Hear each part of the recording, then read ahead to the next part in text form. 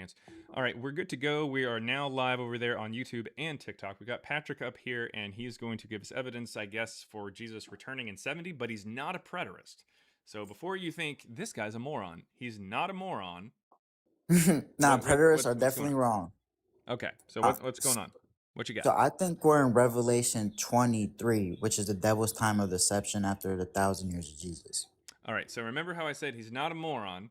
Uh, well, that's now back in question. What are you talking about? Are you saying that we are now currently living during a time that is talked about in a story about Nero? No. So Nero was the 666 Antichrist. The 7-year Roman Jewish war was tribulation. The second temple in Revelation, that is the temple that falls, right? Then we have like Matthew 24, it starts with Jesus saying the second temple will fall. And Luke 21, it says the second temple will be left desolate.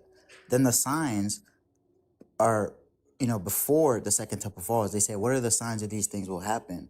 Then Jesus lists the signs.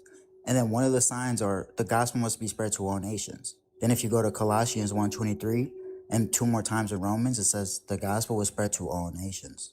Mm-hmm. So we have prophecy of it happening. Then Josephus obviously writes about the chariots in the sky, the army in the sky during the 7-year war. Well, I'm just proving he came back. I know preterism is definitely wrong. But So you jumped out of the pot and into the frying pan?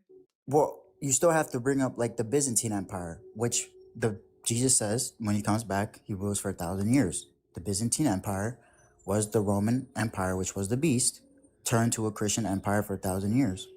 Okay. Well, no. Also, that doesn't make any sense. We're well past 1,000 years since the start of the Byzantine Empire, so that didn't make any sense. No, I know the Byzantine Empire was the 1,000-year reign, Of and now Christianity, we're in the devil's time Christianity's over with of now? Is that what deception. you're saying? No. So open Revelation 20. Can you do that? I don't want No, to, not really. control your But own. anyways, that being said, how does this get us any closer to Jesus actually returning in 70? Where's your evidence that he returned? Like, Well, I just mean, stop you with the had. prophecy of what he's going to do and start with the evidence that I already said it that he happened though. actually Like showed up. that Yeah, was the well, what's the prophecy of it evidence that happening. he turned up, that he actually showed up? Well, Like, was Rome I not don't give a buried? shit about whether or not there's a prophecy that he's gonna show up in 70. I want you to give me evidence that it actually came to pass. I agree, It but was was actually Rome fulfilled. not buried? Was Rome not buried? What are you talking about? Did we not have to uncover Rome and the rest of the world? Are we still not uncovering Rome dozens of feet underground? Literally anything can be buried. Literally a lot of places are buried simply because But of the fact that we if you build on study the top of things. stratigraphy of the Earth, we have medieval times, like the strata layers. You have medieval times, and then Roman. So Okay, there's. so no, all right, stop.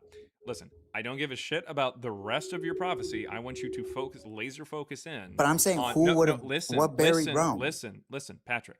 I want you to give me evidence that Jesus actually did return. And show me evidence that it was Jesus specifically that has anything to do with what you're talking about. Because what you're talking about is you're talking about the prophecy of something happening. That's not evidence it happened. And then you're talking about how, there's all this different stuff that has happened, and I believe that it's connected to Jesus or that Jesus did X, Y, or Z. Show me evidence that he did X, Y, or Z. Okay, but if I'm telling you, he said himself there would be a 7-year Cool. There's war. no evidence that happened, but There's no sure. evidence of the 7-year tribulation. No, there's no evidence. There is, well, first of all, that's stupid as shit. But there's also no evidence that he even said that. I mean, I'm straight up saying that Jesus and Paul never even existed. You're not going to get me to just buy into the idea that Jesus Well, the said X, Y, or timeline Z. of Paul is definitely wrong, but I think that's It because doesn't really matter there.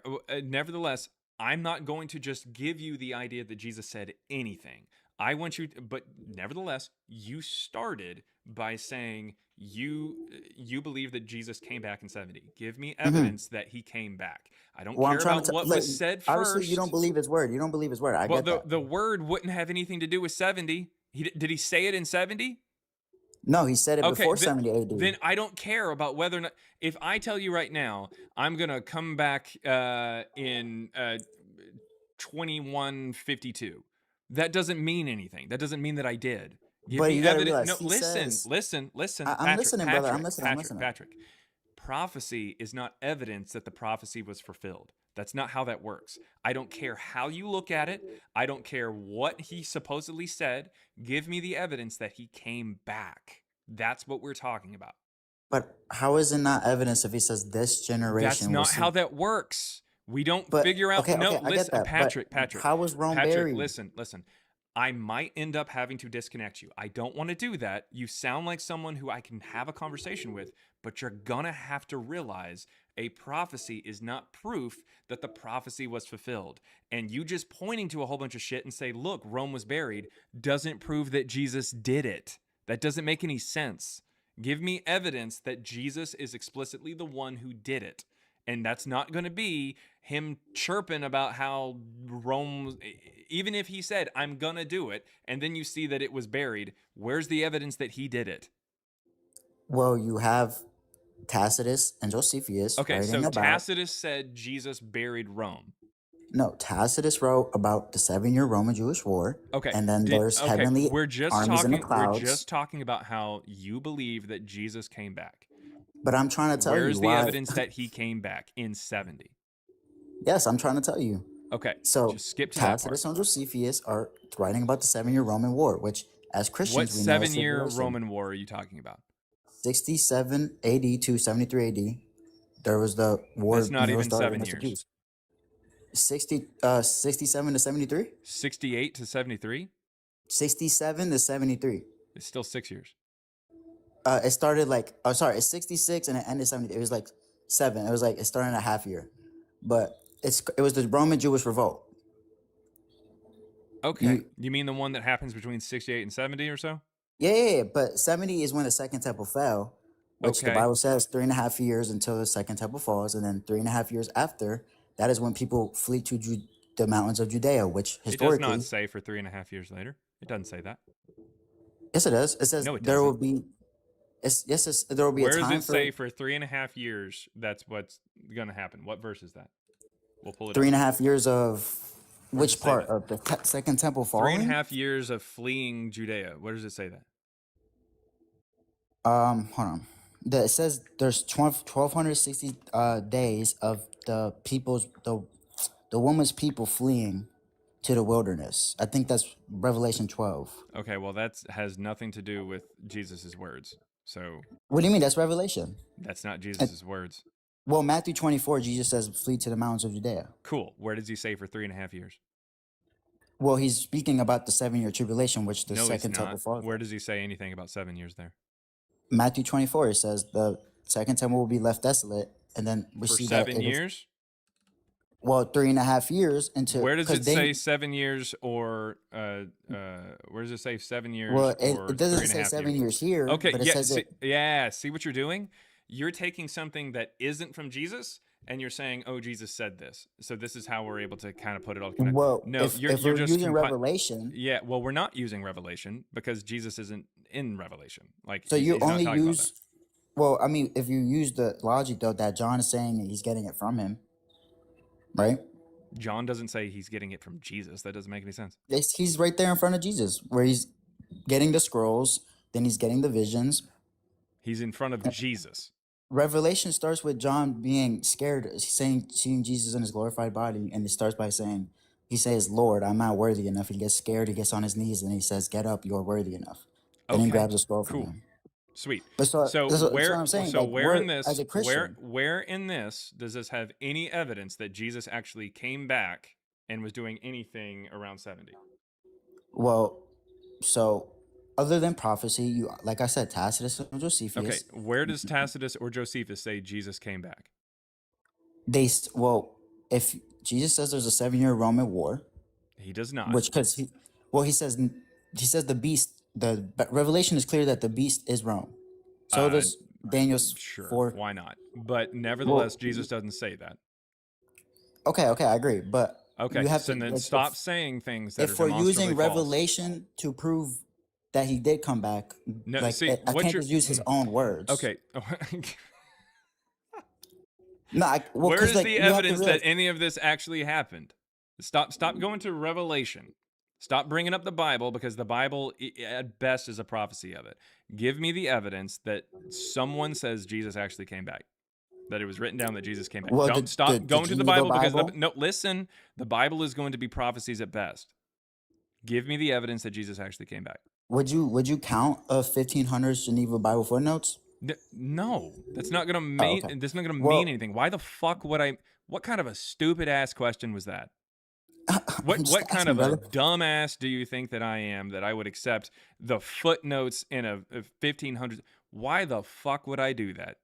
So That was the stupidest question I think I've but the heard thing is, all you day. wouldn't And I believe just talked to Christians somebody either. who came up here whose name is Joel Reed's Bible. It's not even grammatically correct.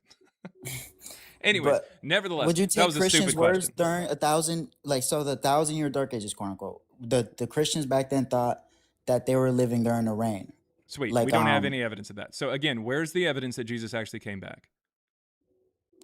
But like, what do you Where's the mean? Okay, evidence so he came back?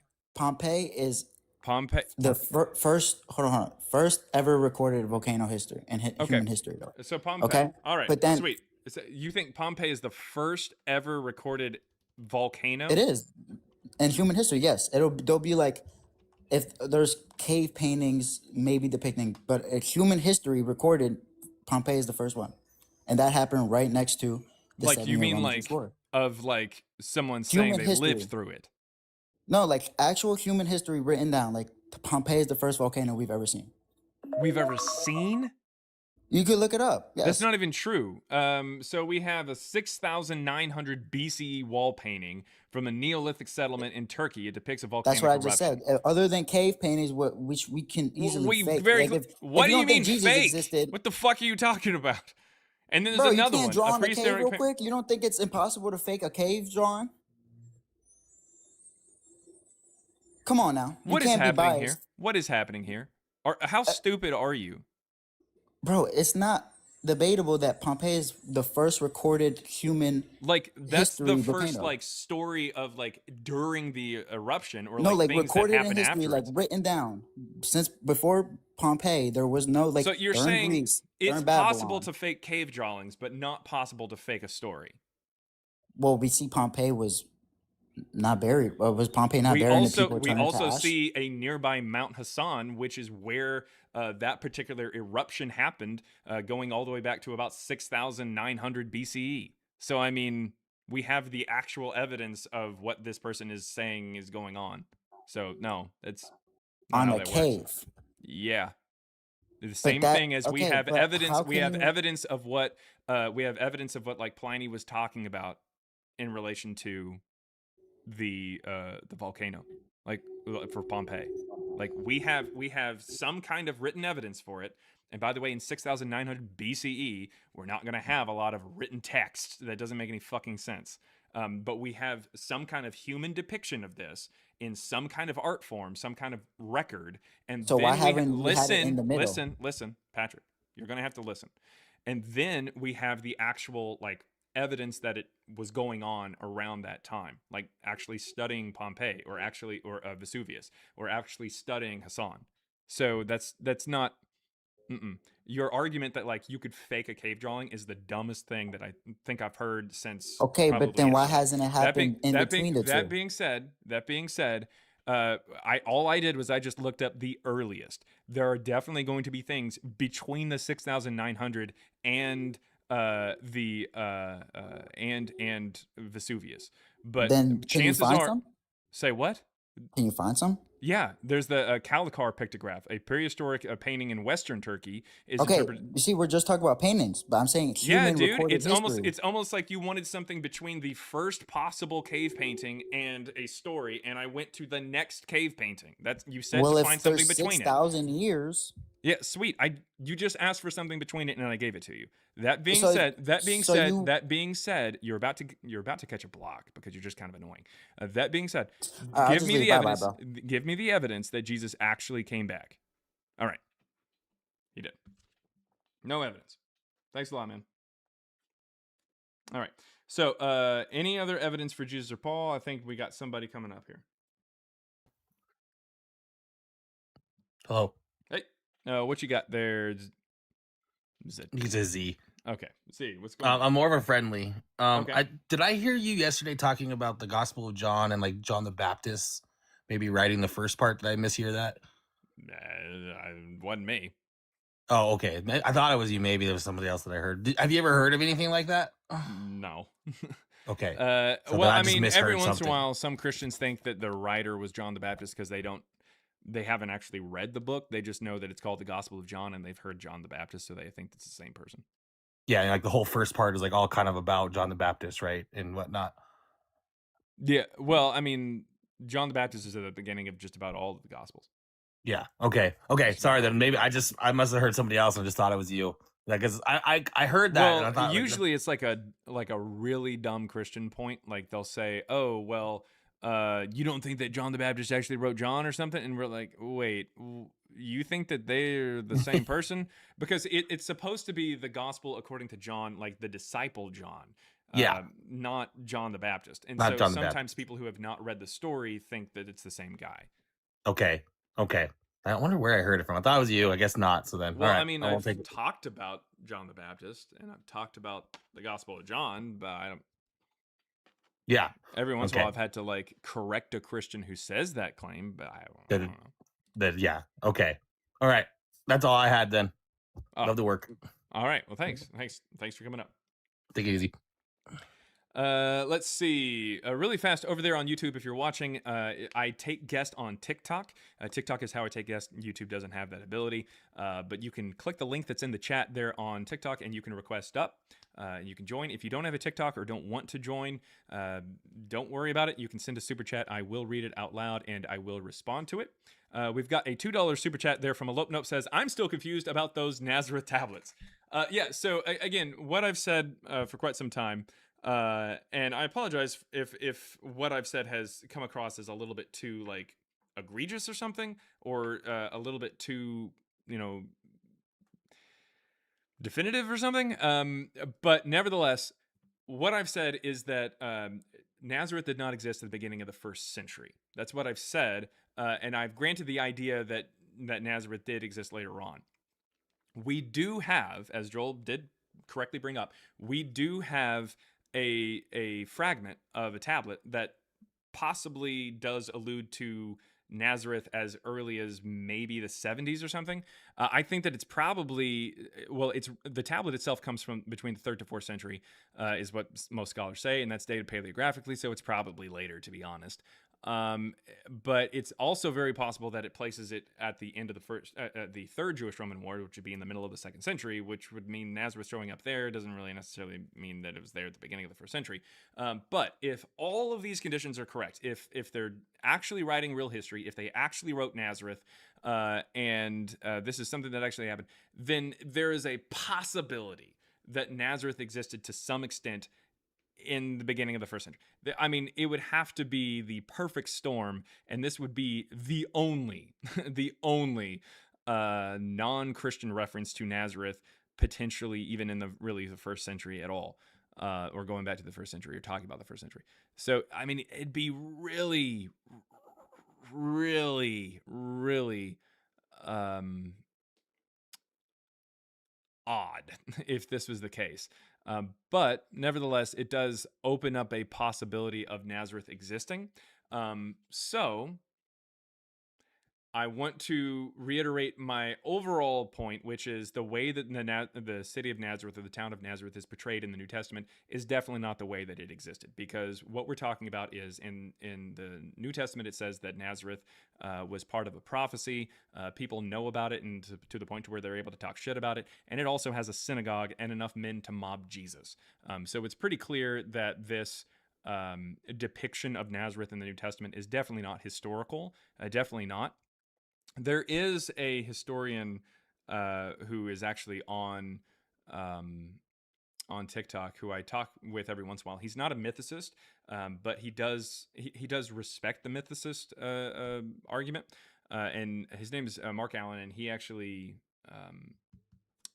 agrees with me that Nazareth did not exist at the beginning of the 1st century. I'm not sure if he's heard of this tablet or whatever, but nevertheless, that is what we were talking about earlier.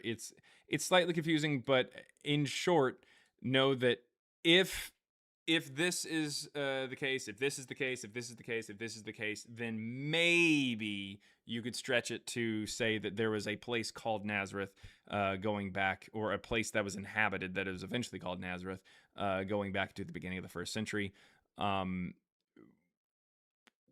Maybe, hopefully, possibly. But it's still not the Nazareth that's portrayed in the New Testament. That's the point. Anyways, and then we've got $1.99. Oh my God, already starting the day off beautifully. $1.99 from Adam Brown. Adam, Adam, that just says, "Queef is the sound of love." I don't even. Hey, look at that. You actual animals have given us 60. On top of the 122 that I put over there. I now have to just go ahead and update that number. There's 182. In 8 days, 182. We have now done a full blink cycle of the word queef.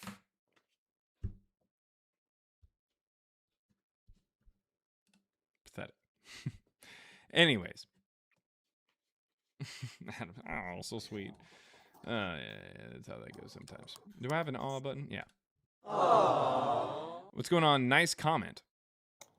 I'm so confused because I jumped in towards the end of the whole volcano thing. Mm-hmm. Why was he talking about volcanoes? How did that come up?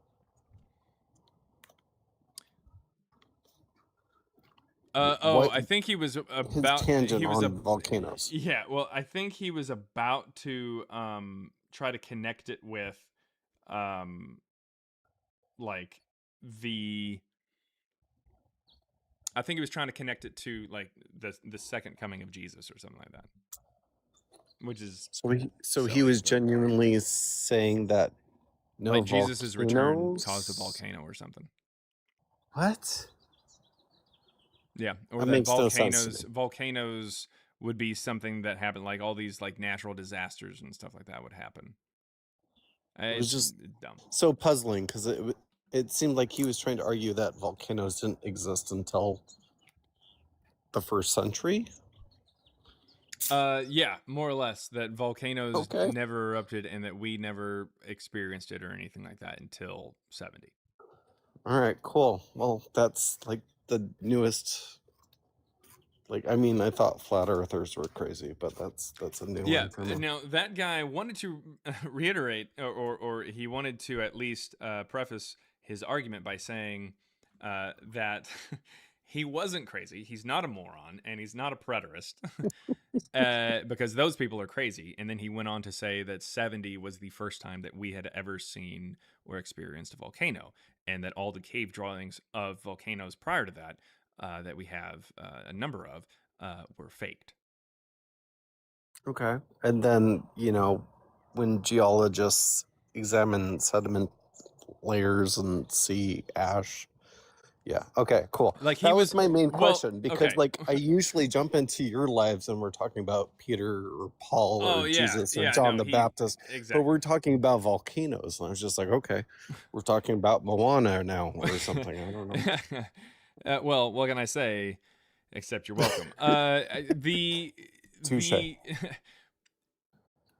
argument was made even more ironic because, or when he started talking about volcanoes after trying to say that we can dig down and we can see like the remnants of different cities and stuff. So he was very clearly aware that like we can take a look at the past by digging down. But then whenever I say, oh, hey, we could dig down into the past and see that there was a volcano that happened around this time that we're dating this cave drawing to, he wasn't having it.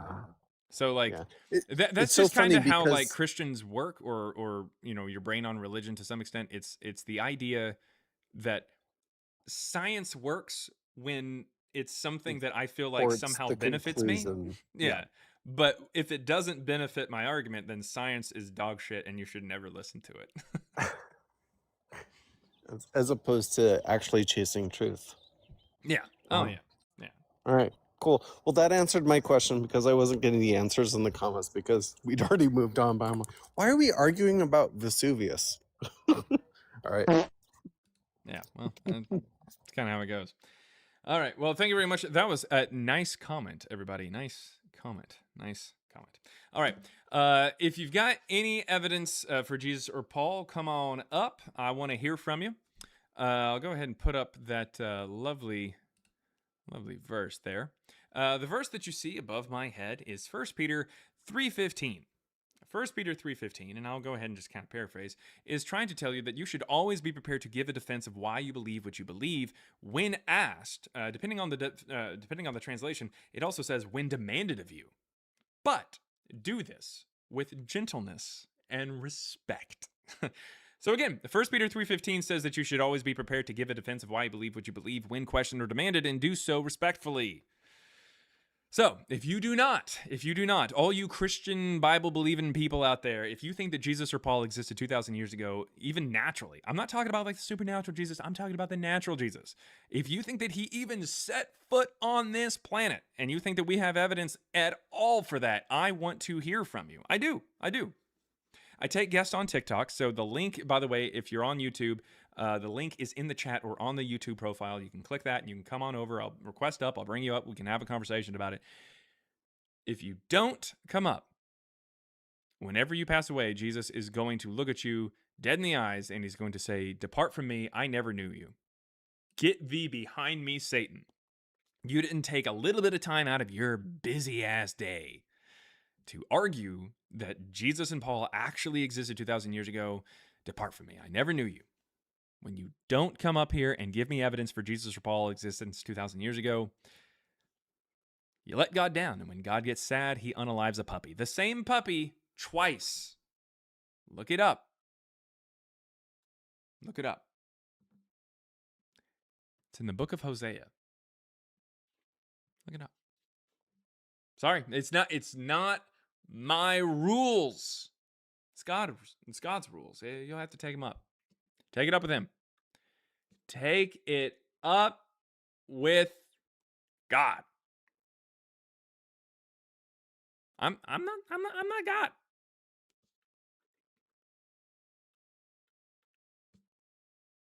But no.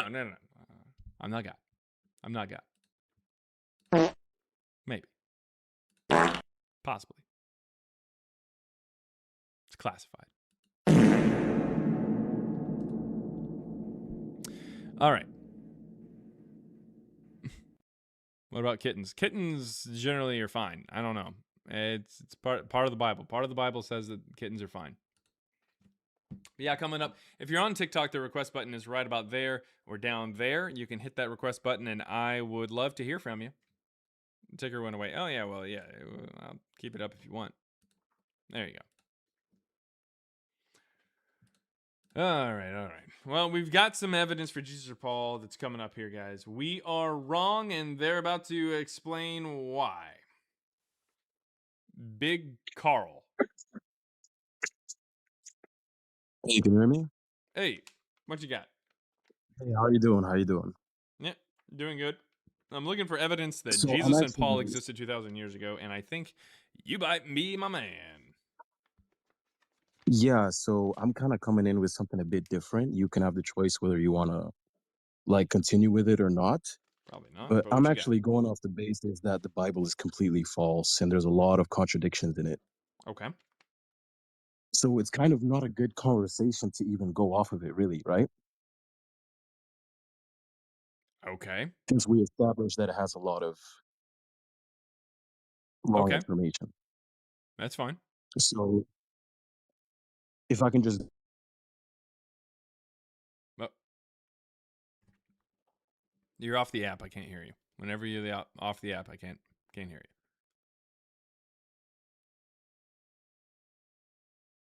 Are you there? You got to come back to TikTok.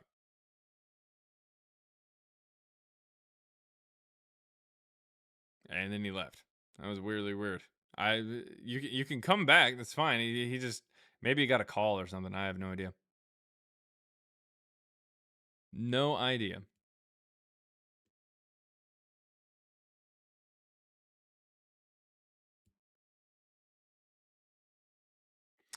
Let's see.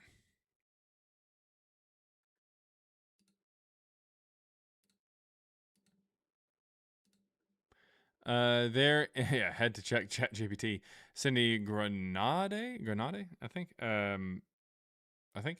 Said, bro is saying if you're using Bible to prove Jesus and Paul, you're wrong. I'm saying that, or he's saying that? Who was saying that? I think maybe the guest was possibly saying it. Holy damn. Oh, he was saying that. Okay, how do I join? Well, Jacko, I can send you an invite. You can do that if you want.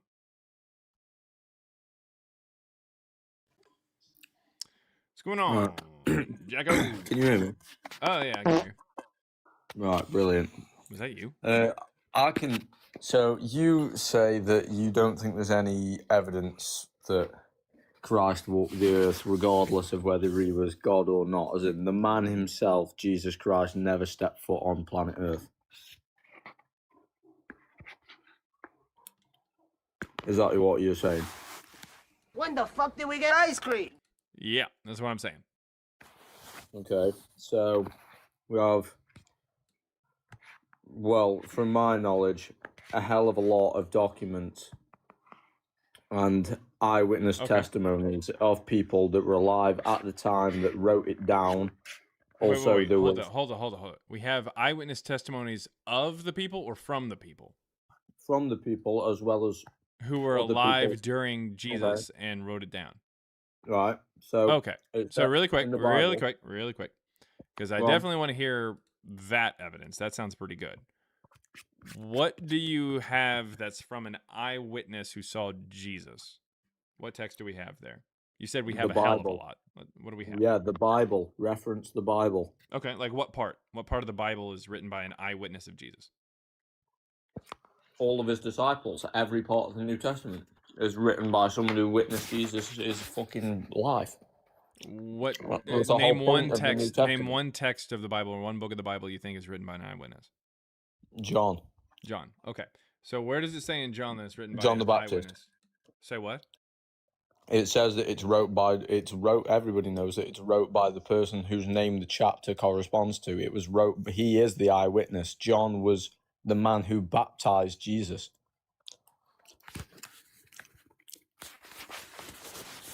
Hence his name, John the Baptist.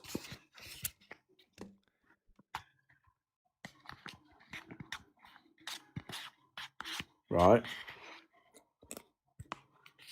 Could you put down your beans and toast for like 2 seconds and actually like? I'm not eating beans and toast. I'm actually eating a tuna rice bowl, but still. It's still food like you're still at war. So let's go ahead and try not chewing on the microphone. Okay, sorry. And talk about talk about the topic. Okay. So here's the deal. Yeah, go on. All right.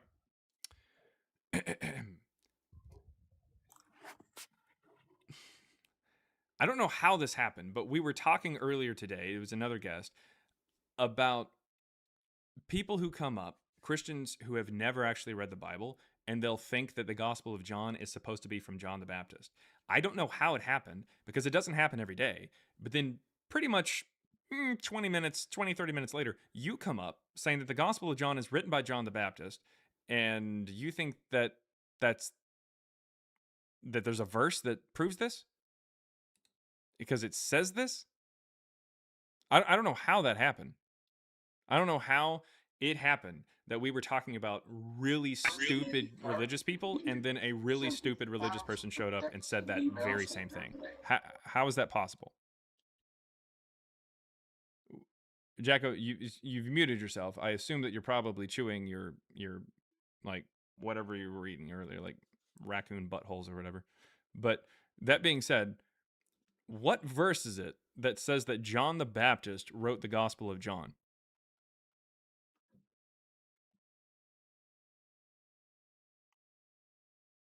You're going to have to put down your can of Spam-A-Lot and join the conversation here.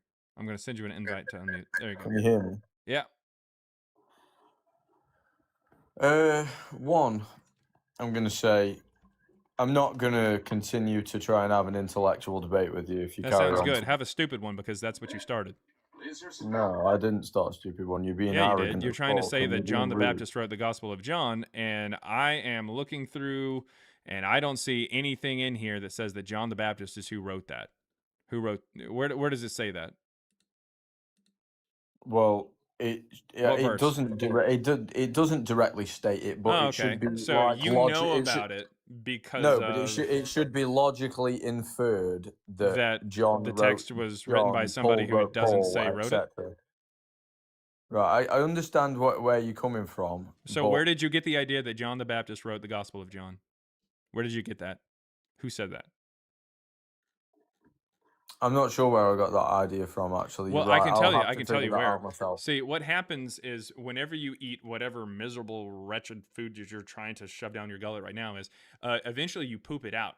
And what you did was you put your hand right up the little hole that the poop comes out, and you pulled that out, and you said, "This is my idea that John the Baptist wrote the Gospel of John." That is exactly where you got the idea, because no one actually has said that in antiquity. The Bible doesn't say it. It's never insinuated. You've never read the Bible, so you thought that the disciple John was John the Baptist. John the Baptist fucking dies in the middle of the story. How Yes, the I'm fuck well does he aware. continue writing about the rest of it if he was writing it? Well, he doesn't, obviously. That would be inferred as well. And It would also, be you saying inferred that that he wrote it. He you wrote the saying ending that. after he died. No, I didn't say that. No. So how is it One, like I said before, that John the I'd Baptist really dies? really appreciate it if you stop being an arrogant piece of shit and Sweet. stop. Well, I'd really being appreciate it if you gave the disrespectful. verse that showed that John the Baptist wrote the Gospel can't. of John, I or you can't. could I admit that can't, you've 'cause- never actually read the book No, and I you have made up read that the claim. Bible. No, Okay. I've read Well, the Bible. then what I have verse just insinuates completely. that John the Baptist is the It writer doesn't. when he I've dies misinter- halfway I- through the story? Mate, listen and stop speaking over me. Sweet. I have genuinely misinterpreted that part of the Bible, and I have made a complete assumption. You are correct. Okay. I will hold my So hands where up did you about that. get That the does idea not that it say- was from an eyewitness then? Because not sure, overall, but- regardless of who wrote it, you try to claim that it is from an eyewitness who actually saw Yeah. it. That's what you Well, claimed. I would assume that what I meant by that was there are a lot of things in the Bible that are like, put it this way. So No, Do you know who what do you you know who meant by Alexander- that is that an eyewitness wrote it, because that's exactly what you said. You, in fact, said there's a hell of a lot of documents, and then you then There went is. on to say that we have eyewitnesses. I want you to name me one text where the author says, I am an eyewitness to this. I saw Jesus. Let me find one. Let me look one up, because I'm sure You thought there was will a be hell of a plenty. lot and you have to look it up? You can't even think of one off the top of your head? I can't think of the one off the top of my head, no, because you're asking for a very specific thing. You said that we had it. It's not even that specific. You told me kind we of is. have a hell of a lot and then of documents, and you said we have eyewitness testimonies. You haven't given me one. I don't think you can name one. We have a hell of a lot, but you can't even name one. And the one that you Anyway. tried to name wasn't even something that even says it's from John, let alone John the Baptist. Can I continue what I'm saying, or are you going to continue Yeah, to talk over me? you said that you had No, are eyewitness you going to testimonies. Give me the eyewitness testimonies. to talk over me? Give me As the this is eyewitness clearly what testimony.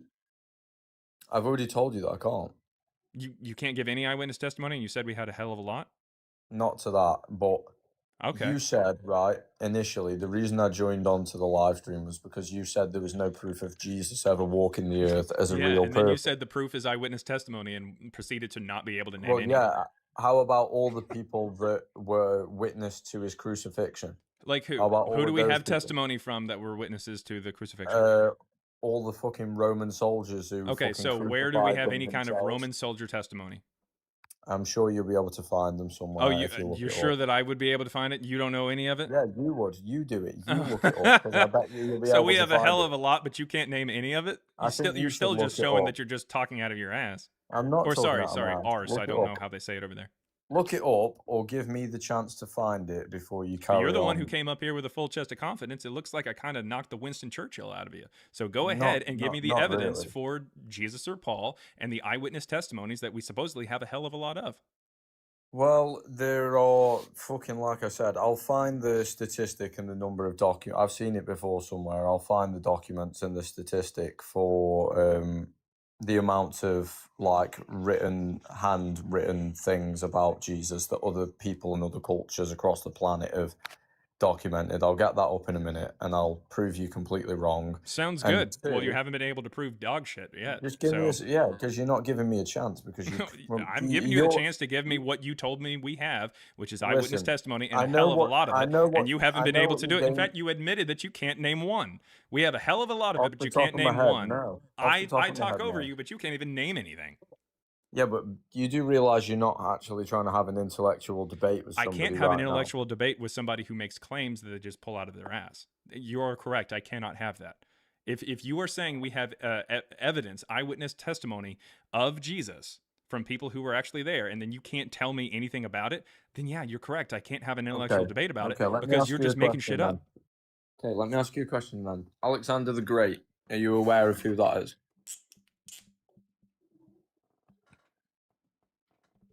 There he Yes. is. Do you know how many documents and eyewitness testimonies there are to his existence of him walking the earth and being a real person? Eyewitness testimonies, we have fragments of at least one person. What, for Alexander the Great? Yeah. Why? Okay. How many people would sit in a room with you now and say Alexander the Great never lived, he never conquered all the countries that he conquered? No one, because of the fact that we have contemporary evidence for him. Right, okay, and you're telling me we have no contemporary evidence for Jesus Christ That at is all? very correct. Yes. Are What you about able the to name Shroud- anything from Shroud of contemporary? Turin? The Shroud of Turin. That's from the The Shroud 1300s. of It's not Turin. contemporary. How is that not contemporary? The 1300s? Do you think Jesus lived in the 1300s? The Shroud of Turin's not from the 1300s. It absolutely is. Where's your evidence? It's No. not. It's literally not. made using 3-to-1 herringbone weave, which requires the technology of a loom that was developed in the Middle Ages. So no. Right, well, this all depends on what your perspective on A loom is? No, not on your perspective of what a loom is, but on your perspective. Do you know what a loom is?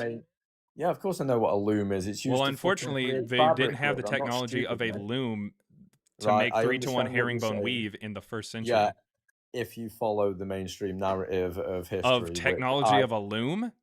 No, of just mainstream, like, fucking history. Technology? And when things occurred. Yeah, things occurred in a different pattern of order than So what you you've think been the led to believe. technology for a loom that wasn't developed until like 1,000 or so somehow was in the first century in Judea? Bro, look at the fucking pyramids of Giza. There's scientists that are fucking doing studies at the minute where they've said that they think that the fucking there were giant copper coils underneath the pyramids that were fucking generating electricity. So yeah, I believe that the mainstream narrative for what most people have been told is a crock of shit.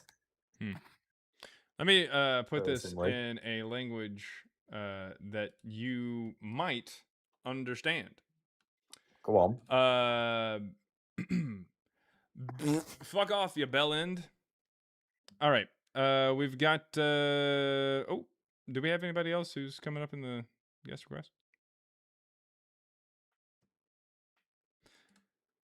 All right. I don't see anybody else. So, do we have any? Do we have any evidence for Jesus or Paul? If you do, come on up.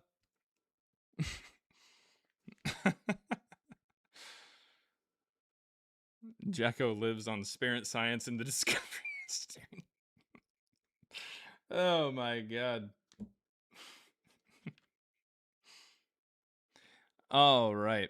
We've got over there on YouTube a super chat. $2 from Cameron Vinaroso says raccoon buttholes. I couldn't stop laughing. Oh my god. All right. If you've got any evidence for Jesus or Paul, I want to hear from you.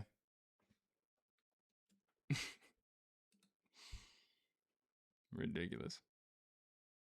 He's mad in the comments. Yeah, I know. I see him down there. Yes, Elizabeth Heretics. I did say that. I did say it. Gosh. And that guest wanted an intellectual conversation. Yeah, and then starts spouting nonsense about the pyramids. Yeah, dude. Okay, cool. Yeah, we're going to have an intellectual conversation when you just kind of say the dumbest possible things. All right. Let's see. 2 out of 3 kangaroo vaginas. Shout out to Christina the Godless. $2 from Chase Parrish over there on Super Chat. Thank you very much. Again, if you are watching on YouTube and you want to come up, the link is there in the chat. I take guests on TikTok. I can't take guests on YouTube, but I can on YouTube. Oh, sorry. I can't on YouTube, but I can on TikTok. So you can click that link and you can join up. That's perfectly fine with me. I want to hear your conversations. I really do.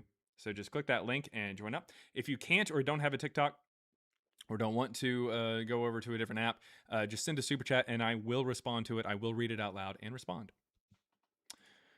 Let's see. Jacko is still in the chat just saying a whole bunch of shit. Hey, Christina the Godless is in here.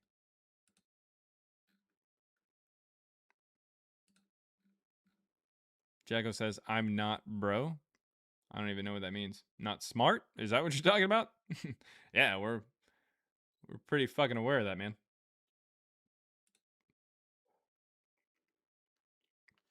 Poor little baby. Yeah, it says he probably would get on well with the guy who thinks Vesuvius is the first ever volcano. Yeah, look. If you are a Christian, or even if you're an atheist, those damn dirty atheists. I fucking hate talking to atheists. Okay, if you're an atheist or a Muslim or a Christian, or I don't care. If you think that Jesus or Paul actually existed, like the natural Jesus and Paul, as presented by the New Testament, come on up. I want to hear from you. I really do. I want to talk to you. Because they're not sending their best. Because Jacko, the last guest, oh my God, he was way off the deep end. Way off the deep end. I don't know. No idea. And then there was a guest earlier, I can't even remember his name. He was saying all kinds of dumb stuff, like we didn't have any evidence of the of humans seeing volcanoes until it's dumb stuff. Come on, they're not sending their best. That's all I'm saying. In the words of our fearless leader. Diaper Don. They're not sending their best. A bit weird, ain't it? It's so stupid.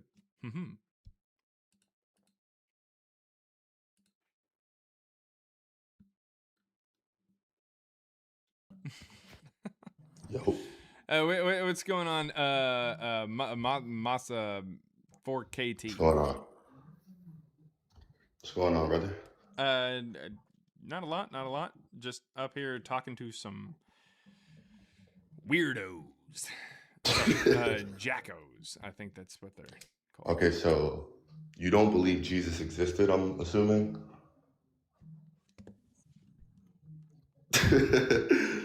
Which is crazy, but can you tell me why that would be? Because the stories of Jesus, even the natural ones, as presented by the New Testament, as well as the Quran and the Book of Mormon, do not line up with what we have from the first century from contemporaries, geography, archaeology, that kind of thing. They also contradict themselves, which shows that you're going to have to carve out a Jesus from this New Testament anyways if you want him to exist. We don't really have any evidence for him. Even the ancient historians are interpolated later from other Christians. We don't see any stories about Jesus or Paul until about 114 years after the supposed death of Jesus. And first published by a man who didn't think Jesus was a human being. His name is Marcion, and he was later considered a heretic by the proto-Catholic group. It's also written in third person omniscient, where you're able to hear behind walls. No one in the text actually says, I'm an eyewitness to Jesus's life, and no one in the Gospels at least. And the supernatural, natural stories and the teachings were lifted from prior works. So that's probably... But just because there's no contemporary evidence of Jesus and Paul, then what makes the Gospels and the writings of Paul, what is all that for? You mean to tell me that someone for some BS? Sorry, it cut out there for a second. You say someone what? Like, because we know there's no contemporary evidence for Jesus, right? I mean, that was one of like my 10 points. Yes. Okay. But so what are the Gospels for? What are Paul's writings for? You mean to tell me someone just wrote those? Like, what's the intention? Exactly. intention is hard to prove because short of having a Okay, document that but says then this is why I'm doing it, then it's kind of tough. But I would say it is a bit speculative, but I would say that it's nothing more than just a mythological origin story for the Christian or Christian mystery cult that's written in the 2nd century. And then Paul's letters are just trying to tell you how to be a good Christian or run a Christian church. yeah, but if what you're saying is true, that would mean that a group of people would have had to come up with a story, Mhm. all coming to the same consensus, right? What do you mean coming to the same consent? What are you talking about?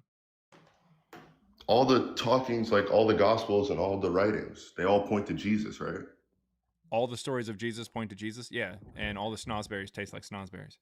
Like I'm saying, all the evidence we have for Jesus, which would be Paul's writings, the gospels, and so you're basically saying those are made up then? Well, yeah. So are the stories of like Zeus and Hercules and shit. I mean, okay. But that doesn't make any sense. We don't, like, what would we go off of then? I don't understand. What would we go off of for the story of the Odyssey if it wasn't for, the Odyssey? Okay, but we're not talking about the Odyssey, bro. We're talking Well, about yeah. Jesus I mean, you're Christ. just saying, like, what would we go off of for Jesus if it wasn't for the stories of Jesus? We wouldn't. No, It's a because the fictional evidence character. that we have for Jesus, which would be the Gospels, right? You're basically saying Yeah, that the those are a evidence bunch. is the story. Okay. Cool. That's not good evidence. The evidence for Harry Potter is the story of Harry Potter, but it's not real either. But this is so- not Harry Potter, dude. Yeah, You it can't is. compare. It's a you story can't of a boy who grows up. He's destined to like be the one who But saves the Jesus- world, and Jesus he ends is up doing someone who- magic with his friends.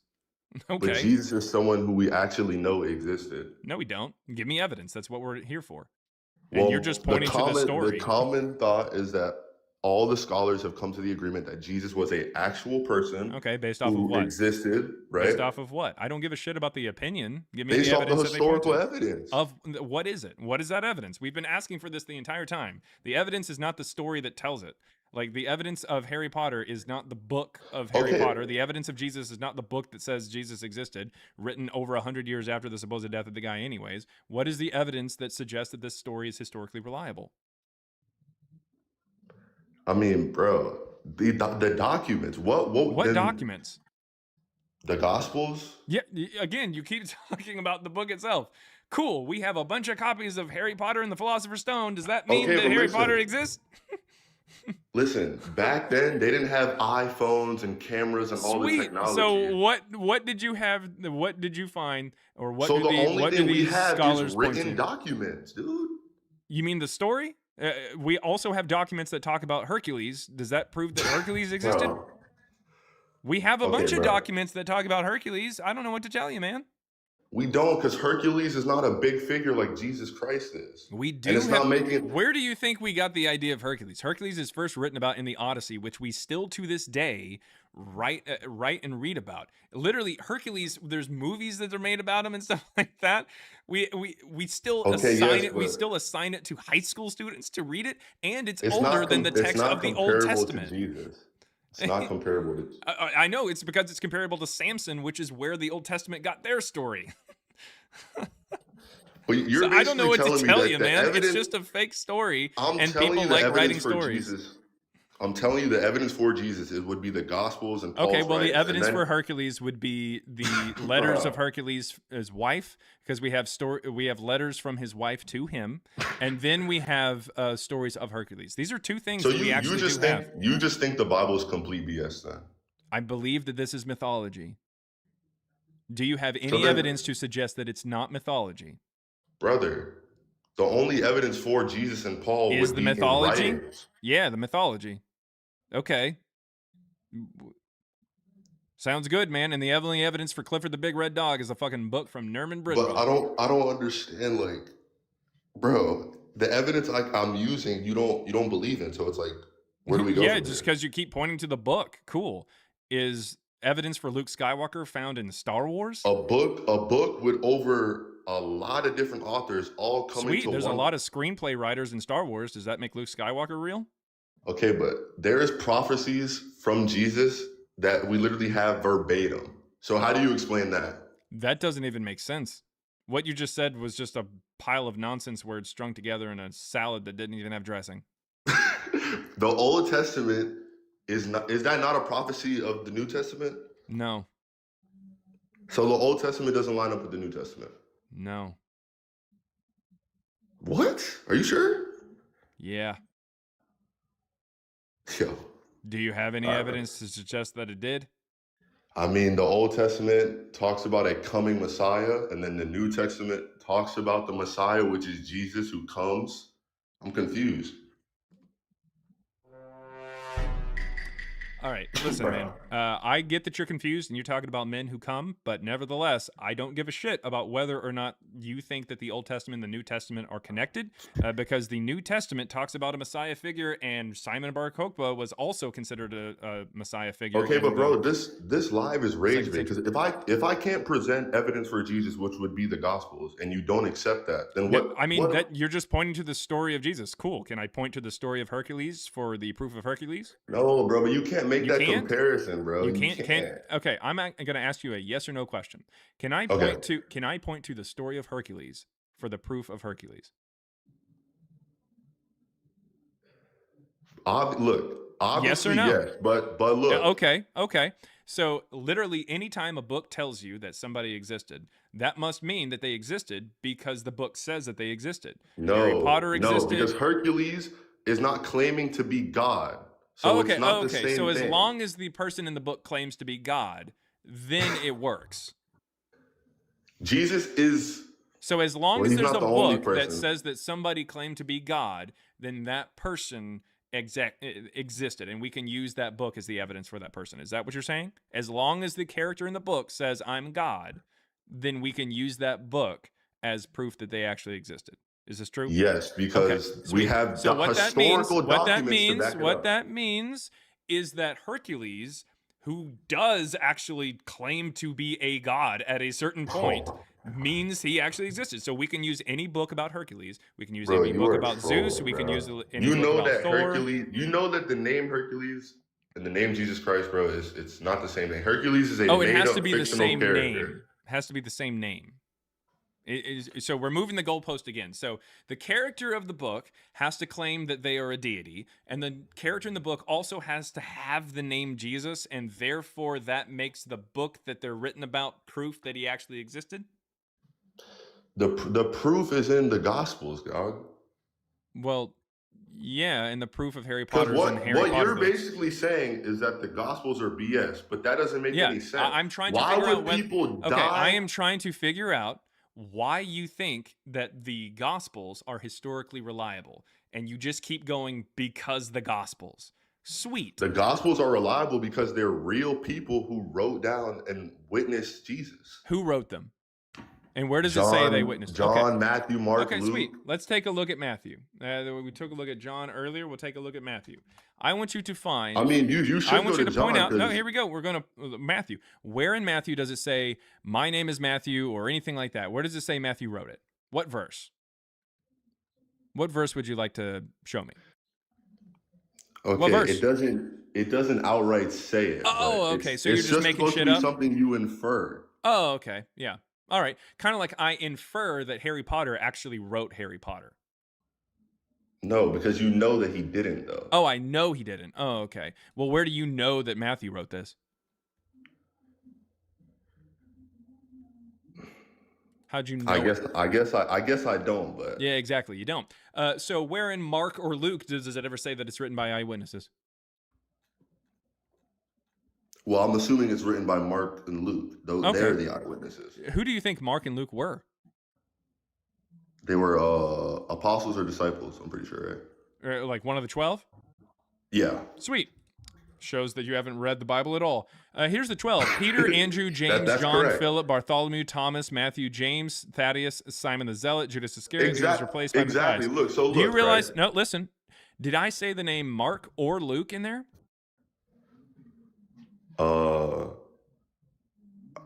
You did it. Yeah, you did it. No. I didn't. Okay. Yeah, they're not part of the 12. So congratulations. You're stupid for 3 books. Now for the Gospel of John. Where does it say that the Gospel of John is written by John? Even it's definitely. Do you want to go written by 4 for them 4? 'cause- We can go 4 for 4. Bro, the point is, Call me Wendy's, because I am about to go 4 for 4 all over your fucking ass. Right here in John 1. We'll go to John 1. Where does it say it's written by John? Where? Bro, but it doesn't matter. Look at what it's saying, though. You're missing what the Gospels are saying. Sweet. Bro. You're just You talking said that about. they're from eyewitnesses. That's what we're trying to take a look at. Where did you get the idea that this is written by an eyewitness? Well, John baptized Jesus, so I'm assuming he spoke and talked with Jesus. How the fuck did that happen? How the fuck? Wait, how the what?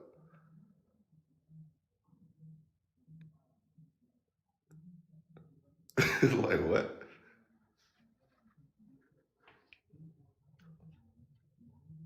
There is no fucking way. All right. Well, does Bellevue know that you're out this late? God bless y'all. All right. Go read a book. Jesus Christ. What a dumbass. All right. Jesus Christ.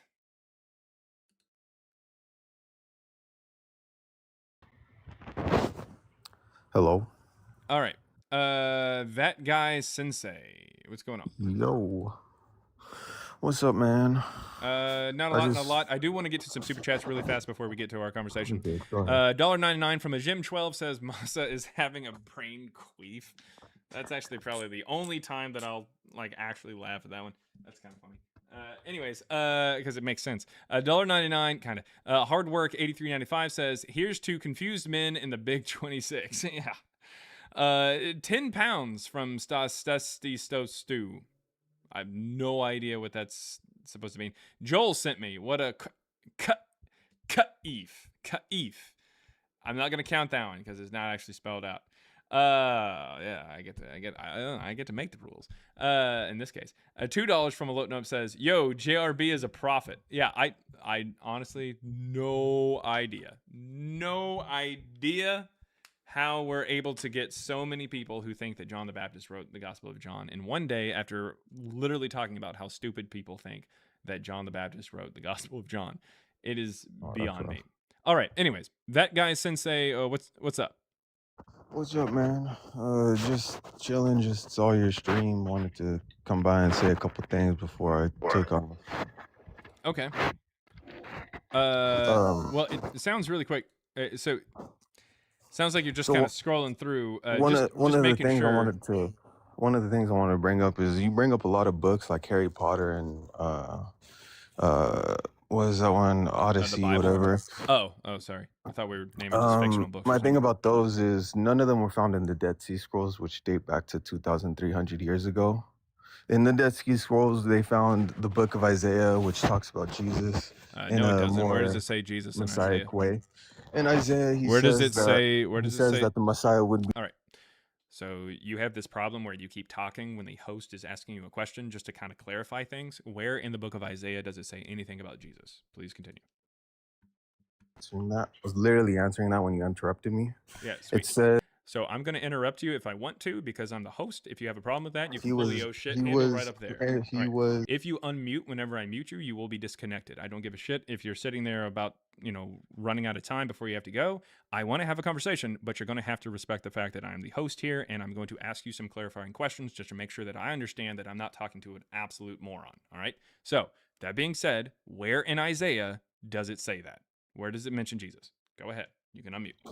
It mentions him being put up on a tree. Where? Right. What chapter? It's a.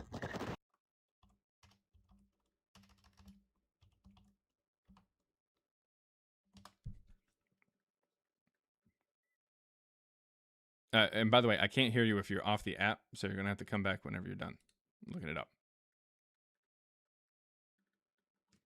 But I guess he's looking it up.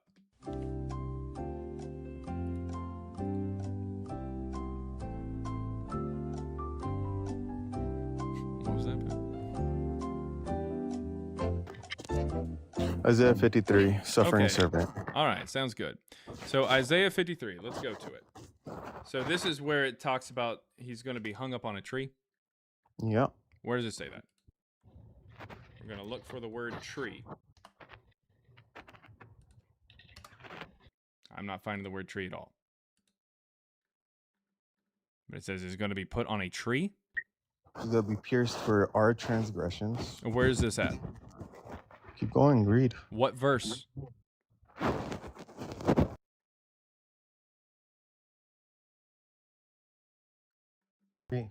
What? Isaiah 53. Yeah, that's the chapter. What verse?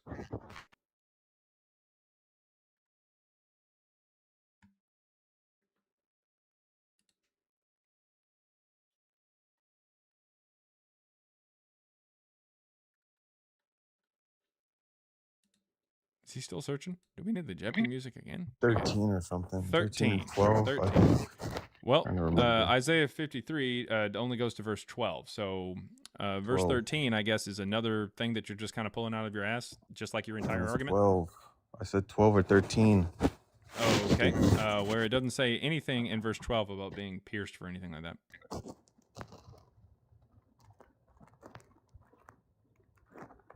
So. He bore the sins. Okay. Oh, he You don't bore see the that sins? part? Oh, past tense, or he will bear the sins? He bore the sins. Okay, so was Isaiah written It before means or after past Jesus? tense, even though he's in the past. He's talking about the future. Isaiah. Is that how that He works? bore. Yes, it is. He Okay, wouldn't so just- whenever he didn't he's say- listen, whenever it talks about the future tense, what does it mean that? Does that mean the past or something?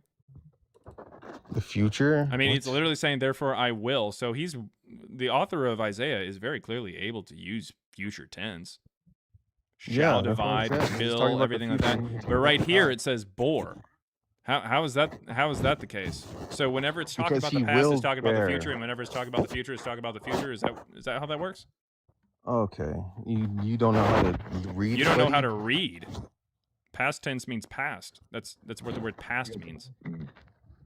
That's where okay. In fact, So if we you look will up, hold and up, hold bore, up. and then you You look at called those this two the words, and suffering then you make servant. a- I want you to make a see whole something. thing. If we look up the word servant, and then we take a look at Isaiah specifically, it will tell you numerous times right before Isaiah 53 exactly who the servant is. Right here, it tells you Israel, my servant, Jacob. There's servant, servant. Here we go. Oh, Jacob, my servant Israel. O Jacob, my servant. O Jacob and Israel, for you are my servant. I formed you, my servant, O Israel. Servant. My servant Jacob and Israel. The Lord has redeemed his servant Jacob. We can keep going. Servant, you are my servant, Israel. It explicitly talks about Jacob's servant. Like it's literally talking about the personification of Israel, Jacob. That's what it is. And then all of a sudden, Isaiah 53 shows up and continues talking about how Israel went through in the past tribulations through their Babylonian exile, and they will be exalted later. In the future is what it's trying to say, but it's a past tense story about how Israel, the personification of Jacob, the servant, Lord's servant, went through bad times in Babylonian exile. This is not in any way, shape, or form anything that talks about the Messiah. It does not say anything about how there will be someone who's going to have all these things, bad things happen to them. It's not future tense. It's not about the Messiah. It doesn't say anything about Jesus. You lose. Good day, sir. Is there anything Shroud of else that you Turin. have anything else for? Look up the Shroud of Turin and try to scientifically justify Yeah, that. so yep, right here. Whenever you have a 3D object such as a face and you get an imprint on a 2D plane, it looks like this, which is why we end up with the Mask of Agamemnon. This is right here exactly how we're supposed to see it. Unfortunately, this is not. This right here is the negative for the shroud. This is it highlighted. This is what it's supposed to look like because a 3D object leaving its imprint on a 2D plane would look oblong, stretched, and distorted. That is why all maps of the Earth, which is a globe and not fucking flat like you probably think as a moron yourself, unfortunately all maps are distorted the further away you get from the center because you cannot put a 3D object onto a 2D plane perfectly. That's how that works. Anyways, do you have anything else before I go ahead and regulate you back down to where you belong? Weird how you can see his back scars. Yeah, nah. Yeah, it's almost like someone fucking painted it. That's how that works. Anyways, Lucky 87 full something. I have no idea what that says. What you got? Because the lettering afterwards stands for something. It's kind of like an acronym. But anyway, yo, I'm sitting here laughing my ass off because you're on point with a lot of shit. Mm-hmm. You are. I'll give you some props for that one. The word, aka the ID, Jesus, The never what? existed. AKA the what? I just said the ID of Jesus, the identification of the word Jesus is fabricated like hell. In other words, I'm kind of on your side here if you can catch what I'm throwing to you. You're probably throwing something that is a live grenade, but what do you got? Oh my God. Jesus, the name, it never existed until the 1500s. Don't give a shit. We're literally talking about the same person that's mentioned in the Greek, Isu. Well, his actual name is Yeshua. No, in no way, shape, or form does it ever say that that's his name. The New Testament is written in the Greek. In fact, it doesn't even spell out Isu in the first codices for the New Testament. It uses the nomina sacra, which basically amounts to the letter I and S with a line over it. So it doesn't even technically spell out Isu, and it definitely And then when you doesn't go say anything behind like that, Yeshua. and then when you go behind that, which is back in what, Hebrew? Which No, is where there's he no went- Hebrew. There's Aramaic. no Hebrew. All right, fine. There's Let's no go to Hebrew or Aramaic then. Aramaic version of the New Testament. I'm sorry. In I'm other not even words, talking about the Bible. okay, then I don't give a shit. What is your evidence that Jesus actually existed outside of the Bible? Outside of the Bible? Yeah, how do you know he actually existed and had the name Yeshua? Documents. What? Of not the Bible. What document? Documentations of what document what calls him been, Yeshua and says he existed? Well, I can tell you another person on TikTok that knows a lot about Yeshua because he was born in the same. He was born in the same town as Yeshua. Oh, I don't give a single solitary fuck about that. Where do you think he was born? All right, cool. All right, so I'm gonna skip over Jesus. Where do you think he was born? Where do you think he was born? Jerusalem. So no, it doesn't even say that in the Bible. Where are you getting the idea that this Yeshua was born in Jerusalem? All right, fine. I'll give you a point for that one. All right, going back to this guy Paul, though. Paul never followed Yeshua. Paul was never a. I don't know who this Yeshua is. You keep talking about him, but we haven't even established it even existed. So you're going to sit here and try to front and say that there's absolutely zero documentation that this man Yeshua was ever alive. You're going to say that? Absolutely correct. Absolutely. 100%. Even Christian scholars would agree that there's no evidence that anybody says Yeshua existed. At best, you might have something that's kind of close, like Yeshu or something from the Babylonian Talmud, which is written in the 3rd to 6th century. I might be pronouncing it wrong, but neither here or there. It was never Jesus. Sweet. Well, the character that's talked about in the New Testament didn't exist either in the natural sense. What's your evidence that he did? There's a bunch of stuff about like what? This man Yeshua. Like what? Like that he is. Hold on, let me see this. He's a highly evolved soul, not a god. Where are you getting this? He himself said in John 5:30, I don't give a shit about what you think the character says in the book. I'm saying the character didn't exist. That's not going to be evidence for his existence. The Harry Potter talking about how he got the scar on his fucking forehead is not evidence for Harry Potter. Yeah. Whatever. Yeah. Fuck all that. Sweet. Well, you're just quoting a character in a book and saying because he's talking, he must have existed. No, that's not how that works. All right, so fine. Can I go on to this other person, Paul? Because the prompt says Jesus and Paul. Jesus and Paul. That's not going to be fun. But is that what you want to do? You truly do believe that we have historical evidence of Paul? I believe that there's more proof about this Yeshua guy than this Paul guy. Well, I just wiped your ass with the Jesus argument. So, I mean, do you really want to get into the guy who we have less evidence for? What was going on before the 1st century, sir? What's going on before? What the fuck are you talking about? Yeah, exactly. Get out of this. Like, Bible what are you asking bullshit. me? If you would listen and clean out your ears and stop arguing back and forth with me, like you said that you want to have a said conversation. What was going on? Like in general, there was a bunch of stuff that happened before the 1st century. Okay, all right. Prior to the 1st century, what were people worshiping? All people? What are you talking about? What was any population of anywhere? What were they probably more than likely worshiping as gods?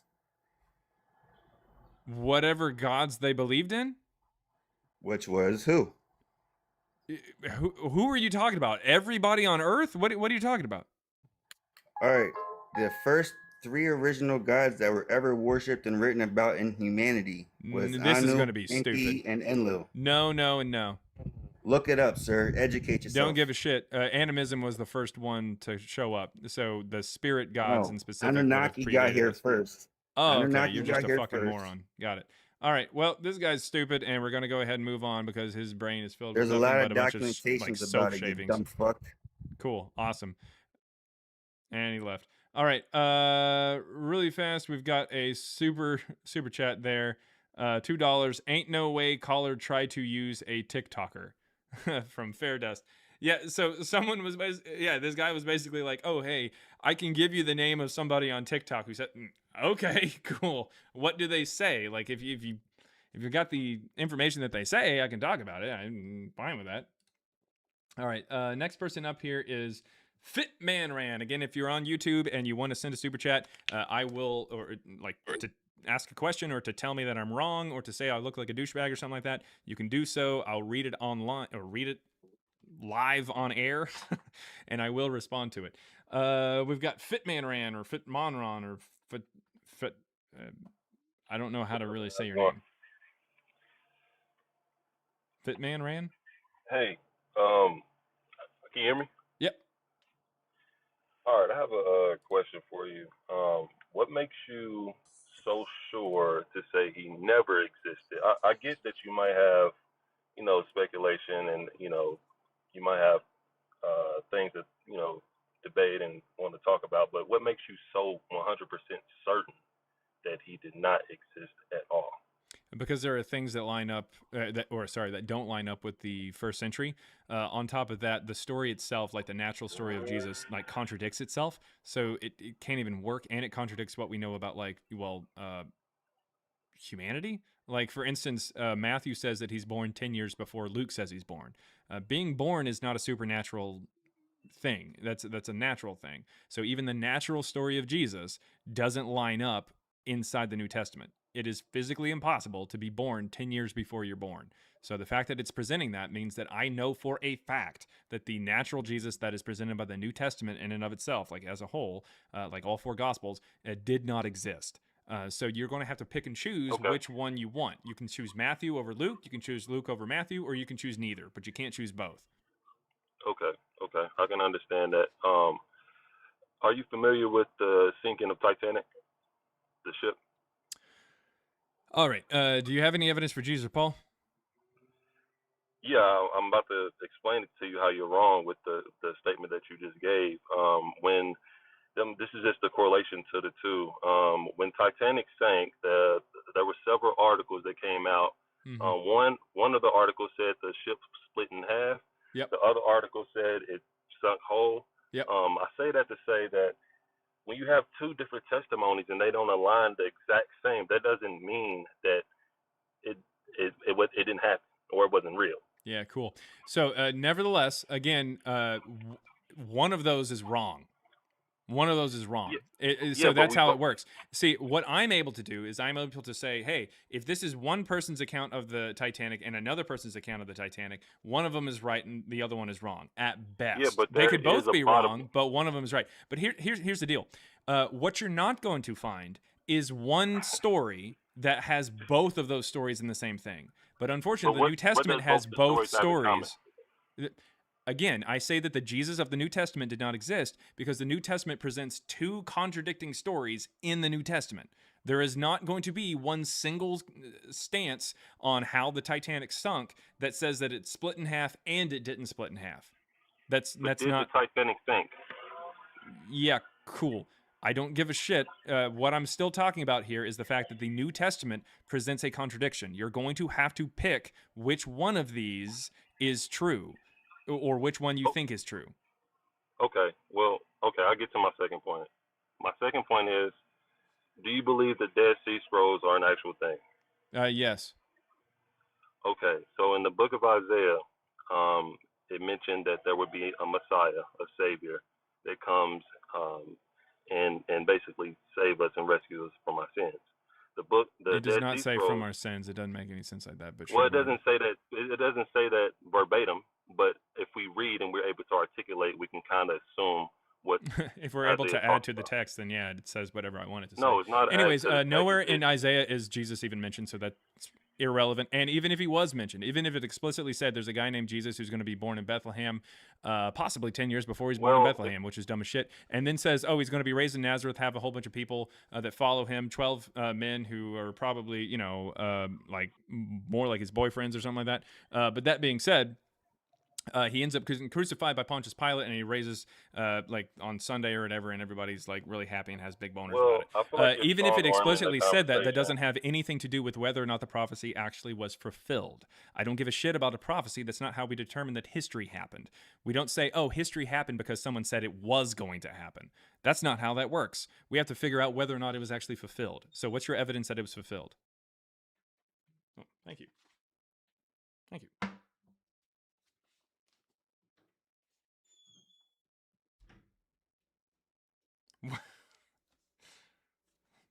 Anyways, you're off the app. I can't hear you when you're off the app. I assume that you're searching for all kinds of evidence for Jesus or Paul or whatever.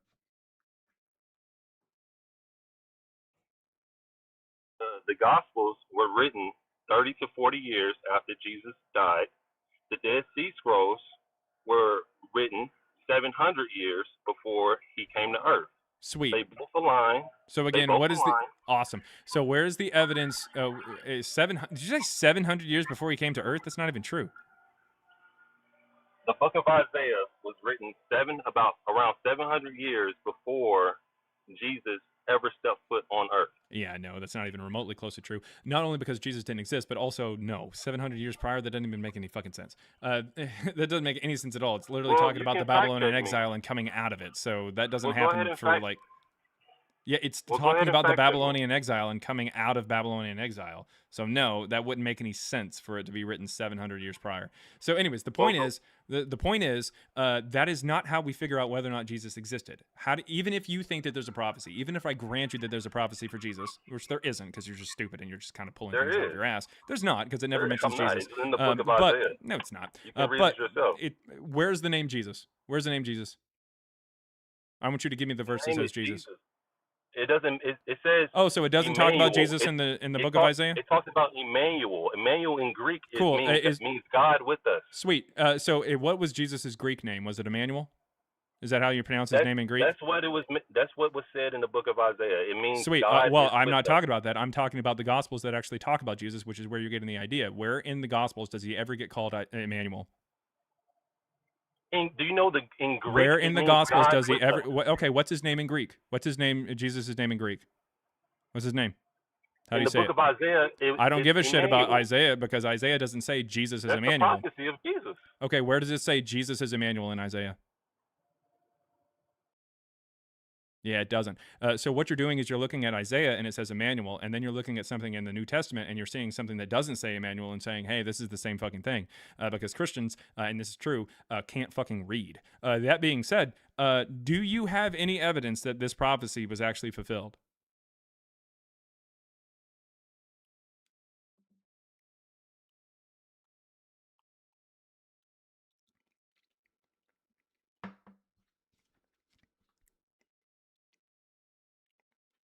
User 4503503029765 says, you're not funny. You didn't spell you're right, and also I'm not trying to be funny. That was serious.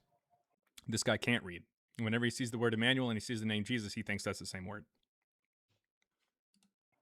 I don't think it's the same word. It's called being able to read text and articulate and understand. And articulate. You keep using this word, but I don't think it means what you think it means. You think it means I get to change it and like fuck it around and stuff like that and try to flip it upside down and try to mean something else when I say it. That's not what articulate means.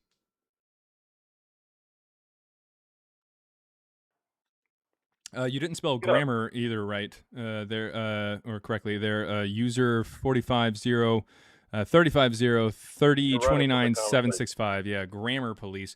You didn't spell the word grammar correctly. What's the Hebrew meaning for Emmanuel? I don't give a shit about what the Hebrew meaning is. You think that that's the word that Jesus is called. He is not called that.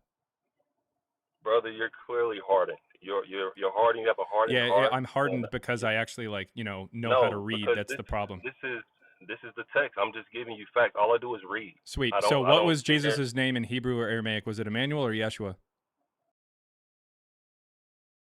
As Emmanuel. You think his Hebrew name was word. Emmanuel in Aramaic? You think that's the Aramaic name of the or Aramaic's It's not the pronunciation name. of the name Jesus? It describes a being that's coming to earth. It doesn't say, "Hey, Jesus is coming to earth." Verbatim, his name. Does it say he's Emmanuel coming is to earth, or does describing. he say that he's going to be born? Emmanuel is describing to us Mm-hmm. what this being on earth is going to be. God Okay, with us. sweet. So Emmanuel is not Jesus? Emmanuel is Jesus. Okay. But Okay, so Emmanuel is Jesus, and this says that in Isaiah? Isaiah says Emmanuel is Jesus?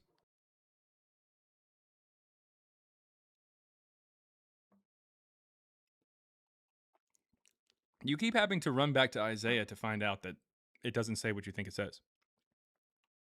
I don't know what's going on. I mean, I really don't, man. It's almost like you've never actually fucking opened the Bible, let alone read it.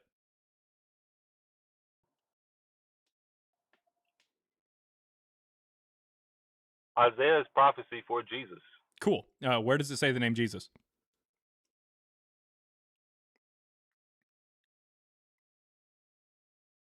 You think God in his almighty wisdom decided to like tell people and his name will be Emmanuel and not actually give the name of his fucking son? What kind of a shitty ass kind of a shitty ass God do you worship that can't actually tell you the name of his actual son? If you and your wife was together 5 years, year one you said, "Hey, we're going to have a child. Yep. They're going to be this. They're going to be that." You don't give them a name until they're born. Oh, you don't think that Jesus was there the whole time? You don't think that God... Oh, wait, hold up. You don't think that God would know the future and know the name of his actual son? And you don't think that Jesus was alive his entire time? Is God Isaiah Isaiah is writing the words of God. He is a prophet, correct? He's a prophet, but he's Where's not he getting God. the name Emmanuel? Is God giving that to Isaiah? Yes or no? Emmanuel is basically... Is God giving the name Emmanuel to Isaiah? Yes or no? Emmanuel describes... Is God giving... Okay, so we've reached the point where we've now come to an ultimatum. You are going to have to answer yes or no to these questions. Is God giving Isaiah the name Emmanuel? Did he give him those words? Yes or no? God gave Isaiah the words to write in the Okay, and he told him, and his name will be Emmanuel, correct? No, he did not say that. Okay, so when he says his name will be Emmanuel, that's Isaiah just going off the dome or just not listening to God?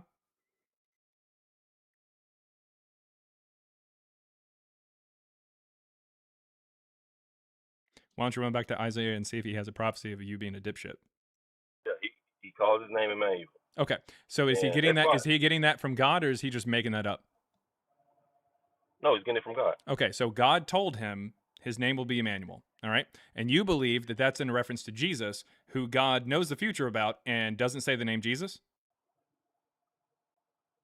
It's definitely in reference of Jesus, but okay. So, but he doesn't give the name Jesus. He says his name will be Emmanuel because that's not confusing, and God's not the author of confusion. So I'm trying to figure out how does that mean that? Well, what you're trying to say is that this is you're trying to say that this is a prophecy for Jesus. We're not even if I told you already, even if I grant you that it's a prophecy for Jesus, that's still not evidence that he actually existed. That's not how that works. But that being said, what I'm trying to tell you is that the name Emmanuel is not the name Jesus, and you're trying to say that Emmanuel means Jesus. You're also trying to say that God, in his almighty wisdom and future knowing self, decided to tell Isaiah to write down his name will be Emmanuel when God himself knew that his name was going to be Jesus. Just say Jesus. Why the fuck are you having to change it? Just say what his real name is going to be. Like, it's not that hard. Is William and Bill the same name? No. Yes, it is. It's not. That's why it's called a nickname. Look it up. It's not the same name. William and Bill is the same name. It's not the same name. It is a nickname. In fact, do you think that Jesus is a nickname for Emmanuel? Who says it couldn't be? The letters. Okay, where do you think they got Bill? The where do you think they got Bill? Okay, where did they get it? From Will. It's two different letters. B and W is not Cool. the same letter. Literally 75% of that name is still the same letters. And not to mention, Bill and William Oh are my different God. names. That's how that works. It's the same name, brother. It's not. Yes, it is. No. But that is my evidence that Jesus Cool. was Awesome. So prophesied. if somebody's name is Bill and they go somewhere that is like a government position or something like that, they're going or like needs like their government name or whatever. If they go in and say my name is Bill or Billy or Will or Willie, all right? If they go in and say that, what they're going to do is they're going to say, is that William? They're going to confirm that that is actually what their name is, as opposed to just something that they go by. And in no way, shape, or form does Jesus ever go by Emmanuel at any point. So no, nice try. I don't respect you, and you're an idiot. We're going to go ahead and move on to somebody else here. LOL. What you got? Yo. Hey. What's up, man? Not a lot. I'm not wanting to debate you. I'm not wanting to debate you at all, bro. I see that your platform right now is really unneutral. It's very biased on your side. Sounds but good, one thing man. I Do do you have want, any evidence for Jesus or Paul? I don't give a shit one thing I about the do bias. want to tell you. One thing I want to tell you is go debate Jay Dyer. Nope. Psycho, what you got? I didn't know who Jay Dyer is, but it sounded like he was just going to spout a bunch of nonsense. All right, Psycho, what you got? Hey, how you doing? What? How are you doing? Doing good. What you got, man? All right. I've just been listening for a while. Okay. Well, I'm really interested in like what you had to say about the whole Emmanuel thing. Wasn't following the other guy. But well, it's mainly just Isaiah really that you were saying how it wasn't a prophecy. Was that your point? It wasn't a prophecy of Jesus, if that's what you're asking. But on top of that, even if it was a prophecy for Jesus, it wouldn't mean anything. Well, I don't really understand how it wouldn't mean anything. Because how does that mean that it was actually fulfilled? I can write right now that there's going to be, let's see.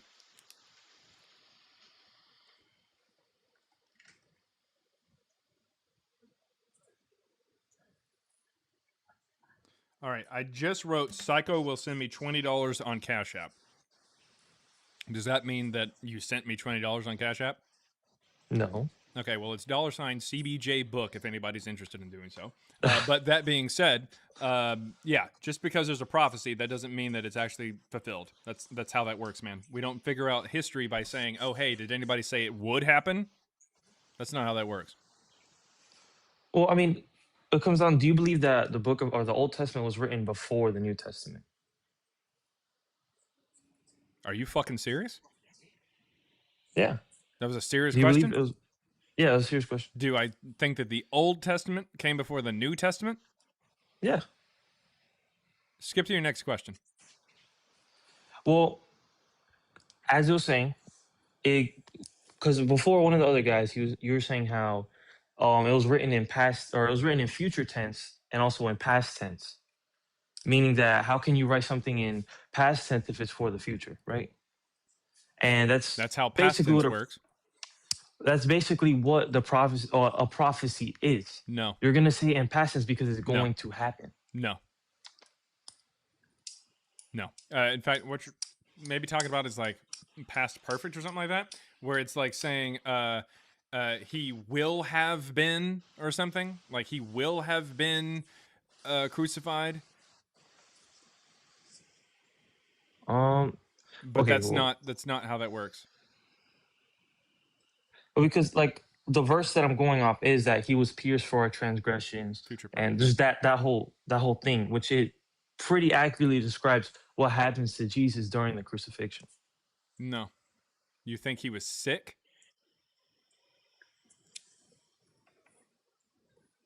It says he bore our infirmities. He was someone acquainted with disease. The fuck are you talking about? It's because sin was described as a sickness among humanity. Where? In multiple instances in the Bible. Okay. So when it says sin, it means sin, and when it means sickness, it means sin? Well, in described in that case, yeah. Because Yeah, that's sin dumb as is a shit, dude. sickness. Also, on top of that, no, the servant is identified about like 5 or 6 times prior to Isaiah 53, which, by the way, wasn't in chapter form back then. It was all one text. It just flowed together. We only separate chapters in like the later versions of the Bible and stuff like that. We inserted chapters. But that being said, Isaiah 53 is part of a bigger discourse from Deutero-Isaiah, which is the author of that section. And he identifies the servant as Jacob, the personification of the house of Israel. He identifies him about 5 or 6 times. So when it's the suffering servant in Isaiah 53, it's definitely not talking about Jesus, and it's talking about past tense. So no, that's not how that works. And on top of it, even if it did say that Jesus was going to do that, that doesn't mean that it was fulfilled. So congratulations, you're stupid for like 2 different reasons in 2 different tenses. Well, I guess I just don't really understand how you're saying that it wasn't fulfilled in Jesus when, Give me like the I'm evidence saying, that Jesus actually existed to fulfill it. well, I mean, there's multiple non-religious texts that Then let's get into it. What do you got? Hold on. I'm pulling up right now.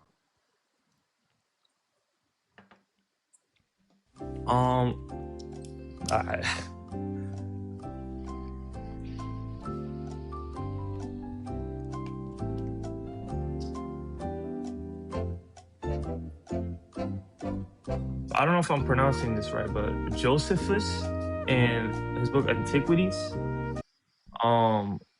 it says Antiquities 1833. I don't know how to read that. Okay, it says there was about this time Jesus, a wise man, if it be lawful to call him a man. What does that For mean? he was a what? If it be lawful to call him a man, what does that mean? Hold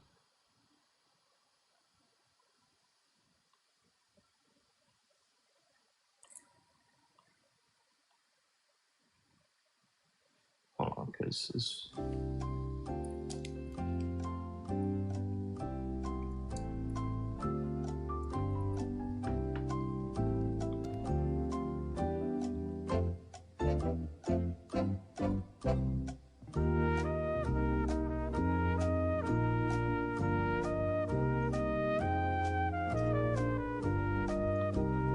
Well, I'd assume he's questioning Jesus' divine nature because again, this is a non-Christian. You think a non-Christian was saying it's possible that this man was more than a man? You think a non-Christian said that it's possible he was a deity? Well, he's questioning it. A non-Christian? Yeah. Because I mean, if you think about it, if you see a man who rises from the dead, you're going to question that. You know, is he really you think just a that man? he believes that Jesus rose from the dead, but he's not a Christian? Well, Christian doesn't just mean believing that he rose from the dead. Does it It's a say lot he more than was that. the Christ in there? No, like I said, Oh, it's it a doesn't? non-Christian. Keep going. Oh, No. keep going. Keep reading then. All right. So, where was I? Okay. A teacher of such men received the truth with pleasure. He drew over him both many of the Jews and many of the Gentiles. He was Christ. There we go. It's almost like that's exactly what I fucking said it would fucking say. Am I a prophet now? I mean, I don't know what to tell you, man. It literally said he was the Christ. So, checkmate. This is very clearly not something that Josephus would have written as a non-Christian. So, yeah.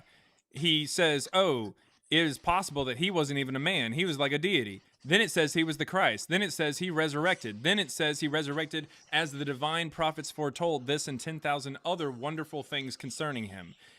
First of all, it takes Jesus's tip.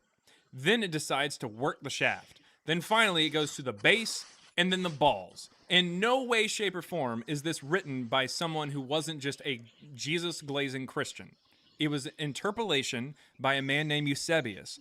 He's the first person who actually mentions this paragraph at all in the early 4th century and an admitted liar who wrote an history for the church as commissioned by Emperor Constantine in like 315 to 320. So yeah, this is very clearly something from a later Christian. Well, I mean, I guess I just didn't do as much research as I should You have did been. not.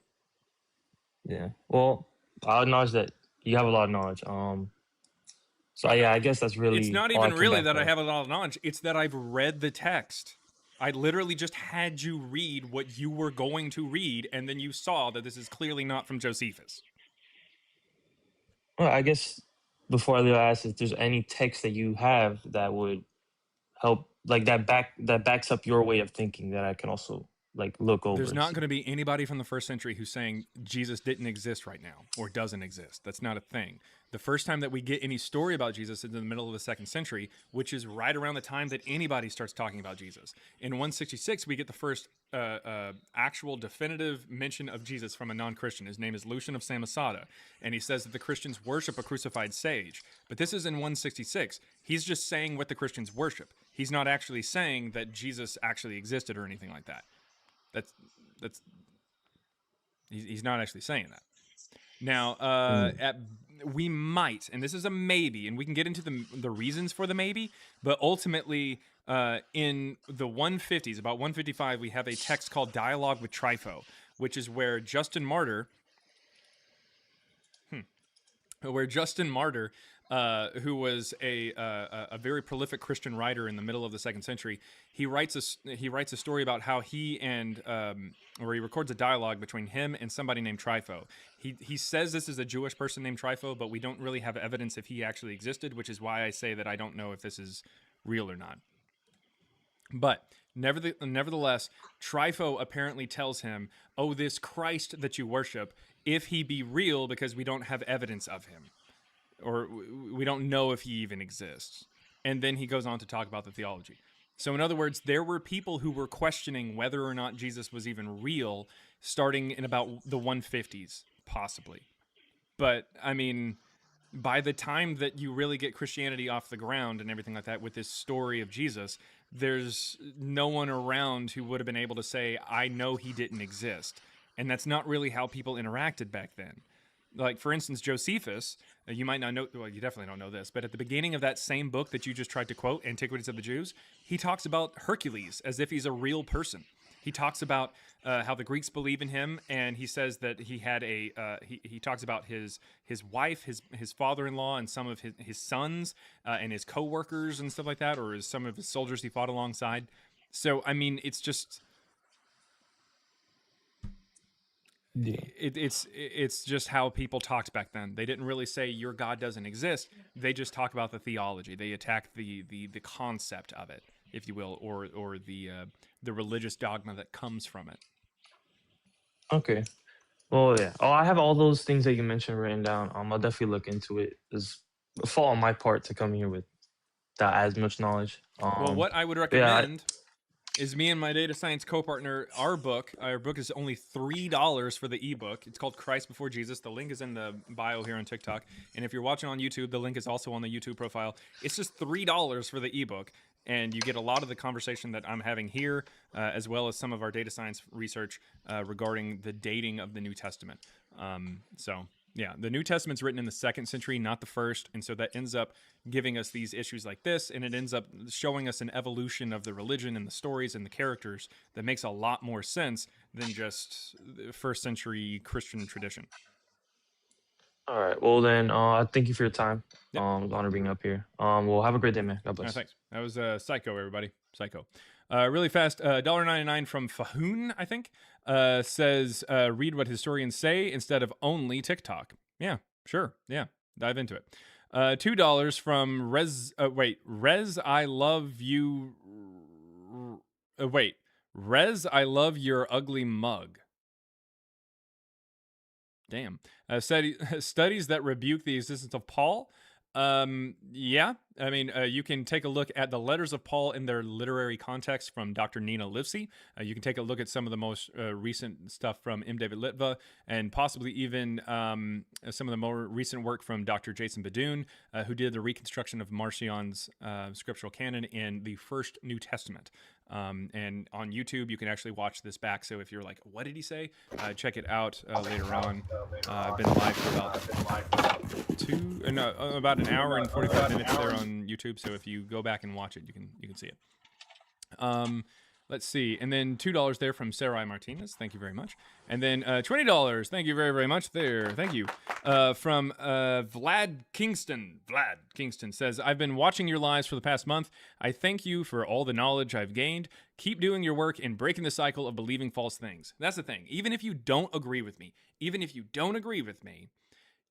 at least entirely or whatever, we can at least agree on this, that we should believe as many true things as possible and stop believing as many false things as possible.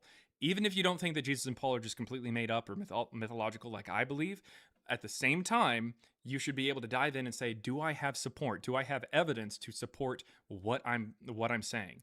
And look at that evidence. Look at where that evidence is coming from. Look at who's giving that evidence and say, okay, where are they getting this stuff? Where are they getting it? Don't just say, oh, well, a scholar told me this. Cool. At a certain point, some of the smartest minds on the planet said that the sun went around the earth. It doesn't. So dive in. See if this is actually sound. See if this actually stands the test of time and the test of literary analysis, like data science and whatnot. And a lot of the things that you'll find from scholars who say, oh, Josephus mentioned him or Tacitus mentioned him, ultimately, it doesn't stand up, especially whenever we apply things like stylometry, which takes a look at the style of writing and determines authenticity. Sorry, we can find out that these things are added later by other Christians. So really fast, we got TikTok melt my brain. What's going on? Hey, can you hear me? Yes, I can hear you. What's up? Can you hear me all right?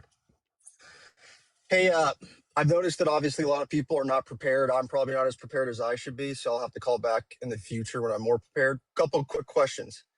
A lot of people obviously believe when they hear of the Gospels, they hear the Gospel of Mark, the Gospel of Luke, the Gospel of John, etc. The average person thinks that the Gospel of Mark was written by a guy named Mark, and he's telling his stories about Mark. You've obviously taught us that, one, it's a fictional story that was written, and it's not written by a guy named Mark. Can you just elaborate on that real quick? Just kind of explain that, because I'm trying to wrap my head around it all. Well, it never says in the text that it's written by a guy named Mark. You've said that. So that's I think the first that name thing. it gets attached to it because I believe that it's a play version or like a meant to be read aloud to an audience version of the first gospel, which is published by Marcion, whose name is pronounced Markion.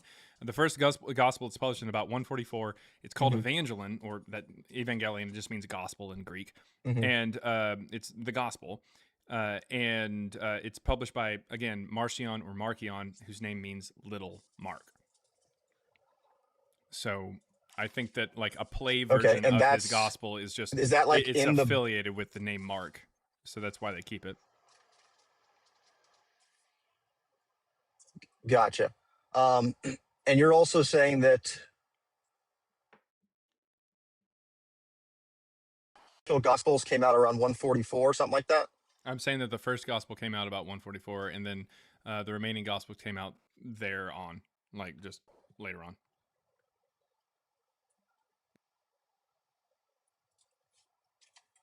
And the Gospels claim to be stories from earlier, but you're saying that they were written and first came into existence at that time.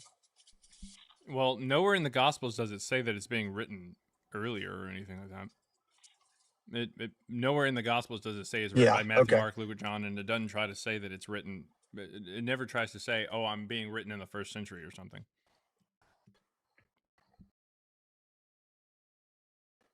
Got it. Yeah, I just got to get more knowledge on the subject then in that case, because I think me, like a lot of other people, just assumed that these stories were written at the time of Jesus, allegedly, and that they're written by these names of the books. And it's just interesting to learn more about the actual historical aspects of it.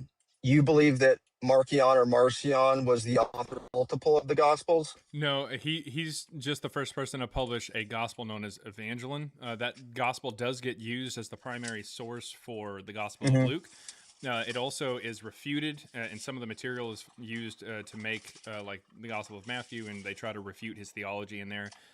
Some of the material goes into Mark. A lot of it does. A lot of the material goes into John. But it's not. Yeah. It's not really that Marcion is the author of these Gospels. It's just that he starts the story. It's like George Lucas starting the story for Star Wars, and then later screenwriters coming in and writing all these other like books and novels and uh, fan fictions and later episodes and shows and everything like that. He starts the IP and they take the rest of it.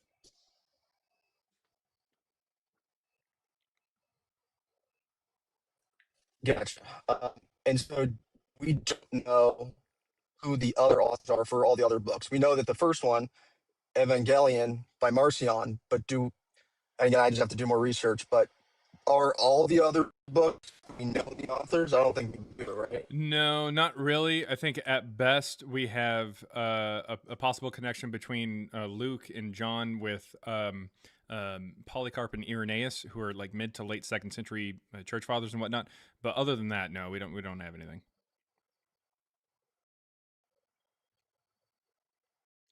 Gotcha. Does the average Christian have a belief of who they think wrote them? Do they have some? Well, the Christian tradition is the idea that like Mark was written by Mark the evangelist, some guy who shows up and starts translating Peter later on in the story. And then John is written by a disciple, Matthew's written by a disciple, and then Luke is written by a doctor who travels with Paul. That's the Christian tradition, but we don't get that tradition until much later. These specific gospels don't get their names until 180 to 185 by Irenaeus, and the story of how any of them came to be doesn't show up until Papias. Papias, we don't have anything directly from, but we do have things from like again Irenaeus or Eusebius later on, who tried to say that he talked about where Mark or Matthew came from. But other than that, he's somebody in like the 150s or one or so that says some stuff. Possibly, we don't have anything directly from him, but yeah. Gotcha. Yeah, it's just very interesting to have your perspective, which is your historical perspective with your historical evidence, and then with the average Christian who believes in these myths and what they believe. So trying to wrap my head around all of it. You're also saying that around the time of 0 to 30, there was the governments and the real history of Rome. And correct me if I start saying shit that's wrong. And we have solid historical evidence for whoever the leader at the time. But you're saying there's an absence, there's a complete absence. I'm not gonna lie to you, man. Your connection is pretty bad. I can't hear really anything you're saying.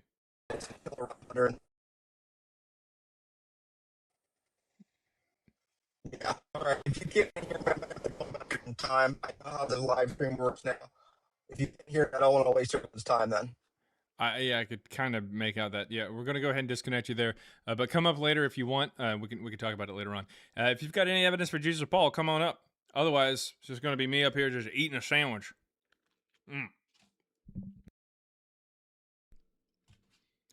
Sir's worst nightmare.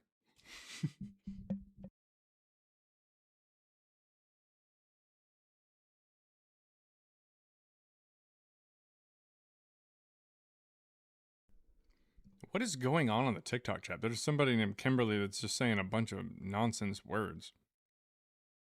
What are they saying? Are those real words? Like, what is that? I think it's literally somebody trying to like type in tongues. Yeah, yeah. It's really weird. Goblin language. What kind of sandwich? I think it's turkey and cheese. All right, Hebrew. No, that's definitely not Hebrew. Not even close. But you're the type of person that I might want to talk to. So I sent you an invite. Why don't you come up here and talk to us? DDM says, too bad I can't join. Well, I just sent you an invite. Oh, you don't have any followers. That's probably why. Buy more hats? Maybe. Maybe. All right.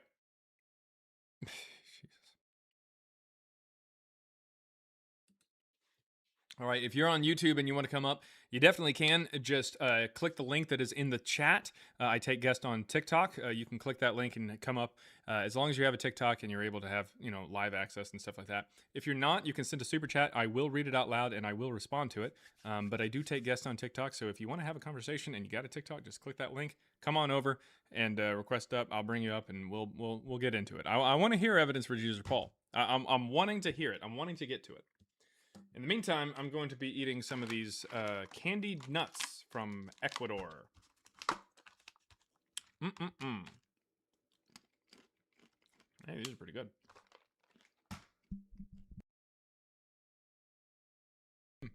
These nuts from Ecuador. You would. It's like a...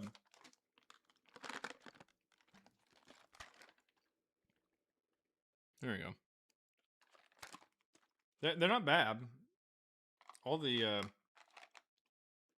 details are in all the nutritional facts and everything like that is in Spanish. So I don't know, maybe they made bits of real gasoline, so no, it works. Hydration never existed. What? Sometimes you gotta hydrate.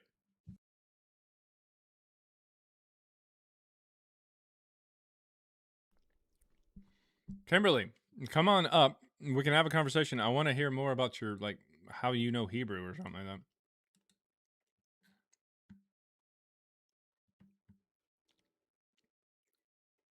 that. Yeah.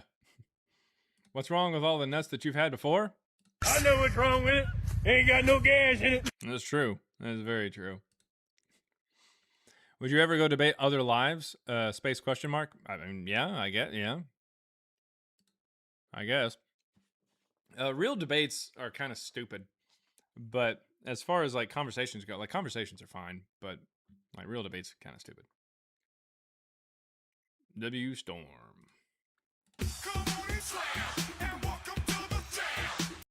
Arby's, we have the meats. That's why they call him Black Salami. Bella! Where the hell have you been, Luca? Babality. I was up until 5, it's true. Damn. I can't afford no gas in it. Karen works for Big Nut.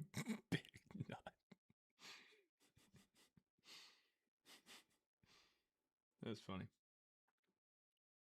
I like turtles. Yeah. You done messed up, Aaron! Oh my.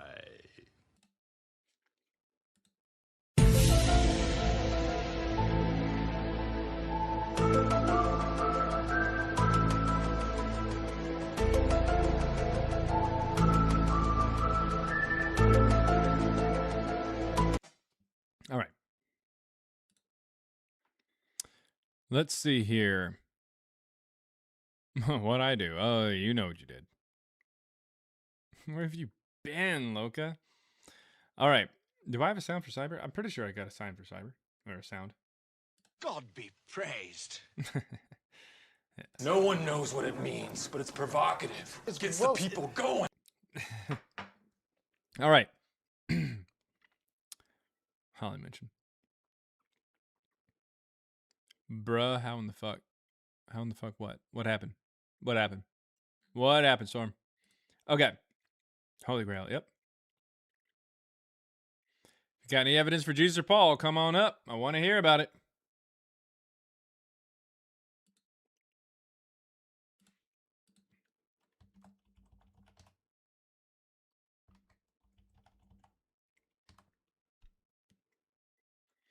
The eyebrows. Oh yeah. How about no? I can't control one, much less like that. It's the people's eyebrow. Been working on it for quite some time.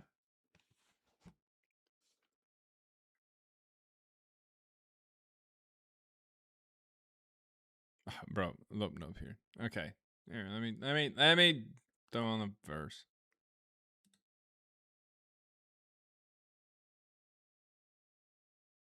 Bring on the meat. What? All right, guys. I don't want to have to remind you guys, but apparently you Christians out there need to be reminded that the Bible literally tells you that you need to always be prepared to defend why you believe what you believe. I mean, it is just pathetic. It is pathetic. They're not sending their best. Jesus Christ. Is your name Ara Hovsepian? Yeah, that's right. Oh, you got it right. Yeah, Ara Hovsepian. All right. I try my best. What you No, no, got you got it for us? right. What you got for us? So, okay, so, so do you believe that George Washington existed? Because, right, there you go. Because, we don't have photographs of him. We don't have videos. I mean, we do We have have photographs, but it's paintings like, that actually date to his lifetime that actually depict how he looked, and all share the same features because he posed for them. Same thing for like Julius Caesar. So yeah, we also have his descendants. We have his teeth with his DNA on it. We have things that he wrote that stylometrically come back as him. We have things written about him that stylometrically come back as those authors, and letters to him that stylometrically come back from those authors. So yeah. right, but okay, so going back 2,000 years, I don't think we have like teeth or physical remains of pretty much anybody. Okay. But Well, having I don't know 27 why you different compared books. him to some. I don't know why you compared Jesus to somebody who wasn't that going back 2,000 years. Okay, Then you're the one who brought it well up. then, right, okay, so let's say, do you believe that Julius Caesar existed or Alexander I the Great already existed? just said yes, and But Jesus Christ didn't? yes, because not only do we have busts and coins and statues that have Julius Caesar's face on it, we also have coins that have Alexander's face on it that date to his timeline. We also have for Alexander the Great. We actually have multiple things that are contemporary. We have the Babylonian Astronomical Diary, which mentions his death and was written during the time of his life. We also have administrative documents that talk about how he came through and militaristically kicked people's asses. We also have a bunch of towns that are named Alexandria in the wake of his military campaign. So yeah, we do actually have a lot of evidence for him. There's even fragments from his personal historians that we have. We just do not have entire biographies of him, but we know that he existed. Okay, well, okay, but okay, so let's say we take Occam's So razor. now that I just compared these people who even go further back from Jesus, and I show you that we have evidence for these people, do we have anything of the sort for Jesus? Do we have any contemporaries of Jesus? Do we have any letters from Jesus? Do we have any letters to Jesus? Do we have anything that he posed for? Do we have anything that he owned or anything that we can date to his lifetime that actually says that he existed? Anything like that? Anything I mentioned for George Washington, Julius Caesar, or Alexander the Great? Do we have anything like that for Jesus? Well, yeah, there's the Shroud of Turin. So the Shroud of Turin dates to the 1300s. Well, that's debatable because It is they not tested a debatable specific because it corner of uses 3-to-1 herringbone weave, which requires the technology of a loom, which we can actually see an error using the loom in the actual shroud itself. But the Shroud of Turin is made using 3-to-1 herringbone weave, which requires the technology of a loom that existed in the Middle Ages, not in the 1st century. Hmm. Okay, I'll look more into the weave of it. But, Also, I'd like to point out that a 3D object like a face, when laid flat after you get an impression, would look like this. That's what we end up with the Mask of Agamemnon. This right here is how we actually would see the face on the shroud. Unfortunately, this is what we get right here. This is the negative. This is the highlighted. This is what it's supposed to look like. It wouldn't look like this if we actually got an imprint of somebody's face or body, which is a 3D object, and then laid it flat. So no, it's artwork. We know it's artwork, and it comes from the 1300s. all right, but having 27 different books written and like 13 letters from St. Paul, how would you explain Paul not existing if we have 13 different letters credited to So him? not even and Christian how scholars he- acknowledge that all 13 are actually from him. That doesn't even make any sense. The pastorals are very clearly not from him. And even the pastorals mention things like Polycarp and his scribe Crescens, who died in like 180. And 1 Timothy mentions Gnosticism in the book called Antitheses, which comes from Marcion, published in 144. So no, that is not written by Paul. As far as the other letters from Paul go, we do not have any evidence that they were written in the 1st century. The first time that they is even mentioned is in 144 by Marcion, who published the New Testament canon, the first New Testament canon, including the letters of Paul, 9 or 10 of them, again, in 144. Prior to that, there's no mention of Paul. Paul is not even a fucking name. It's a diminutive, and it means the small one. It's something like you would see in Acts 13, Sergius Paulus. It means the little Sergio. So no, Right. we do not have Well, any evidence that Paul actually existed. And there's not any Christians who say that they know him. There's no Christians who say that they know someone who knew him personally. And he's never mentioned outside of Christianity once in antiquity. of course, Like of in the course. first or second century. Acts was written by Luke, and Luke No, mentioned where Paul, does Acts and say Luke that wrote it's the written by Gospel. Luke? I mean, that's where church history comes in. I don't The give a church shit about history church tells history. us. Church history also says that Jesus was like a magician, so I don't give a shit. Why would I care about that? Well, they're the they're the ones that decided that these 27 books are New Testament canon, and like say the Gospel of Barnabas, Gospel of Mary, Gospel of Thomas are forgeries, and those don't go in here. Yeah, cool. Do So you know why they only chose 4 gospels? why they only chose 4 Yeah, Gospels? Irenaeus is the one who picks it, and he explicitly tells you why. No, I'm not aware why. Because there's 4 corners of the world. That's what he said. Interesting. It's literally it. Wait, so this dude thought the Earth was flat? No, he just says like the 4 corners? cardinal directions, at least, at the very least. Oh, the 4 cardinal directions. Okay. Yep, that's it. There's north, south, okay. east, and west, so therefore never eat soggy waffles and never get more than 4 gospels. That's basically what he said. All right, well, say Jesus Christ and Paul the Apostle never existed. Okay, Jesus Christ and Paul the Apostle never existed. Done. Okay, so let's say they never existed. Let's say they never existed. Done. The wisdom written within these 66 books of the Bible is like, it's really all time. In Somehow Ecclesiastes you chapter are 1, now verse 9. including other things now? You're including other things? What the fuck? Well, I hold a 66 to like a 75 book canon, depending if you want to include First Maccabees or Second Maccabees or Sounds Tobit, like you don't etc. hold any canon if you've got that big of a swing. That being said, I don't give it really much of a shit about really any of that, considering the fact that a lot of that stuff is just stuff that's been like also written in other texts as well. So who cares?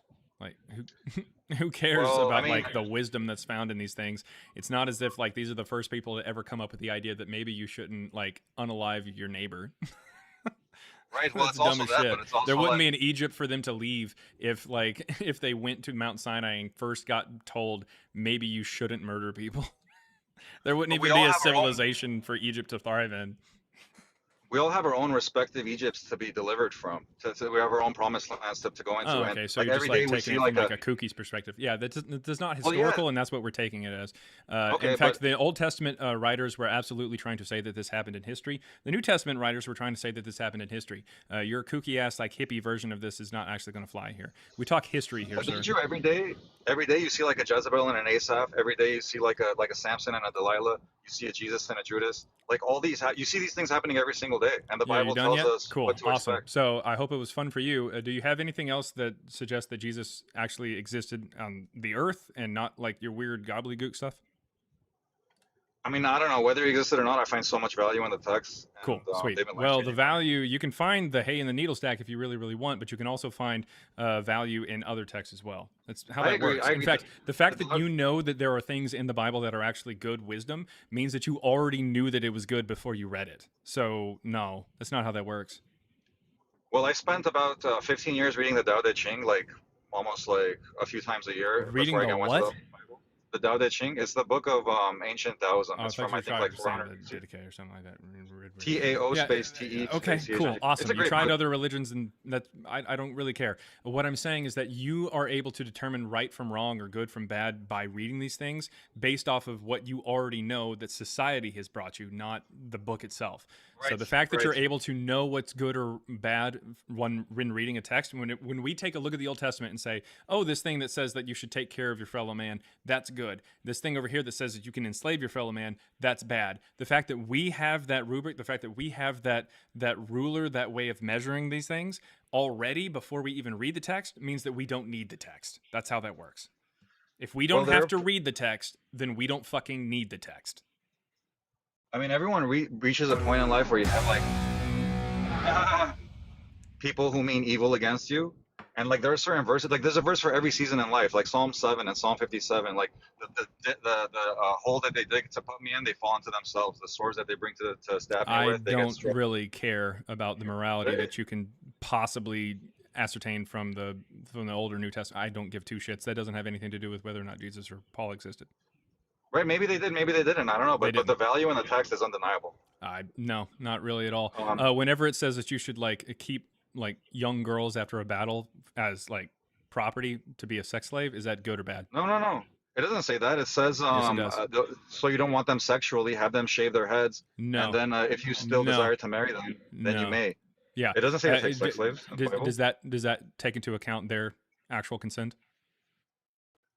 Which Do you Bible think- book are we talking about?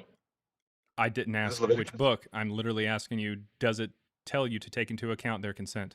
The thing that you just quoted. I believe it does. It does not. Hmm. Yeah. Do you believe that consent is something that needs to happen before sex? Well, yeah, absolutely. I mean, Okay, ideally, yeah. well, the Bible says a man shall cling to his wife; the two shall become one flesh. So ideally, you'd get married before you would have sex. Sweet. Do you I mean, believe that? that's Do you believe God-hated. that while being married, did you still need consent?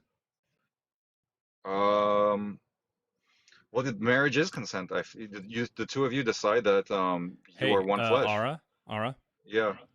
you're a fucking piece of shit. All right. Moving on. If anybody's got any evidence for Jesus or Paul, come on in. All right.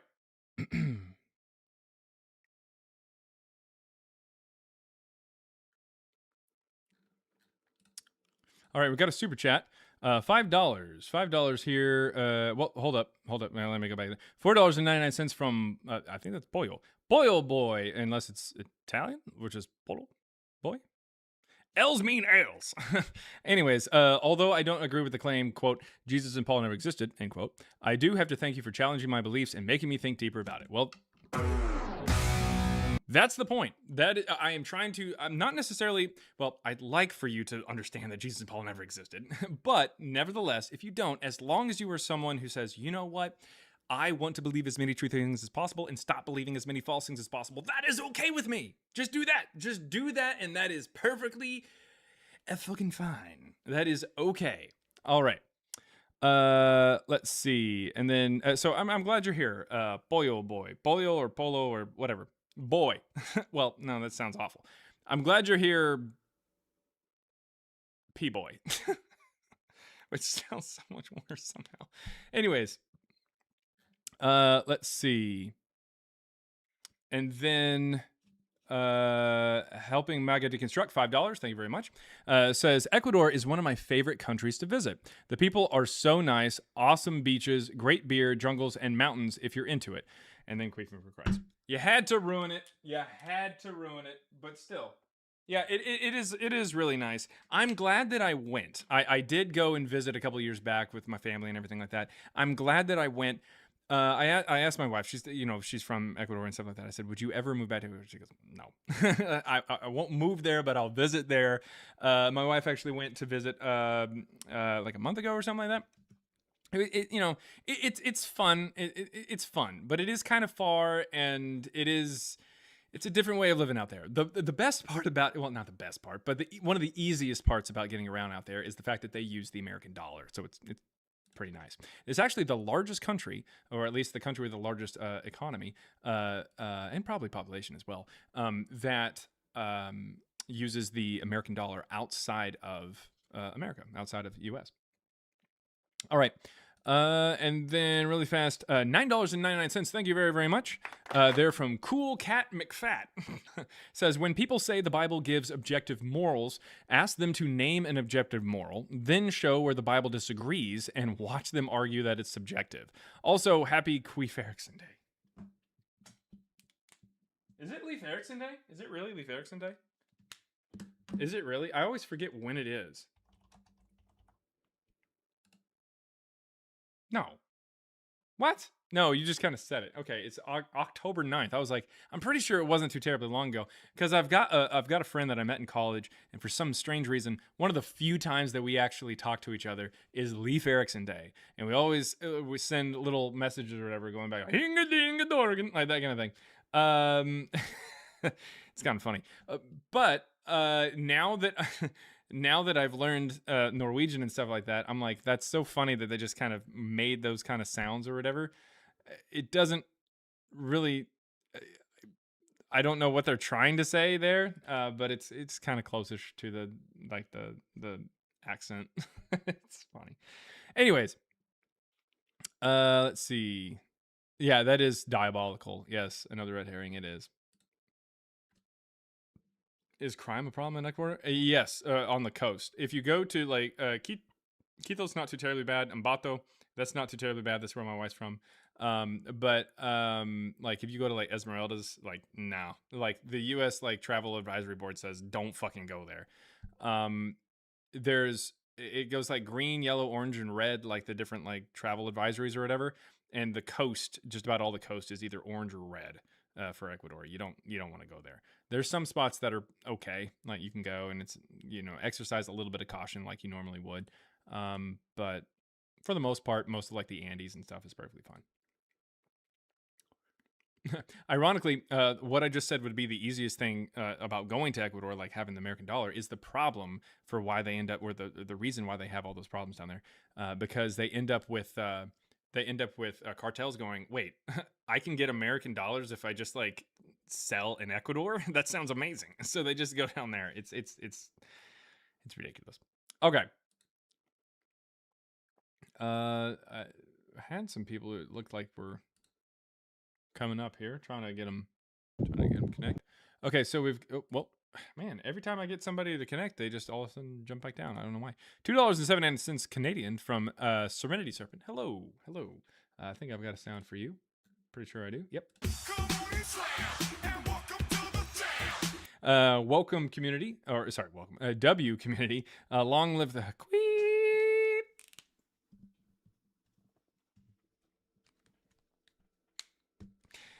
Anyways, $5 there from a Lote Note says this cowboy has disproven Jesus and Christians haven't provided evidence yet. That's from Skipler 101. Quick for Christ. Yep, that's very true. Lote Note.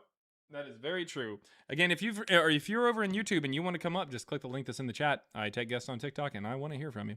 $4.99 from Hard Work 8395 says, after all these fart super chats, have you thought you should write an autobiography? Christ before Queefus. Reconsidering my life choices.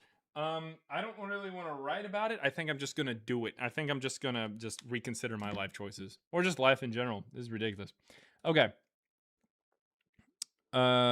Chef Ricks on TikTok says Satan talking. I don't even know what that means. Oh, okay. It says the man in the cowboy hat is working for his dad, Satan. What? Satan's my dad? Really? Storm says reconsider your friends. Yeah. It's very true. Let's see. And then $5 there from Daniel De La Noche says, hey, I'm a recent follower of your content. Well, thank you very much for following. Thank you. So forgive me if it's already common knowledge. Are you Latino yourself? And the answer is, and I'll speak some Spanish here for you. No, not at all. I am actually actually half black, half white. That's just kind of how it works. Apparently, there's a mix that comes out Latino and even confuses some black people who like to gatekeep.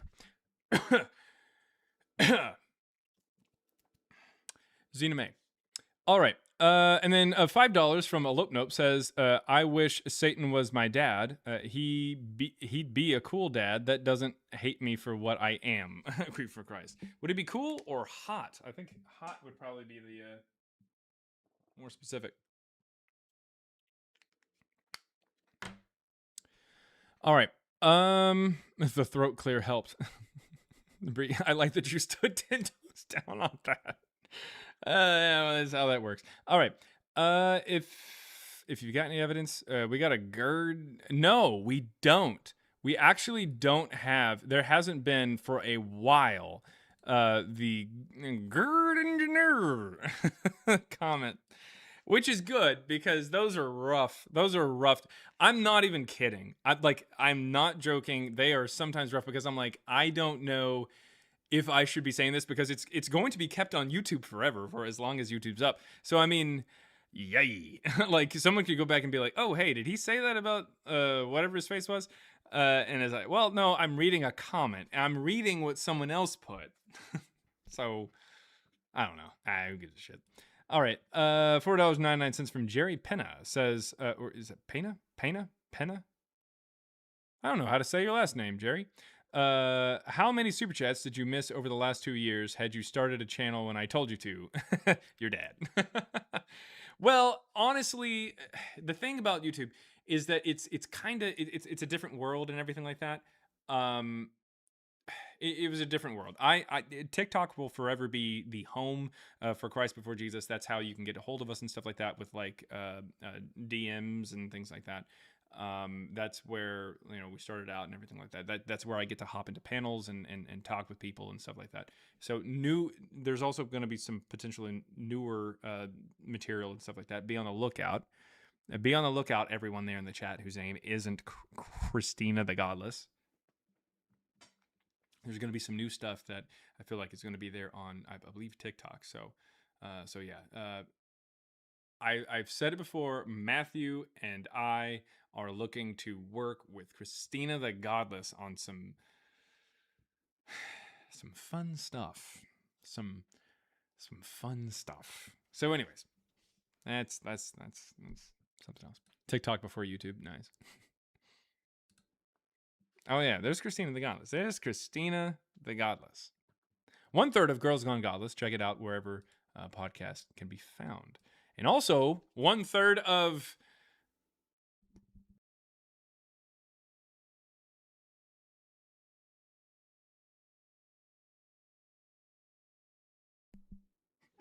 so we'll work on that name later on.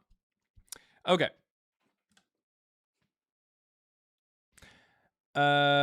Let's see. I think somebody was coming up here. This is TikTok Melt My Brain. Hopefully this connection is a little better. Hey, does it sound a little better? Yeah, sounds like it. Quick questions. Do you feel that there is evidence that would really support your thesis? You probably already feel, yeah, you've got your book.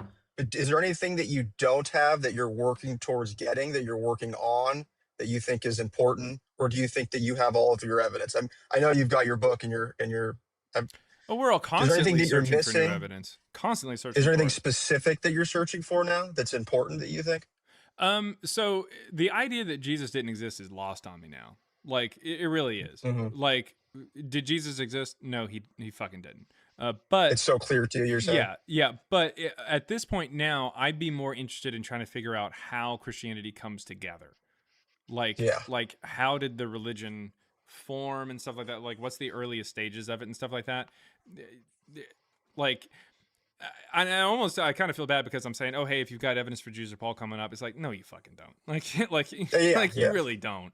But I mean, I guess it depends on the definition of the word evidence. Like, you might have things that mention them and you're presenting as evidence, and that's fine, but like they're going to be dismissed really, really easily. So it's not really going to matter. But I'd be more interested in hearing like, oh, hey, this is how I think that Christianity came about, which is why one of my favorite questions is honestly like, oh, hey, how do you think that this came about? Like, what's the timeline? Like, what goes where in the historical evolution of Christianity and stuff like that? Like, where are you piecing together the pieces and stuff?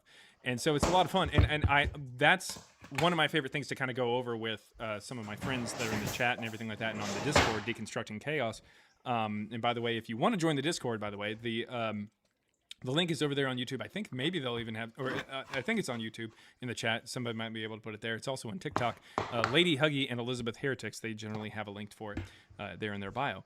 But the Discord has a lot of information as well, where people are digging into this kind of stuff and saying, oh, hey, Jaron, have you taken a look at this? Or, hey, Aaron, have you taken a look at this? Or, Jake, have you taken a look at this? Heady Artist, Gray Eyes. All these different people are saying, oh, what about this that I just came across?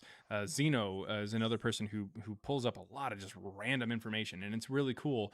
On YouTube, even, there's a guy named Alan who comments a lot. He does a super chat a lot. And it's like these people are already like doing a lot of the stuff that I'm doing. I know that apostate. I can't remember her full name. Apo on TikTok. She's been doing this stuff for a really long time, and it's really cool to see all these different people who have already dug into this kind of material and are kind of sharing a lot of evidence and sharing a lot of things that they find along the way. So that's really where we're at. Me and my co-authors just trying to figure out how it came to be. We know it's fake, but where did it come from? Yeah, and so that's still a process. That's not by any means concrete or anything. Yeah. And I mean, that's, I know there's no river long enough that doesn't contain a bend, so it's possible that, you might end up with, I don't know, something. It's not going to happen. But like, could we find some piece of artwork or some text or tablet or something for the first century that mentions Jesus? Sure, we could. Are we going to? No, we're fucking not going to. But like, cool. Yeah, I as a scientist, I can't say that it's a 100%, but I mean, it's as close to a 100% as a 100% can fucking be. That we're not going to find any evidence for Jesus just hopping out of the woods over there in the it's just not happening. But whatever. Another question.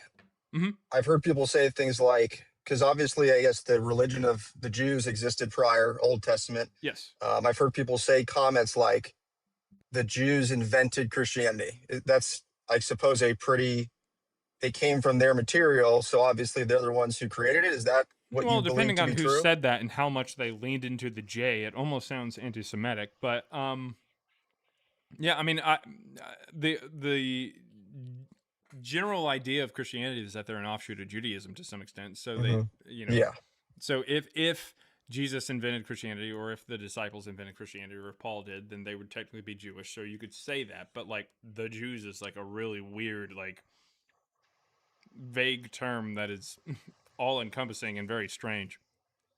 Yeah, I just use that term for, I thought that's what we call the people that follow the Old Testament. So I figured that, and again, I'm kind of looking at it from your perspective of kind of myth. So pretty much, if anybody ever says the Jews created, you can know that whatever they're about to say is probably going to be racist. Yeah, I'll try not to be.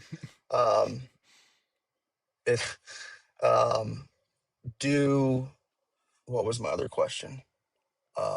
You've mentioned in other live streams that you felt that the Old Testament and those original Old Testament beliefs and myths, you felt there was evidence that indicated that they're trying to get people together, or trying to control people, or trying to gather support.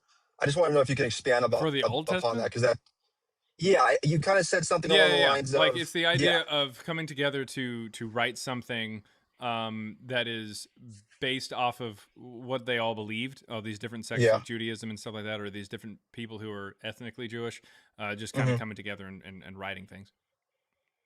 And then you implied that that's not what you feel Christianity is. You feel that it was not like that. It was not trying to bring those people together. I just felt like you seemed like there was a difference. Yeah, like, Christianity is not an ethnicity.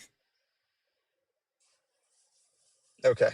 Yeah, I'll have to do more research. I thought that was interesting. Another question. You ever heard of the book, The Sacred Mushroom and the Cross, John Marco Allegro? No, that sounds like it might be more up heady artist alley. Yeah, I was just curious if you had any thoughts on that, since you're obviously so knowledgeable. But I guess it's basically a guy that had.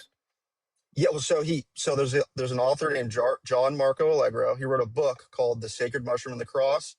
He claims that by looking into the Dead Sea Scrolls, that he believes that Christianity originated from a fertility cult that was based upon psychedelic mushrooms, and that he believes that that was like an original origin, and it grew into modern day Christianity.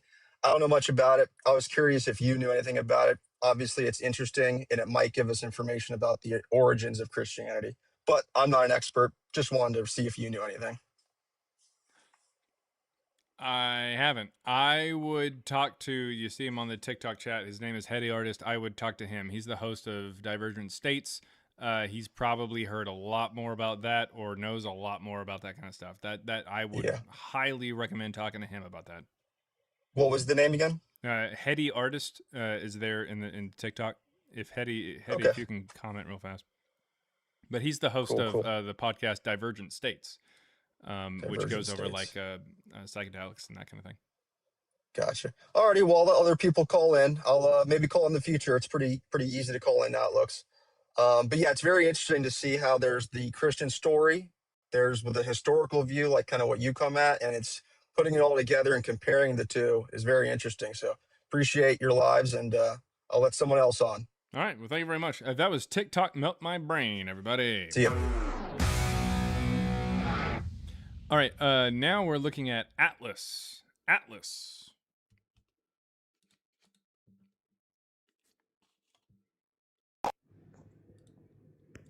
Atlas, are you there? This is Atlas, everybody. Or as all the libertarians' favorite author calls him, The Weight Upon My Shoulders. Hey, yeah, my bad. Can you hear me? Yeah. Hopefully somebody got that joke. All right. What's going on, Atlas? Yeah, so it's not like a libertarian pseudonym or anything. I'm just a fan of mythology, but okay. Yeah, anyway, I'm something of I guess I'm an atheist. I would probably consider myself like a skeptic too, but I saw your live on YouTube and I figured I'd call in cuz I was pretty interested. Cuz like the whole like Jesus never existed thing, I think I understand most of the arguments for that, but I've never heard anybody say that Paul never existed. So I mean, like, can you give me a breakdown of that? Paul's writings show up in the 2nd century. We do not have any evidence that they existed prior to that. And the biographical information for Paul that is written like in Acts and stuff like that doesn't really make a lot of sense and is pulled from prior sources. Wait, no, I thought the writings of Paul were older than the Gospels. I mean, no. There's no evidence whatsoever within the Pauline epistles that they're written in the 1st century. The only reason that people think that is because of Acts, which is historical fiction.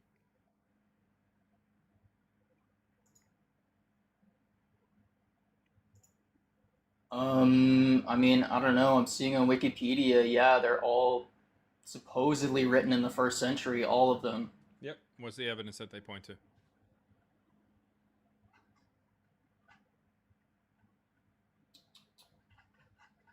Shit, that's a good question. I mean, I like, is your view like, does it go against the consensus then? Absolutely. My view, Dr. Nina Lipsey's view, Dr. Jason Badoon's view, Dr. Marcus Bilby's view, even M. David Littler's view to some extent. Oh, well, I mean, I guess just why do you think they were written in the 2nd century then? Because they were. I mean, I don't know what to tell you. They're first published in 144 by Marcion. There's literally no mention of them prior, no mention of Paul prior. Paul's not even a fucking name.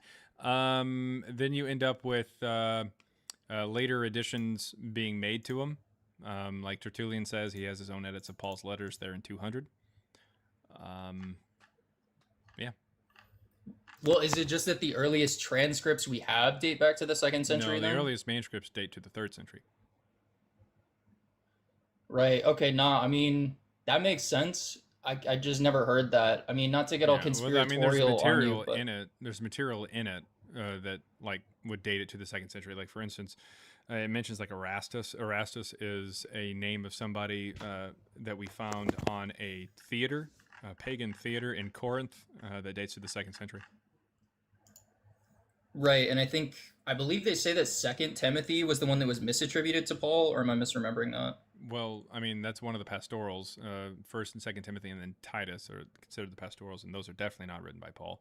The 2nd Timothy mentions like Crescens, the scribe of Polycarp, who both died in the mid to late 2nd century. And 1st Timothy mentions a book from Marcion and Gnosticism, which is again 2nd century problems. So yeah, those are definitely out. Do you think that Paul was like a character invented by like early church leaders then to give their positions more credibility?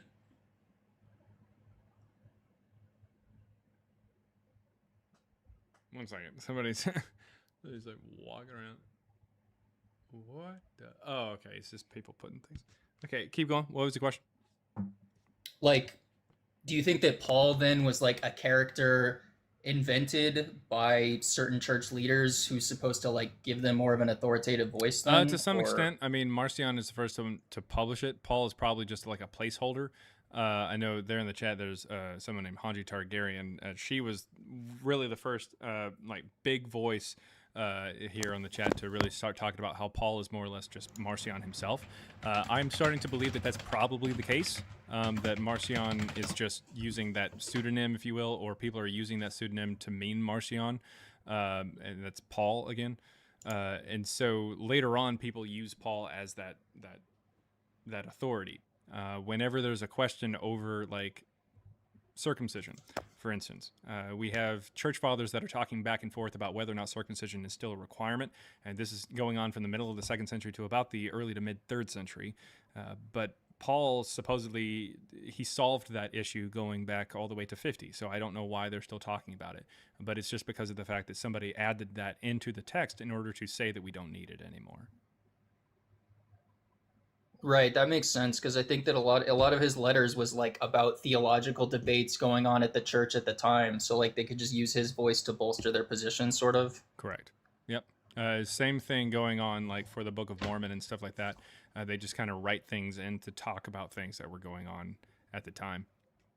But think of the Book of Mormon as like the Gospels, and then the Doctrines and Covenants is, if you're familiar at all with Mormonism, as the letters of Paul.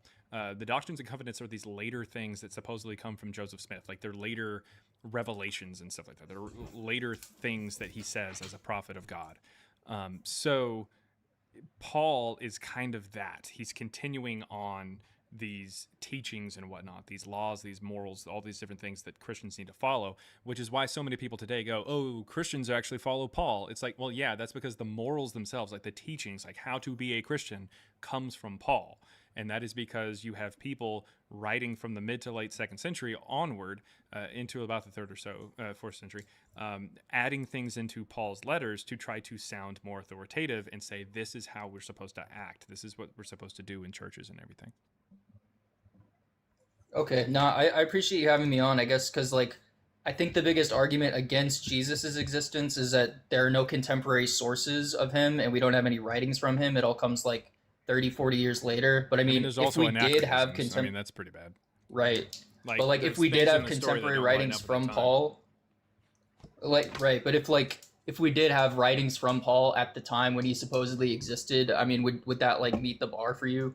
If we as had far as writings him from a being person and that person Right. exists, that's how that works. If we had writing, I mean, we have letters from Hercules. We have letters from Hercules' wife. Does that mean that if we had the letters of Hercules from the first time that people, or from the time that people said that Hercules lived, that Hercules is a real person then? I mean, I guess it's a like I get what you're saying, but in general, I think that like the historical like the bar for like did this person exist is not necessarily that hard to meet. I mean, I don't know. Like if we have contemporary writings from that person at the time and other contemporary writings mentioning them that line up, then like sure you could say that that person existed. But Sweet. Well, then I mean, what mentions Paul? oh, right. No, that's just what I'm saying. I'll do more research into like when the epistles were published because I thought that his just what mentions Paul? Epistles Like were published during his alone lifetime. the epistles. Let alone the epistles. Who mentions Paul? Right. No, that's what I'm saying. I guess I'd just been misinformed. I didn't know it was mostly church tradition that dated his letters back that far. It's just church I don't want to take tradition up any that more of talks your about time. him. Like I'm desert. Like no one outside of the church talks about him. Who was the scholar that you mentioned? What are you talking You mentioned a scholar who like mention something about Paul. I think I'll do more research into it. I mean, yeah, there's scholars that are doing all kinds of work on it. Nina Livesey is probably going to be some of the best work on that, in my opinion, like towards like the actual, well, she's actually absolutely one of the best. Dr. Nina Livesey, Livesey. Okay. Well, yeah, like I said, thanks for having me on. Appreciate the conversation, man. Yeah, man, thanks for coming on. All right. So first of all, I feel like my Ayn Rand joke was pretty funny. I feel like it was pretty funny. I mean, right? Am I wrong? I mean, AZ Mike said that the joke was not funny. This is some bullshit. It was good. Okay, there we go. I blew air from my nose audibly.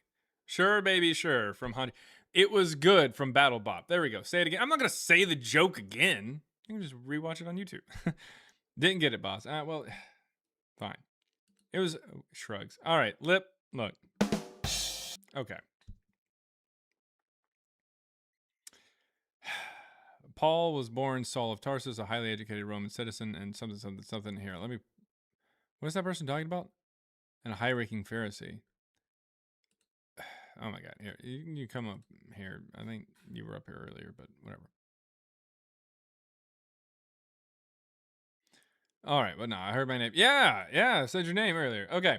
$5 there from Alan0465 over there on YouTube. Again, if you can't come up on TikTok by clicking the link and joining up to have a conversation, you can send a super chat. I will read it and respond.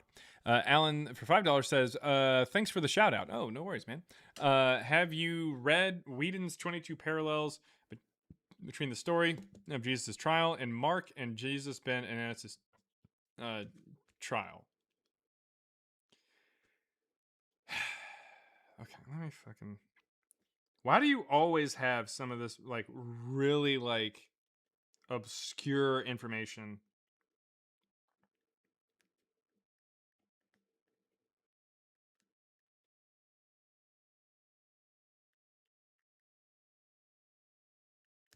So obscure. I've got to go read it every time. I'm just like, what the hell? What is he talking about? All right, but thank you very much.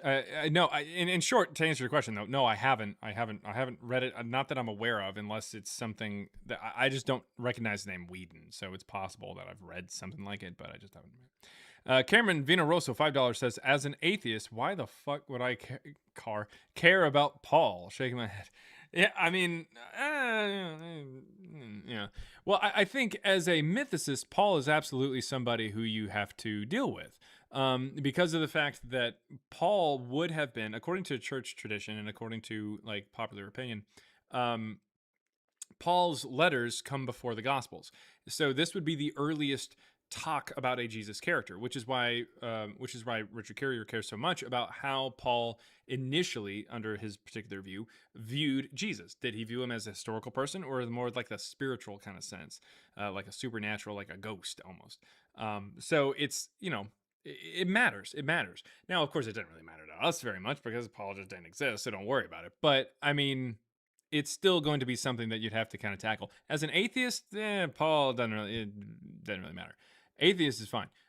Atheists should be fine with that stuff. But Paul's existence absolutely, and what potentially was said, I guess, matters to Christianity, mythicism, and to a lesser extent, even Islam or Mormonism, which is just upstate New York Islam.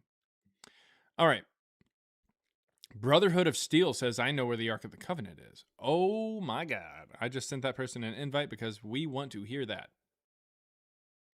Vegan says, "Thank you for explaining that because I really didn't know about Paul." Yeah, Paul's just like, he's supposedly just a person who just like shows up later on. He's somebody who was unaliving Christians. This didn't really happen. This is the story. Church tradition, according to Acts. So Acts in the Bible, it tells the story about how this young man named Paul started unaliving Christians and stuff like that, thinking that he was doing the right thing. And then all of a sudden, Jesus like speaks to him from heaven and quotes Dionysus when doing it. So it's really weird. But he's like, "Yo, stop kicking my prick," or something. Something like that. It's close. Point is, it's actually closer than you might think. And then he tells Paul to do this, and Paul's like, "Oh, I'm sorry." And then Jesus is like, "It's okay, man. I'm going to make you the best author of the New Testament." And then gives him a bunch of blindness. So then he's blind, or apparently he's got scales on his eyes or something. I don't know. There's some kind of weird disease or something. So he goes somewhere. He's blind. He's gone off somewhere else. I don't know why Jesus made him blind. It's not really, I don't know why. I mean, just seeing Jesus alone would have been enough, and having a conversation with the guy is probably enough to convince you that Jesus exists. I don't know why you need a miracle done, but whatever. And then he tells some fucking Ananias or something, Ananias or something. I don't know. Some guy who shows up. He's like a Christian, and he's like, go. God tells him to go over to Paul and take the blindness off of his eyes, and he just walks in. He's like, yeah, I'm here to take the blindness off your eyes and stuff like that. And by the way, when I take the blindness off your eyes, don't kill me. And Paul's like, okay, deal, whatever. And so he takes the blindness off his eyes, and the scales fall off or whatever. It says scales for some weird reason. It like turns into a snake or some shit. I have no fucking clue. Point is, so he's able to see again. And Paul's like, okay, cool. Now I'm just going to devote my entire life to being bald, have a thorn in my side, never marry anybody, and make tents for the rest of my life and get in a bunch of shipwrecks and spread the gospel. I don't know, something stupid like that. It's just kind of dumb. It doesn't really. It's just a story. All right.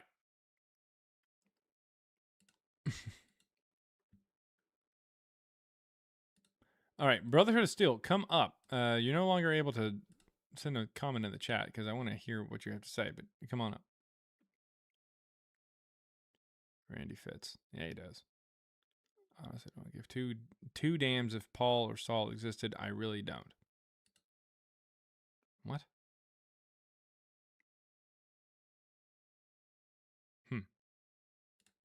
Well, here's what we're going to do, Lucky. I'm going to go ahead and mute you for the entire live. If you want to have a conversation, you can. There you go. Lucky, what are you talking about there in the chat? I'm being as real as can be. I really don't give a damn. I'm not going to argue with people about Paul existing. If Paul didn't exist, I don't give two shits about it. So you don't care about it, which is why you commented about it? Because you weren't paying attention because you were having your own conversation with whoever. But I was going kind of back and forth with somebody or a couple people within the chat shit, and I'm like, you know what? I'm not gonna sit here and go back and forth about this. I don't care if this man Paul fucking existed. I don't give two shits. And then I why started did you say in your what comments that he was born in Tarsus and stuff like that? Like, it sounds like you do care. How about we talk about I did and now I don't? Like, I really so you don't did care and then you started to not care at all? Listen, like I cared about wanting to get the damn. I wanted to get the fucking knowledge out there, okay? But people were just trying to argue with me back Something and forth. you don't care about? I said, you know what? Yeah, I don't care. You don't just like I don't give about two the shits knowledge about what you my want to damn get out dad there? does. I don't give a shit. No, I don't. So you care about getting the knowledge out, but you don't care about it? No, I don't. Okay. That makes sense. What I care about is the soul realm. I don't even know what you just said. I don't even think that was English. Yeah, actually, it was, jackass. Okay. Any evidence for Jesus or Paul? I'm not here to conversation that. You brought me up here. I didn't want to come back up here. You accepted it, so apparently you did. And what's your evidence for Jesus or Paul? The evidence that I don't care that they existed or they didn't exist. Are we done with this conversation now? That's not a sentence. So no, I guess. What's your evidence for Jesus or Paul? What's your evidence that Yeshua doesn't exist? Yeshua doesn't exist? Yeah, what's your evidence that this man did not exist? The man presented in the New Testament? As the main character of the gospel? This person that died on the cross named Yeshua, however you wanted to spell his name, but pronounced it Yeshua, whatever. Okay. What proof do you have that that man did not exist? Can you be born 10 years before you're born? The ID Jesus, like I said, does not fucking exist because the letter J didn't even exist. Can you be born back 10 then. years before you're born? Listen, Cletus, the letter Can J you did not be exist born back 10 then. years before you're born? Your soul has lived multiple lives. Awesome. So how Can you be gonna- born how you 10 gonna years before answer you're that? born? Yeah, you could be. Okay. So Jesus was born of Joseph and Mary, and then born of Joseph and Mary 10 years later? I don't know. You tell me. Was he? No, he wasn't. Is that He what didn't you're exist. reading? No, it's what Matthew and Luke try to say. I don't read the Gospels because Okay, then where'd you get the story of Yeshua, who was crucified? by looking outside of the Bible, by Okay. doing actual Name me more one research. text that says Yeshua was crucified. Name one what? Name one text that says Yeshua was crucified outside the Bible. Because you said you looked elsewhere outside the Bible. Where'd you see it? Yeah, I looked on YouTube. I looked on Google. Okay, cool. So you just I did fall for research just anything? like every other person could. Oh, you did research? What research did you find that said that Yeshua was crucified back then? Do your own homework and present a You fact think that homework is Yeshua just didn't. watching a YouTube video? That's Yeah, what and your then being homework able is? to cross-examine Okay, and what'd you cross-examine it with? other proof YouTube that was videos? on the other YouTube videos. So you're just a from, perpetually online different. loser who needs to touch grass and doesn't understand anything about like Jesus? Going back to my point that I care about the soul realm because I've Sounds died like you when I don't was care about 14 anything. years old. I'm trying to let you guys know that there is a so-called soul realm that you guys do not understand. Is that where like Shao Kahn fought Shang Tsung and everything like that? Something See, about now you're Liu trying Kang to and sit shit? here. Now you're sitting here trying to mock my own experience from when I died when I was 14 years old from getting hit by a fucking vehicle. You're being ignorant. Instead of Correct. trying I to am. open your ears and You listen, are actually right. I am you're mocking not you. Yes. listening in whatsoever with nothing that I'm telling you. Yeah. 2001, when I was fucking 14 years old, I died. You fucked a I had 14-year-old? an Is that what you out-of-body said? experience when I was in fucking CHOP. Yes, 14 years old, I died. I had an out-of-body experience when I was in CHOP. Do you know what CHOP is? Cool, man. So anyways, do you have Do you any know what evidence CHOP for is? Jesus or Paul? Do you know what CHOP is? Children's Hospital of Philadelphia? Okay. When I was at the Children's Hospital of Philadelphia, I was having an OBE for it would have only felt like a couple of seconds, but it could have been 5 minutes for all I know. OBE, isn't that But what you get over in Great Britain if you're not a knight? no, you jackass. OBE is an out-of-body experience. Oh, okay. Is that where you learned how to make all these anacronyms? Or anachronisms? Wow. Acronyms? So you're gonna sit here and call a bunch of universities liars. You're gonna call a bunch of doctors liars. You're The gonna call a doctors bunch of told you people. you had an out-of-body experience? No, jackass. There has been doctors that have done researches about OBE and near-death experiences, aka NDE. Yeah, Okay. the knowledge is out there. The knowledge is out there. Okay, there has been plenty of doctors that have done research about it. Plenty of different people from universities that have done research about it. Yes, and I have this content to prove it on my page because I decided to look this shit up. Right. Is this So rather like, than sitting here similar trying to be to cocky, you comparing a YouTube video to another YouTube video? Is that what kind of research you're talking about here?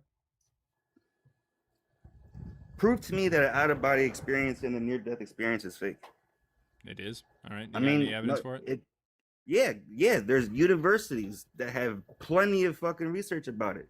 There's doctors that have done plenty of fucking research about it. You know what they also have done research for? Schizophrenia. Do you hear voices too? So you're gonna say that the doctors are all schizophrenia?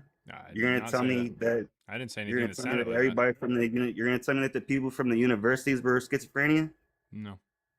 Well, that's where the other proof or evidence, if you will, is at. So go on Google and type in, has there been any doctors or universities that have researched OBE? Yep. And if it's never been proven or if it's never been talked about, then there's nothing that's going to pop up, right? So go on to your computer that's right in front of your face. Yep. And show me that there's no universities or no doctors that have ever researched out-of-body experience. Cool. You ain't gonna sit here and try to tell me I'm fucking tripping. I was 14 years old and I died. And well, you're still here, so you didn't die. It's called having a out-of-body experience and then coming back to my body. Okay. Sweet. Plenty of people have gone through that. Plenty. Sounds good, man. So what was your evidence for Jesus or Paul? Now we're gonna move the goalposts. I told you I don't give two shits if this man even fucking It's called live. like trying to stay on topic. I told you that I don't give two shits if this man Paul existed. I What told about you I don't Jesus? give two shits about the ID of Jesus because the name Jesus is completely fabricated. Sweet. Do I believe what?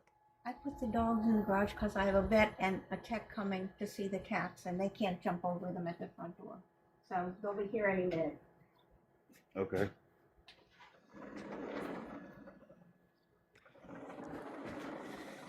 Was that your mom? No, that was my fucking grandmother.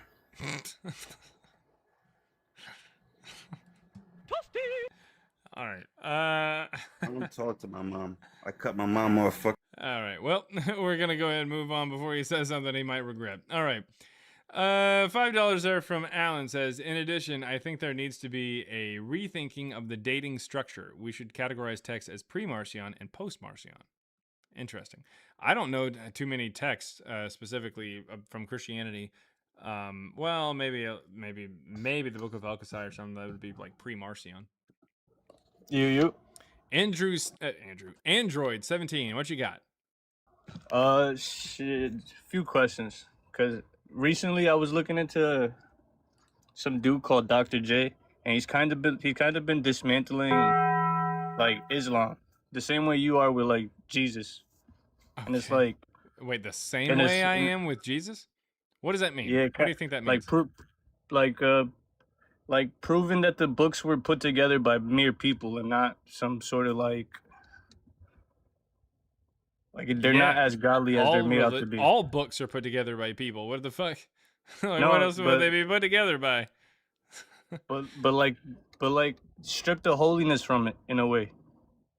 Yeah, dude. What do you think? There's some books that were written by angels or some shit? Not because I was just asking because I wasn't expecting it to be possible too with Christianity, but then the algorithm, like, here come you, fucking start running into videos of you, and I binge watch those, and it's like now I'm questioning Christianity. Yeah, well, yeah, man. What I would look, I think that you're reaching this point where you're starting to realize that, like, hey, the arguments that are made against other religions outside of Christianity can be made for Christianity itself. And this is a very important point to get to. And I'm glad that you're there. I really am. Because a lot of people will sit around and they'll say, oh, this God didn't exist, this God didn't exist, this God didn't, but this one totally did. And it's like, okay, how did you do that? Like, how did you decide to take the speck out of your, to quote a mythological character, take the speck out of your neighbor's eye, but not remove the log that is in yours? So it's, that's how that works. You got to make sure that the same arguments that you're using against other people and other religions and stuff like that can't be used against you. And if they can be used against you, then it's possible that you're all wrong. It's most likely that you're all wrong. Yeah. So yeah, I mean, you're actually what we in the biz would call deconstructing, and that's a good thing. I want to see some W's here for Android, guys. I'm flattered. Yeah, I mean, that's literally what you're supposed to do. You're supposed to go, wait a minute. I've been talking shit about that one, or I've been learning all this different stuff that's talking about that religion. Let me now make sure that it logically is consistent. As long as you're consistent, they should be fine. I mean, it almost felt like because Dr. J does it from like a point of view because he's Christian. Yeah. So he's like in attack mode. But he won't attack his own stuff. Hell no. Yeah, see, that's the thing, and you picked up on it. You're like, wait a minute, because it requires the Bible to be like, at least the New Testament, it requires that to be full 100% truth in order for like. Yeah. But my question was, because I don't got all that long research into this stuff, but like I'm just going up the ladder, and it's like the Old Testament is next, and I just wanted to see like your thoughts on that, like. Yeah, well, I can tell you right now, if you're able to move past the Quran, if you're able to move past like the Book of Mormon, which is obviously weird, and you're able to move past the New Testament, if you're able to move past the New Testament, you're going to be able to move past the Old Testament. The Old Testament's even worse. Like, it really is. Like, because, I mean, at least with the New Testament, like, it's close enough in history to where we can take a look at it and go, Like, did some of this exist? And you can dive in and stuff. For the Old Testament, it's like, no, they're making these much crazier claims, much more egregious supernatural claims. And on top of that, the history is incredibly vague. Throughout the entire, not the entire, but, well, yeah, throughout just about the entire Torah, there is this ominous figure known as Pharaoh. But that doesn't, like, what does that even mean? Like, which Pharaoh? Like, it doesn't even tell you which Pharaoh it's supposed to be. So it's really weird. So like is it would you say it's like just as hard to like put it on a timeline as to like events? Yeah, I mean, what do you mean? Like you gotta like somebody comes along to like 100 200 years later and then tells you about some guy he never met before, Mm-hmm. and it's like you're supposed to take this dude's words as truth, but then you go back and none of the history matches up. Yeah. Oh yeah. It's anachronisms. It's the concept of, okay, this doesn't line up with the time. Let me give you an example here. This is one of my favorites here. Let me see. Is it Genesis 30? Is that what it is? Maybe it's 30, 31 or something like that. I don't know. It's somewhere in here. Let me see. No, that's not fucking what it is. We're going to try one more time. 36? Yeah, there it is. Okay. All right. So we're going to go to right here. Genesis 36:31. This is one of my favorite examples of this. So again, we're in Genesis 36. Genesis 36. And it is verse 31.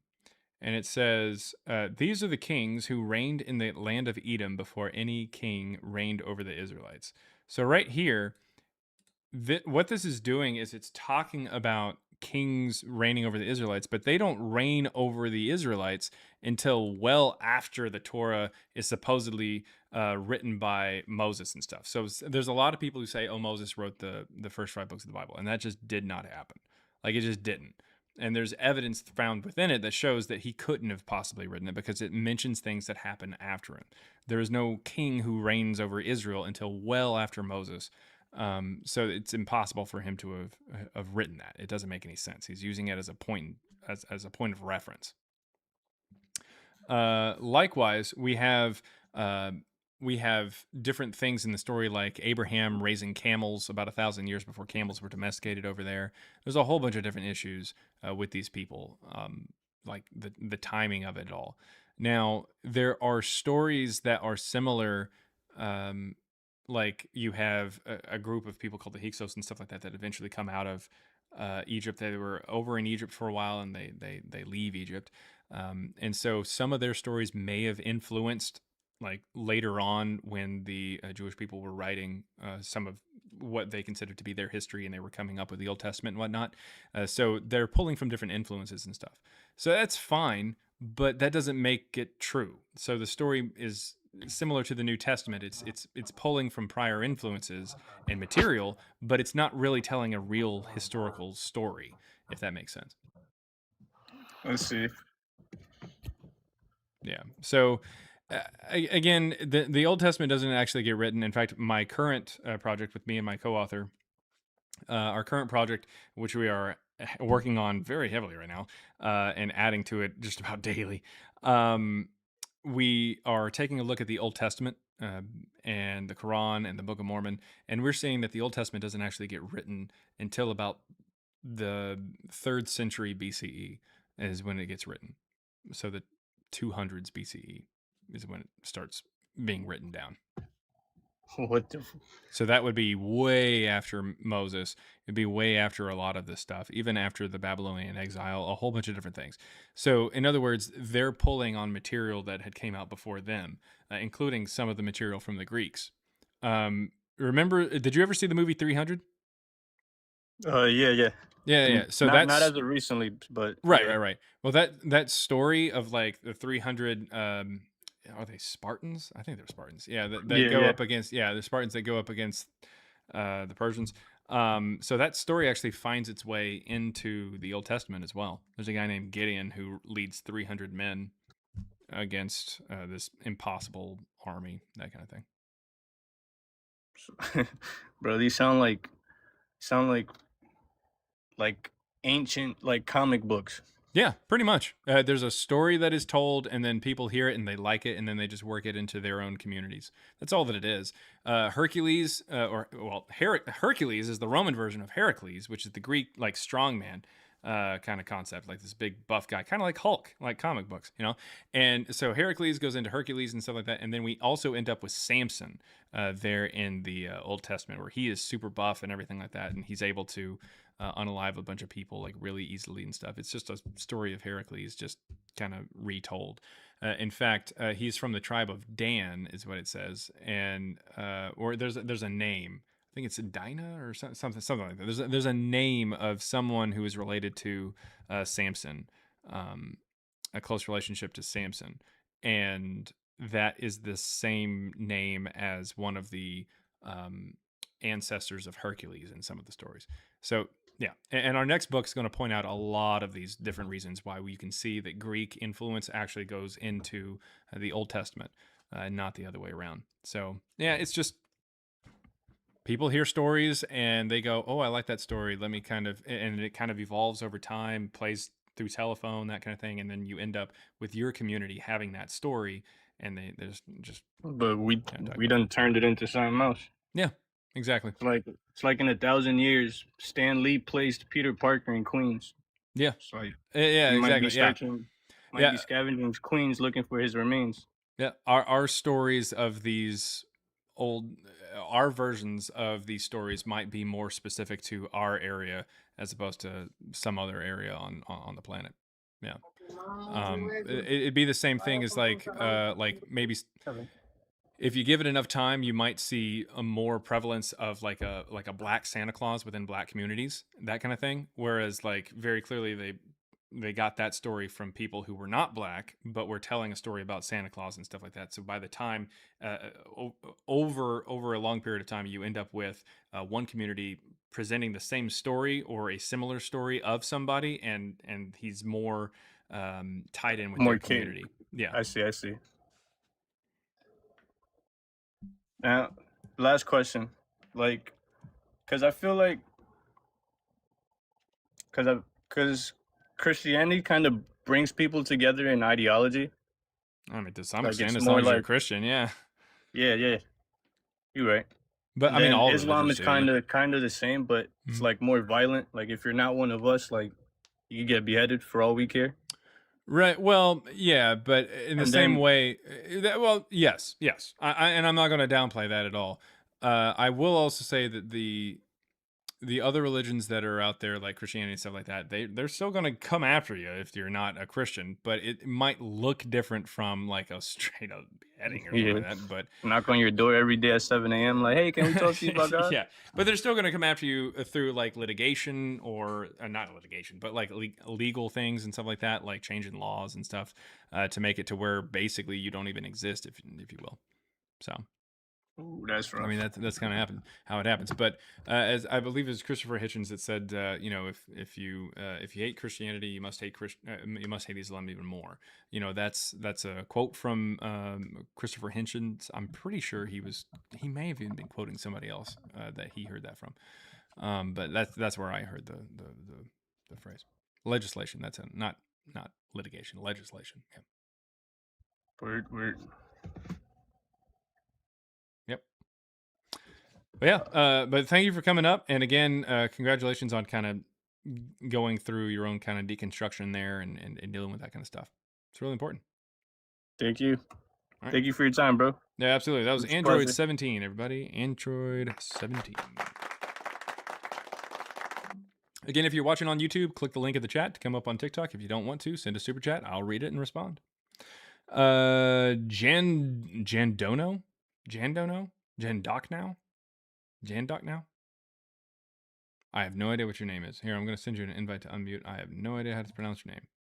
Hey, brother. How you doing? Hey. Well, what's your name?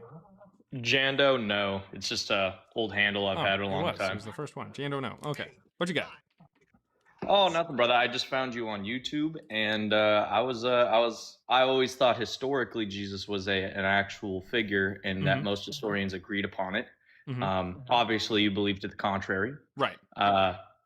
and I've never honestly questioned it. So I guess I went about it in a rudimentary way.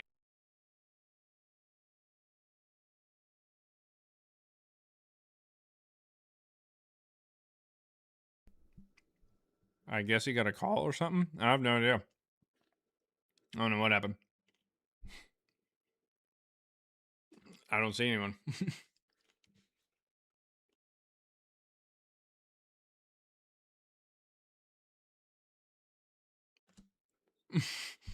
That was really weird. He may have got a call. I can't hear him. Are you there? Oh yeah, I'm here now. Oh, okay. Sorry. So essentially, there's a lot of noted historic figures that were also like well known by historians. Oh, what's your how did you fall down this rabbit hole in the first place? And What do you mean? As far as believing Jesus is not an actual. So I'm not a religious individual. What? Where was that going? You said something. There's a whole bunch of historic people. What? Yeah, there's a lot of historic figures that are already known to have existed Mm-hmm. that have also claimed an association with Jesus, either at his trial of his execution or being an actual third-party historian or being Who has claimed to be a witness of Jesus? Pontius Pilate is one. We don't have any writings from Pilate. He was the Roman governor. We don't have any writings from Pilate. He doesn't claim shit. Caiaphas was a priest. We don't have any writings from Caiaphas.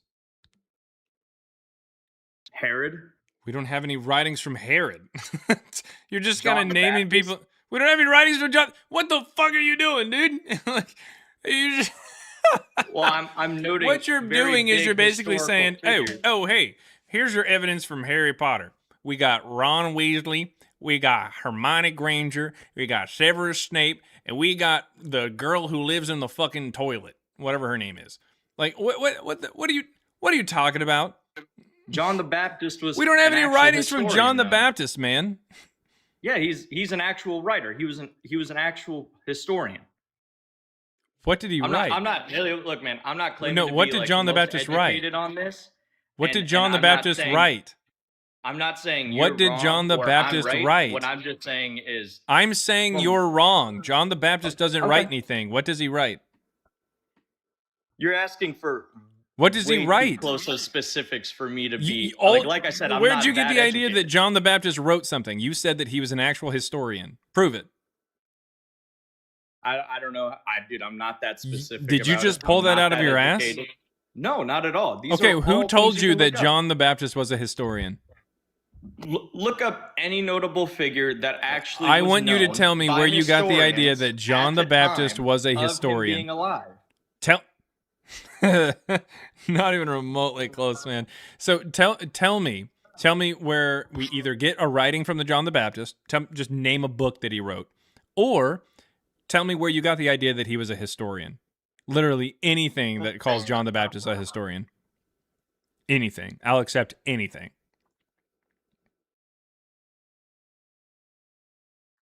John Smith, you spelled the word "you're" wrong. Well, buddy, I'm not that specific. I wasn't here to argue. I just wanted to know Well, you your made a rabbit claim. hole. You made a very specific claim that John the Baptist was a historian.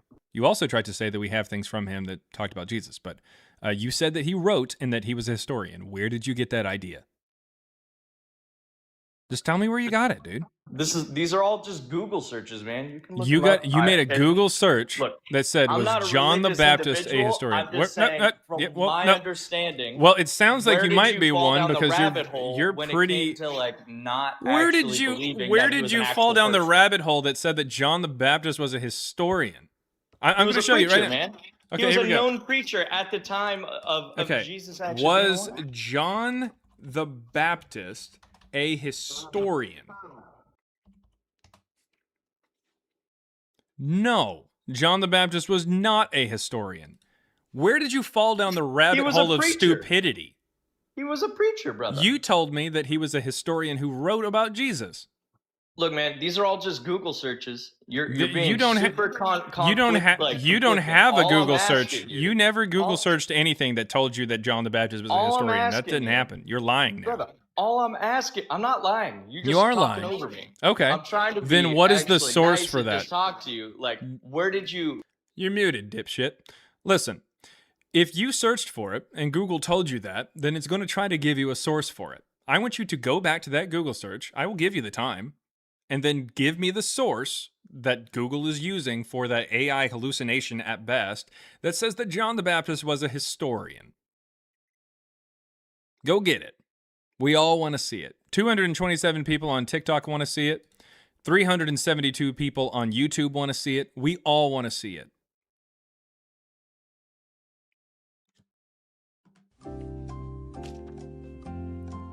You find it? You're muted.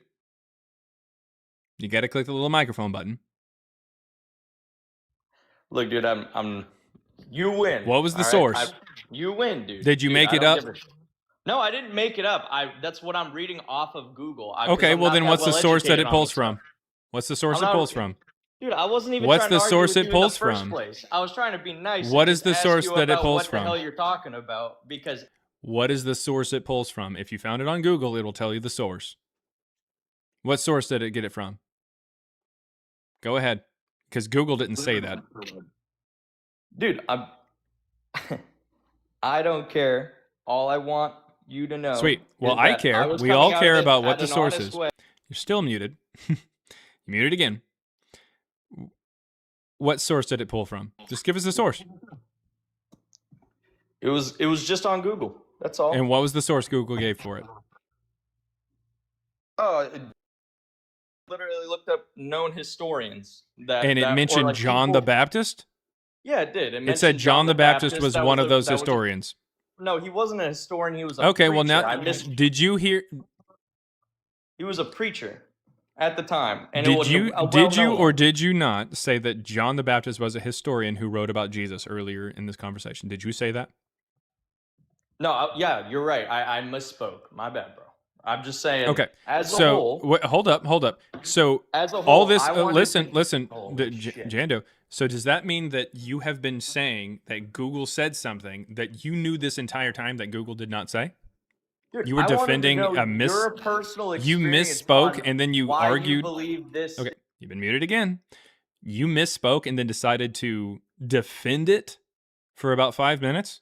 That's what you did. You had too much pride to admit that you misspoke, and you No, dude. defended that position and said that Google said what you knew it didn't say for 5 minutes. No, I've been trying to get off the topic for 5 minutes, and you keep The topic over-talking. that you started by making a dumbass remark. All right, dude. You can be rude and call people names, or you Well, can you actually could have a genuine and you can be genuine, like you want me to be, and actually admit when with you make a someone who is mistake. genuinely interested in what you had to say. Sweet. Admit whenever you say things completely made up. Can you stop muting me, please? No. In fact, you probably just need to be disconnected. But that being said, All do you right. have any evidence for Jesus or Paul? Any evidence whatsoever, other than these people who did not write things that we have? I mean, because you brother- started to name a bunch of historians and then named a whole bunch of people who we don't have any record from. You have a great rest of your day. Sounds All good. I wanted was a solid. Sweet. You didn't get one because you decided to be a dumbass. Say hello to your mother for me. All right. Moving on to TDJCJA485. Yeah, I just wanted to say, like, why are you making this live? Like, Why am what I about making the this live? Yeah, like, why are you? I don't know. Why are you coming up on the live? Well, why are you making it though? Like, Because people usually like if you want to wanna- come up and ask questions like that? Well, it's unorthodox because usually, Well, is it really that unorthodox if you're engaging with it? I'm just curious as to why you make a live like this. Because people like you want to come up and ask questions, and I want to give you a platform. I'm not asking questions. You're saying to prove You something wrong. literally That's not asking started talking questions. by That's asking a making question. statements. You I'm literally sorry? started by asking a question. Yeah, but the point is Yeah, but so you making don't a want to ask point. questions, I but mean, you it's started with asking a so question and then let me admitted just that you say asked a this really question. quick. Let me just say something really quick. This usually, if you want to learn a topic, like you're curious about something in life, Yep. you go out, you find out about it, you find out your learnings I'm of that doing. topic, and you go. Let me finish, please. No. So what I'm doing right now is I'm allowing for the 243 people on TikTok and the 373 people on YouTube to come up and provide evidence. I need to be able to make my full point. You need to be able to be quiet.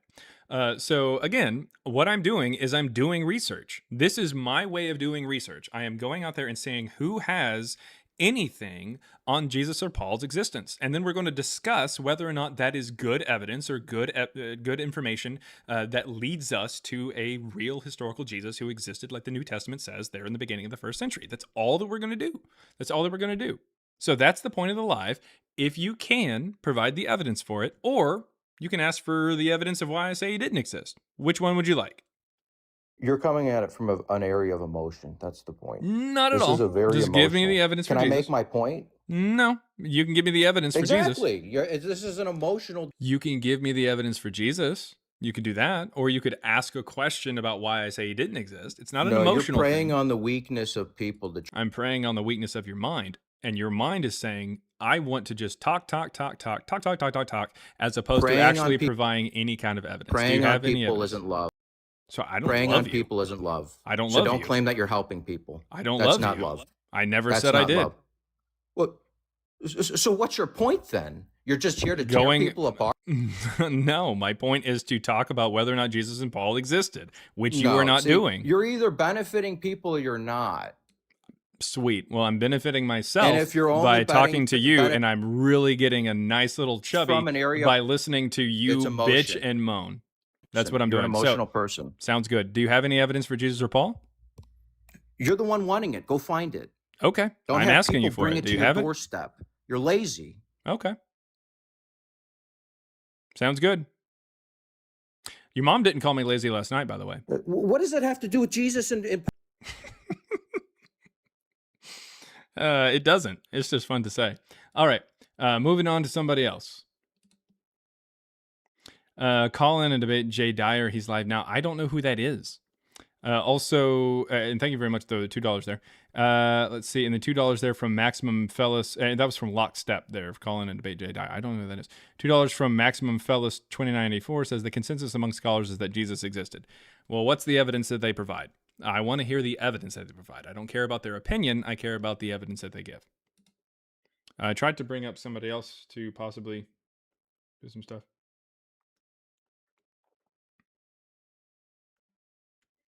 Hopefully people have evidence for Jesus or Paul. Come on. Helping Maga to Construct sent $2 there on Super Chat there. Thank you very much. Says, does anyone prey on people worse than Christianity? I mean, yeah, that's kind of the point. And ultimately, the first thing he did was he got emotional. And then he just tried to claim that I'm just coming from an emotional stand. No, I'm not. I'm asking you for evidence and you can't even get it out of your mouth because you're too busy whining about something. All right. If you've got evidence for Jesus or Paul, come on up.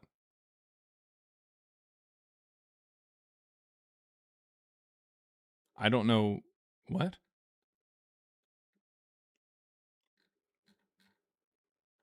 Is Jando still whining in the chat or something?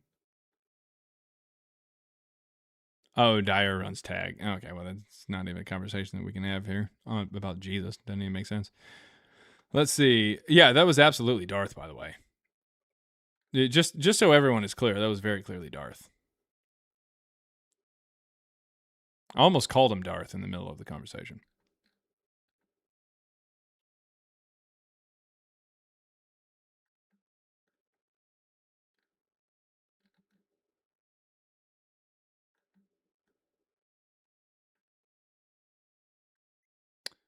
Let's see.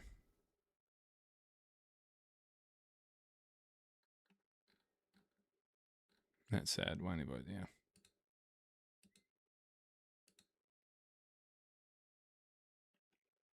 Jaren has the meatballs. Arby's, we have the meats. What's going on in Big Schmello? Sup, Jared? I just have a small little question for you.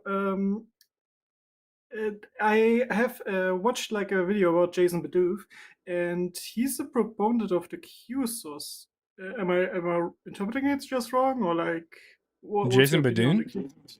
Yeah, He's a proponent for the Q source? yeah. There's some kind of like that there's the chance that Marcion used like the Q source or something. Okay.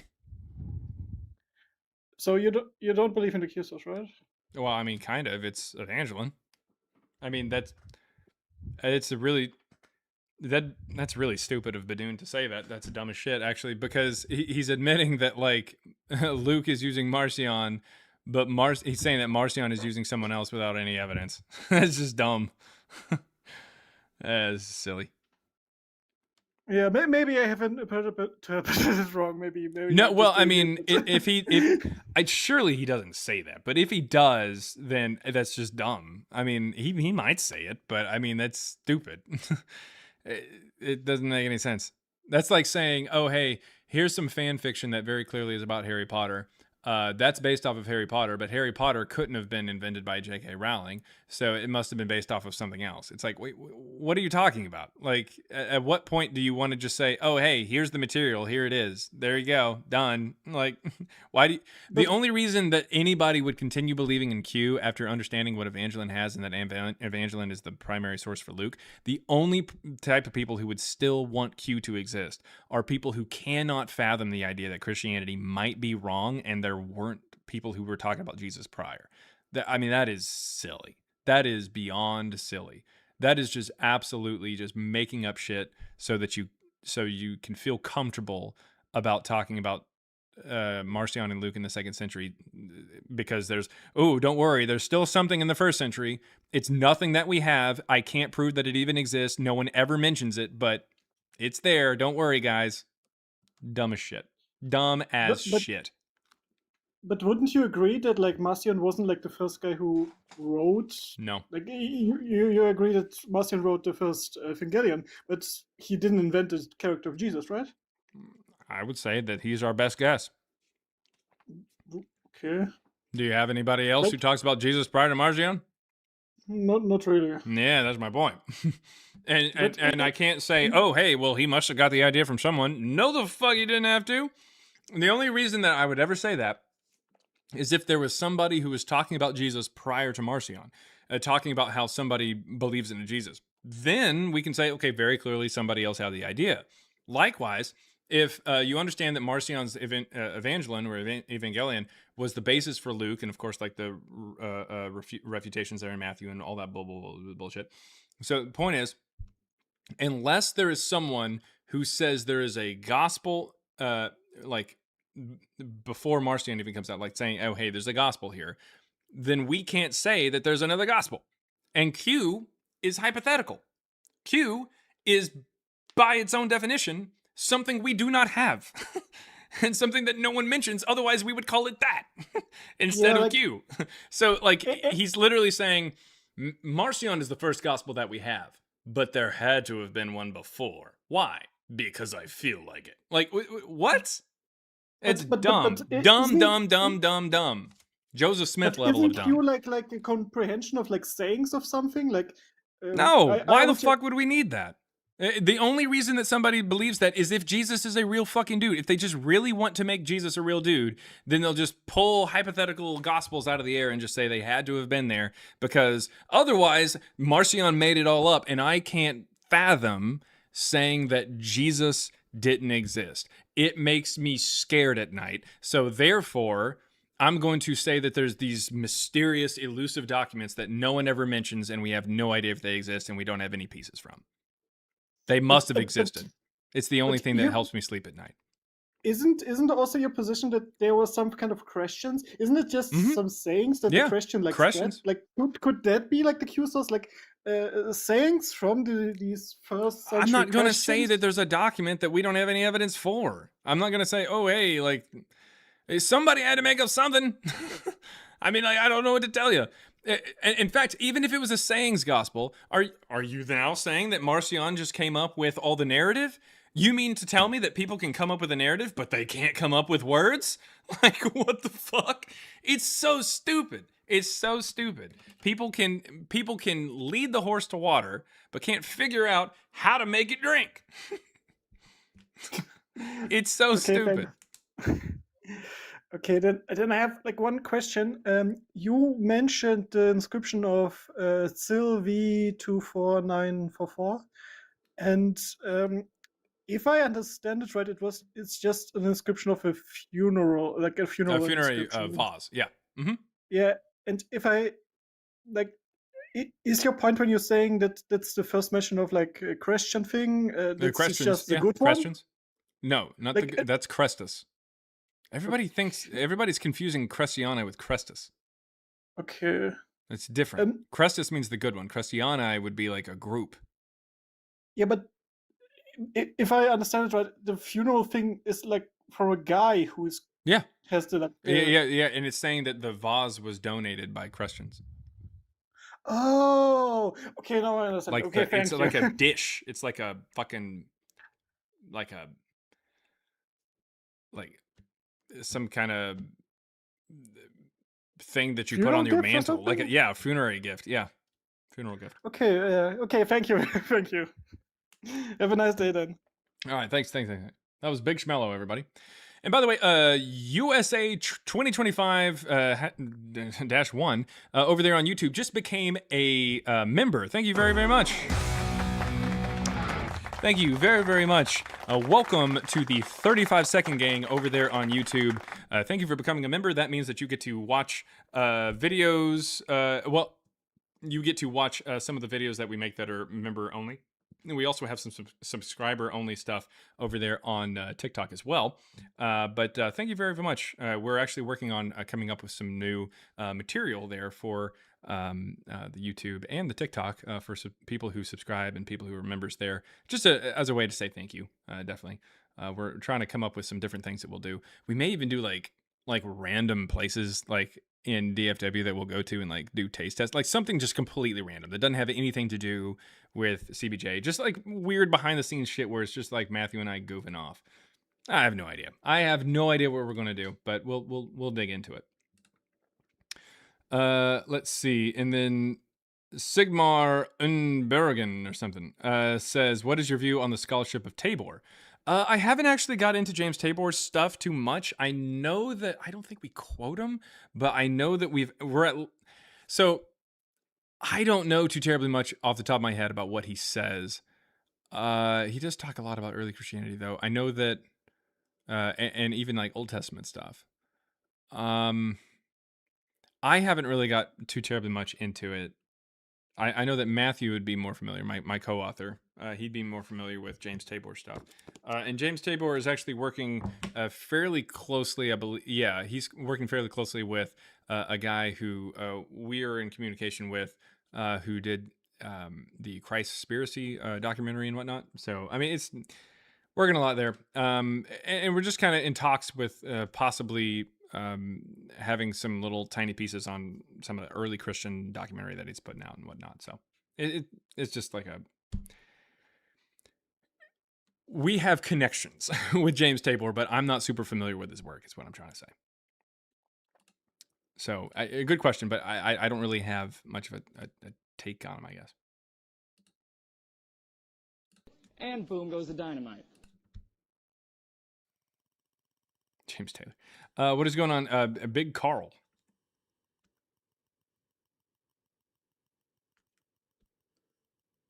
You there, Big Carl?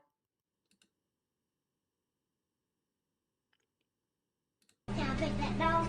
No. Can I pet that dog? No, he's Can I sleeping. pet that dog? All right. Well, he's gone. All right. Is there anybody else who's got some evidence for Jesus or Paul? I'd like to hear about it. I would love to hear about it. We can try Big Carl again here.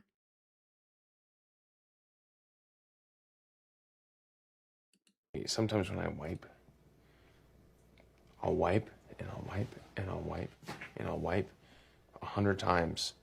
Still poop. Let me check that. It's like I'm wiping a marker or something. All right. Big Carl, what you got? How's it going? Can you hear me? Yep. Yeah, can I ask you a question? I want to know why you care so much about this. Care so much about what? What's your Jesus and Paul never existed, prove us wrong, all this It's a kind of topic stuff. I like. Next question.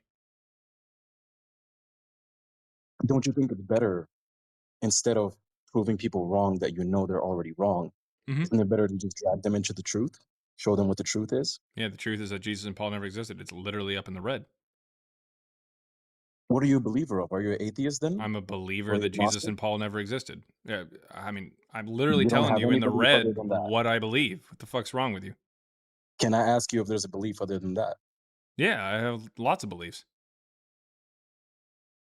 A belief in religion, a belief in the creator, a What does belief that in have how to we do were with whether or created. not Jesus and Paul never existed? That's what I'm up here just spreading the truth Well, on. Why does there have to be something else? my Why you're point like, hey, you talk about the truth. Why don't you talk what about you're other doing is things? Like, why? Like, no, you no, no, just no, like no. It's are not that. bitching It's and not moaning that. about It's like not how that. I approach like a topic that I like and talking about the truth, Okay, and first you of want all, me to talk about other things. Why? It's not your live. Go make your other live okay, and do okay. whatever you want. It's not my live. I can make another live, Yeah, you whatever. It's can. all good. You Okay. literally can. I'm coming to you. I'm coming to you with a whole bunch of respect. All right. You can Sweet. talk to me however you want to talk to me. Sweet. I'm going to talk to Well, you with I'm respect. All right. talking to you. Because I I'm really talking want to you to you, and I'm listen, and telling you that this is I a want you and topic. everyone listening here. I want Sweet. you and everyone listening here. Be quiet. This is my live. This is my topic. This is the truth. Do you have any reason to doubt what I'm saying up here? If you do, please present it. If you don't, I don't know why you came up here. What do you got? What I do got is that it's much better for you. It's much, much better. I don't want any kind of life advice from somebody whose name is Big Carrie or Kari or whatever.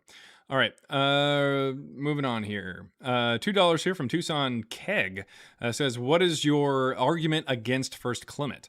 So First Clement doesn't actually mention Clement, and on top of that, it doesn't mention anything else as far as like the dating of the text. The first time we get any mention of it is in 180 by Hegesippus or Irenaeus of Lyons, and of course, the Shepherd of Hermas, which is written in the middle of the 2nd century, as evidenced by the Muratorian Canon, written in the late 2nd century, or put out in the late 2nd century, that says that the Shepherd of Hermas was written by the brother of Pope Pius, who was Pope in the middle of the 2nd century, about 150s to 160s. That means... That means that when it talks about how Clement was the author of Shepherd of Hermas says he tasked Clement with delivering a letter for him, that means that he is alive, apparently Clement is, in the middle of the 2nd century. So even if Clement did write it, which there's no evidence that he did, he was apparently alive in the middle of the 2nd century, in which case this is coming out after Marcion. So not really too groundbreaking. Yeah, just kind of how it works. But again, we don't have any evidence for it until about 180 or so. It would seem a bit strange that Rome would keep a letter from somebody who they don't know the letter is from for 90 fucking years before somebody even mentions it. It's kind of strange. All right. Who is that person down there that's saying some stuff?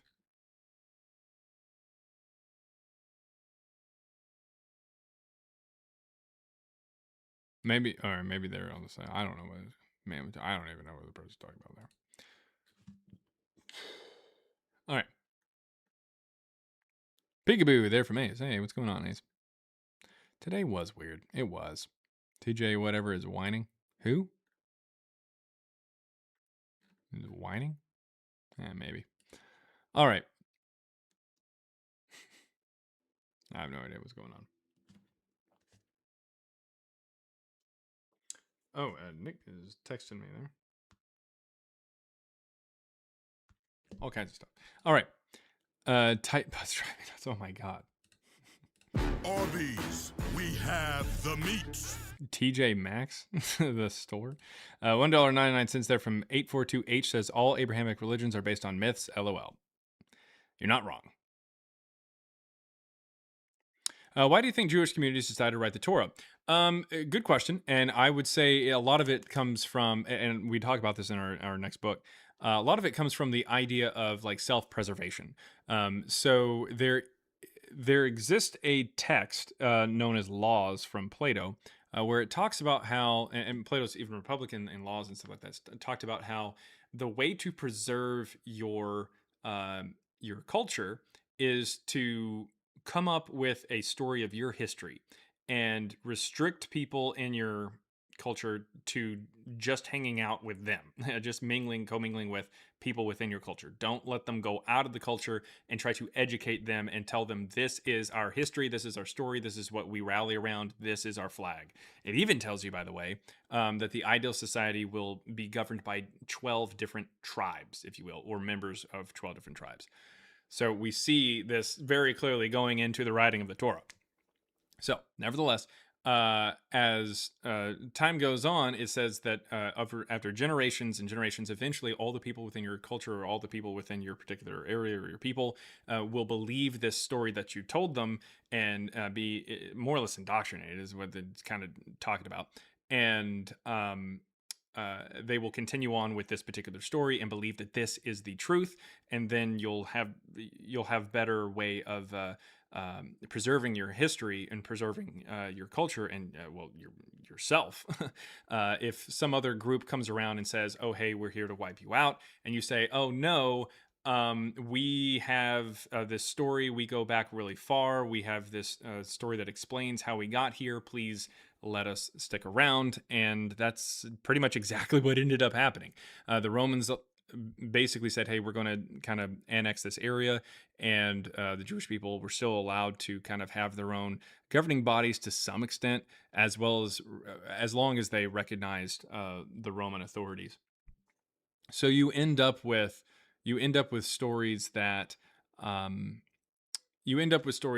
built for self-preservation, and that doesn't automatically mean that it's just like just a bunch of lies. That's not really what that means. It just means that people from different backgrounds that have at least something in common with each other, like Hebrew or Israelite or well, not Israelite, but Hebrew and Jewish, that kind of thing, they're all coming together and they're saying, hey, let's go ahead and work on a text itself that talks about us and where we come from and things like that.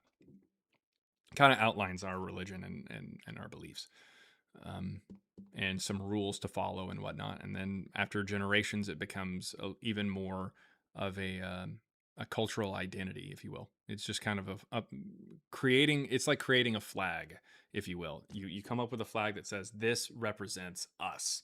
And over time, people recognize that flag and they see that flag as, okay, that's home. This is my culture. This is my identity. That's who I am.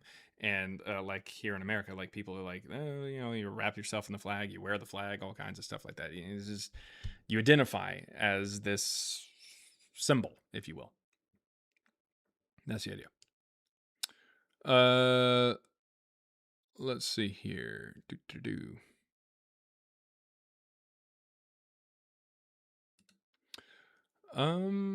And then you're bad at keeping secrets. I'm sorry, Christina the Godless, who sent $2 there on Super Chat. It's not that I'm keeping what do I mean keeping secrets? What are you talking about? What are my secrets? I don't even know what you're talking about. Are you talking about what I think you're talking about? Are you talking about what I think you're talking about? If you're talking about what I think you're talking about, then message me. And not on TikTok. All right. Tucson Keg, $2 says, thanks, Josephus Tacitus, Alexander the Great, Erman Queef. Okay. My God. No, I'm just gonna use the, I can't, no, we're not, it just like speed ran the entire board. You can't do that.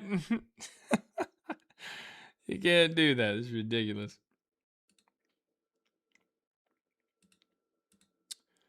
All right. We've got at sign something. Can you hear me? Really quick. At sign, what is your age?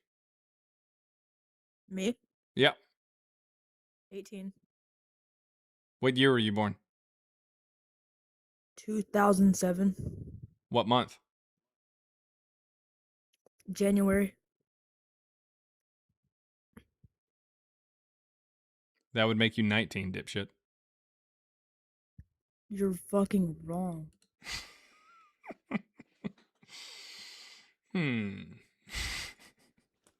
Kids can't do math. It's a known fact. All right. Let's see. TDJ CJA 485. Yeah, I'm just telling you that prove us wrong is an angry statement. It sounds like you're so angry with life and with everything that you say, you know what, fine, you know what, fine. Cool. So anyways, how's your restraining order, man?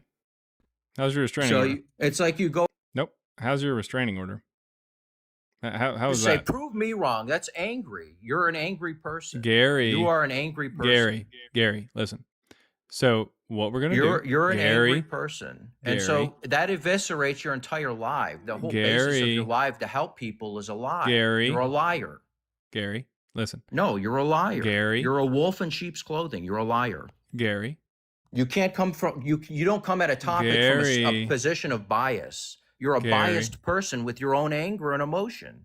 Hey, buddy. As proven by the words, prove me wrong. That's such an angry statement. Yeah. That's not basis of anything. Okay. So you're not loving people by doing this. I'm not trying to. So your benefit. I had to. Sorry. He got flagged by TikTok there. All right. So, let's see here.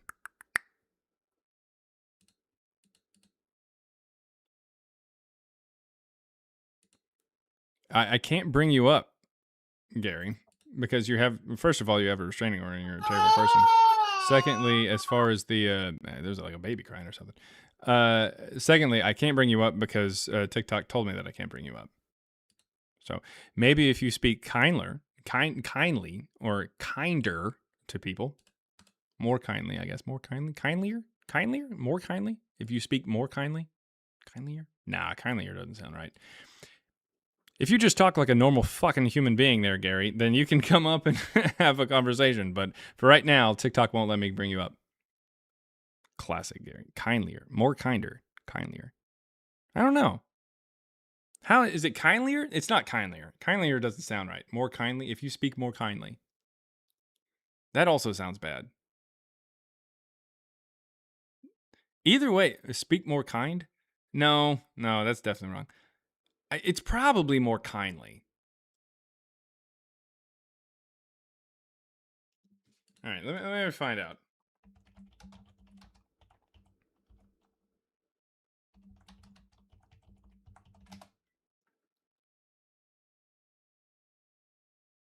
It's an archaic way, but it is used. Kindlier. It is used. It's rarely used in modern conversation, but speak more kindly is the preferred and most natural way to speak today. It didn't feel natural to me. But, I mean, neither did, going on a date with Gary's ex-wife. But I did it. Last week. And then we boinked. Okay. Ah, man.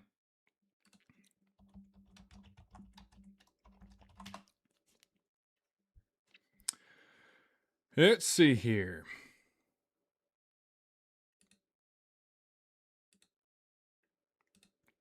Do.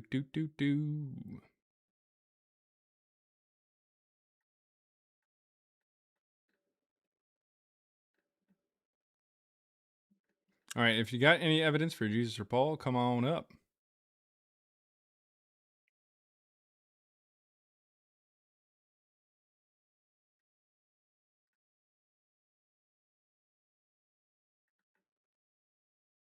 Come on up.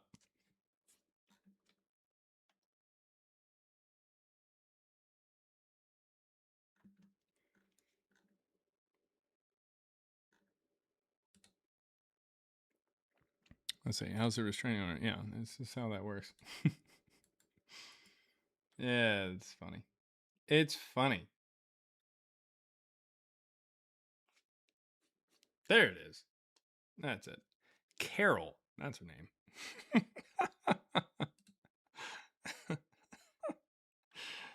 Oh, it's so funny. How's Carol doing, Gary? It's good. Yeah, Carol Snow is her name. Yeah. Hello? Many possibilities. What you got? Can you hear me? Mm-hmm. Okay, I honestly, I'm very curious. If you don't believe they exist, then why do you want to debate about it? Yeah, because it's a fun topic. Also, it's important that society believes as many true things as possible and stops believing as many false things as possible. And we all benefit from that.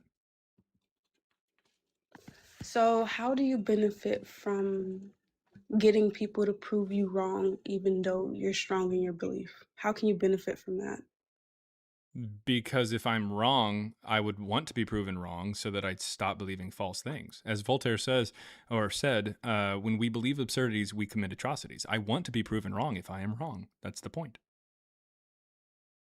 But are you actually willing to be proven wrong? I know that sounds weird the way I'm saying Yeah. it. I mean, I care about being right or wrong. Do you?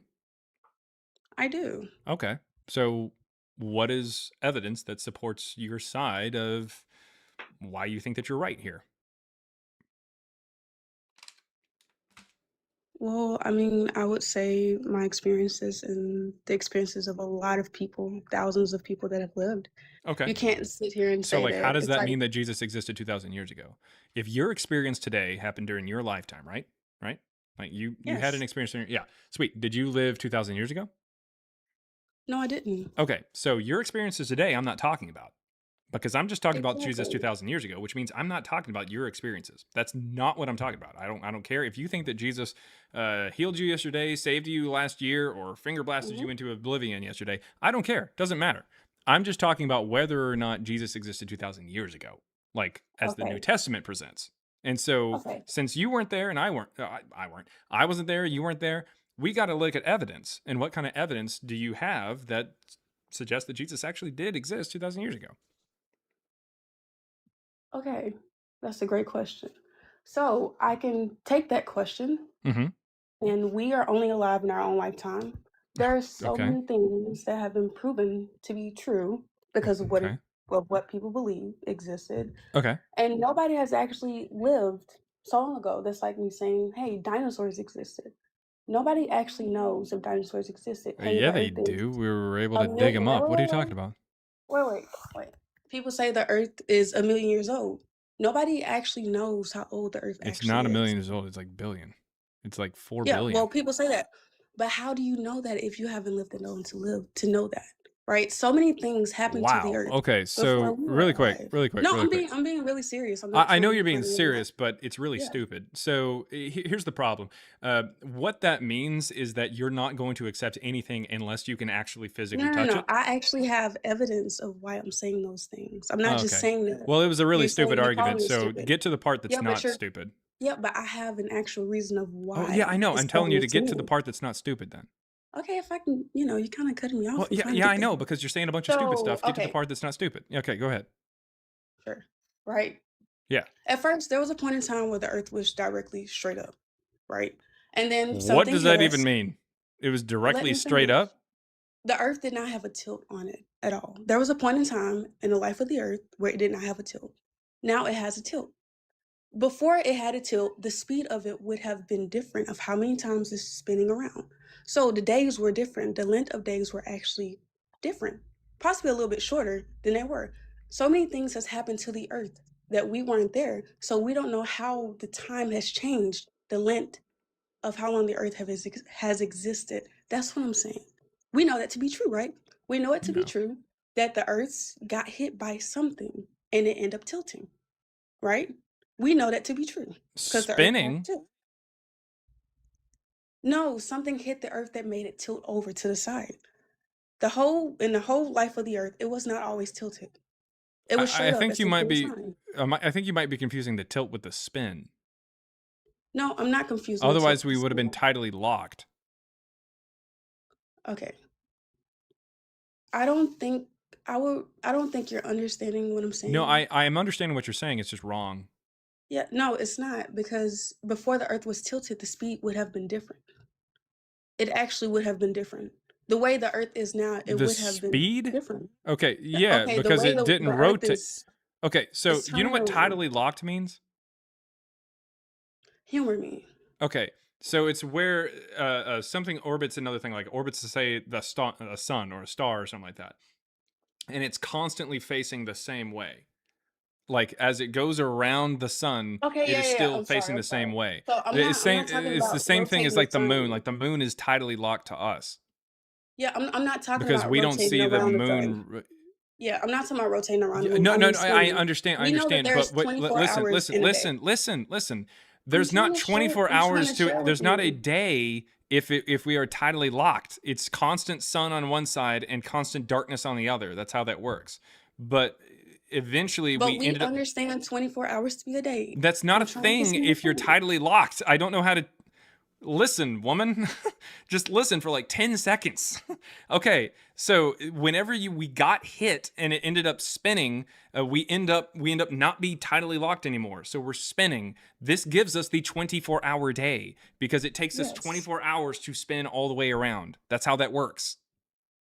exactly. And that's where the moon, like literally the hit that ended up happening towards this rock that was tidally locked to the sun, to the sol in the solar system, it ends up giving us the moon. That's how that ends up happening. It ends up spinning us. Yes. So So we're you not thinking going to before we rotate. got hit that we A weren't day is moving? one rotation, as Olander said. So Yes. we don't rotate if we're tidally locked. So what you're talking about doesn't have any effect on what's going on in the Bible, because maybe you're trying to argue that like I'm not time was arguing different at nothing a with the certain point in Bible. time. That's not what I'm arguing. I'm arguing that we have information that we cannot physically truly deem to be true because we were not alive during that point in No, but time. That's what you were we can. saying. So we don't have to be alive at that time in order to know something. And I'm not making that claim. What I'm trying to say was your experiences, because you're like, oh, I had experiences with Jesus. And I was like, well, So what great. about the times that people Listen, actually have? fuck, man. Shut up for like 10 seconds. God damn, you talk a lot. Just listen. All right. So listen, what you said initially was that you had experiences with Jesus. That doesn't have anything to do with 2,000 years ago. I asked you if you were alive 2,000 years ago because you were trying to draw on your own experiences. Now, that is not me saying that we can't know if something existed 2,000 years ago because we weren't there. That's not what we're saying. That's not what I'm saying. I'm saying we then have to look at evidence. We have evidence of the Earth not being tidally locked and then all of a sudden, being tidally locked and then all of a sudden not being. We have evidence of something colliding with us and creating the moon. We have evidence of these things. We have evidence of it, even though we weren't there. So what is your evidence that Jesus existed, even though you weren't there? And neither was I. But what's your evidence? That's all that we're talking about. We don't have to go into the fucking moon and the earth anymore. Just what is your evidence that you have for Jesus' existence 2,000 years ago? I just sent you an invite to unmute. Please, you have the floor. I didn't know that I was muted. So the only reason I'm finna give you the evidence. The only reason I brought in that because to me it was a parallel. All right, nope, stop it. We're not talking about that anymore. You don't have to give me the meta. You don't have to give me the reason you brought it up. We're moving past it. I'm not going to ask about it. We're fine. Just give me the evidence as to why you think that Jesus and Paul existed 2,000 years ago. Just give me that one. Go ahead. Whoops, I think I muted you at the same time you unmuted. Go ahead. Yeah, that's what I'm trying to tell you. You muted me and you talked over me when I'm trying to give you the evidence. Okay, you're still giving the meta. I don't want to hear about how I mute. I don't want to hear about how I talk. I just give me the evidence. Just straight to the evidence. Go ahead. Go ahead.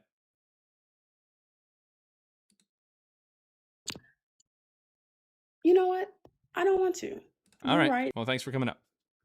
Jesus Christ. It like, my God, just say you don't have any evidence. That's okay. There, God. All right, How's that it going, Bible man? guy. I'm sure you've got some evidence for Jesus Paul. I'm sure. Did the name give it away or what?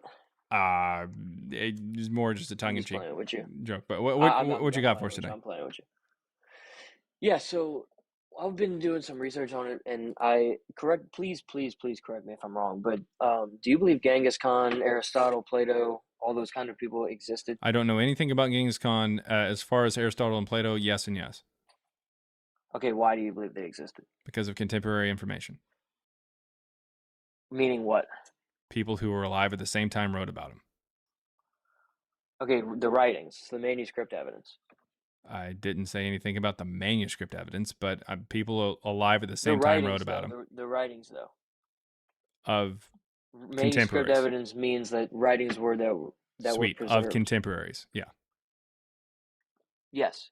Yep. So Genghis Khan, Aristotle, Plato. I don't know just throwing anything about Alexander the Genghis Great, Khan. all I those don't know people. why you just said that. And also, as far as Alexander the Great, sure. I'm naming For historical. Alexander the Great, I'm we naming actually historical have figures. Sweet. Well, for Alexander the Great, we actually have coins. We have coins, and we have the Babylonian really? astronomical diary that dates to his lifetime. Right. Yes. Yep. So all those men, just in manuscript evidence alone, have No, less I did than not say anything about 770. manuscript evidence for Alexander the Great. I'm saying it though as to Cool. my Well, you're evidence as to saying it, why but they you asked me the exist. question and I answered it, and now you're just changing the topic, I guess, because I didn't say that for Alexander the Great. No, sir. No. The point I'm making is I'm bringing up those historical people Okay, because so little to no for people. Aristotle, Plato, we have contemporary writings. We have manuscripts from contemporaries. Then, as far as Alexander the Great goes, we have contemporary evidence that's archaeological. So please continue on. Okay, can you repeat what you just said?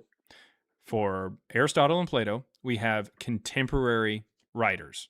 We have manuscripts from Yes. contemporary writers. Okay. For Yes. Alexander the Great, we have contemporary evidence that we can date directly, archaeologically. Yeah, go ahead. And I would argue the same thing of the Bible, that the Bible Sweet. is a So where in the Bible do historical we account. have anything archaeologically dating to the time of Jesus and Paul that mention them? Or where do we have anybody who is contemporary to Jesus and Paul that mention them?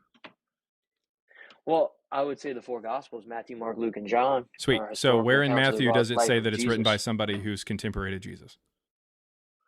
It doesn't say that, but Okay, so how did you determine that Matthew was? was written at that time?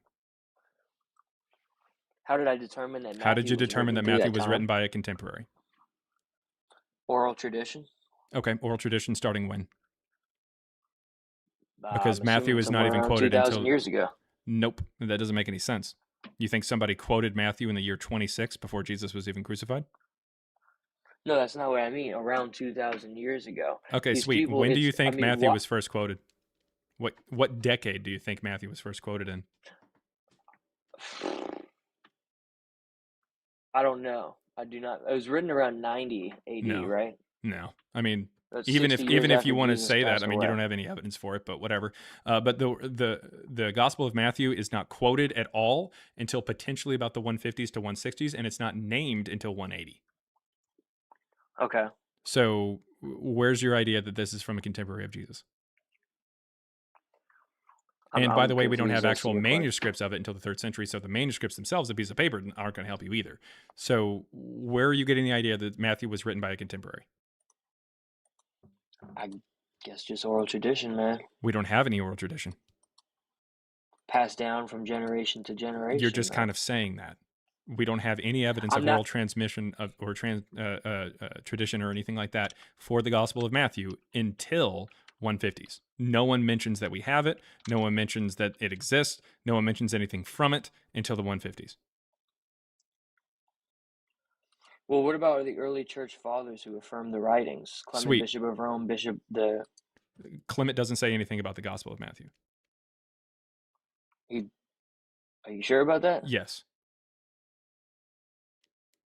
Priapus, Irenaeus, Clement of Alexandria. You're all just these talking about they people in the don't middle of affirm- the 2nd century all the way to, you mentioned someone who exists in the 4th century. The fuck? Wait, what? Yeah, this isn't helping you, man. Okay. Well, So where is your evidence that I'll this do is more coming from a research. contemporary?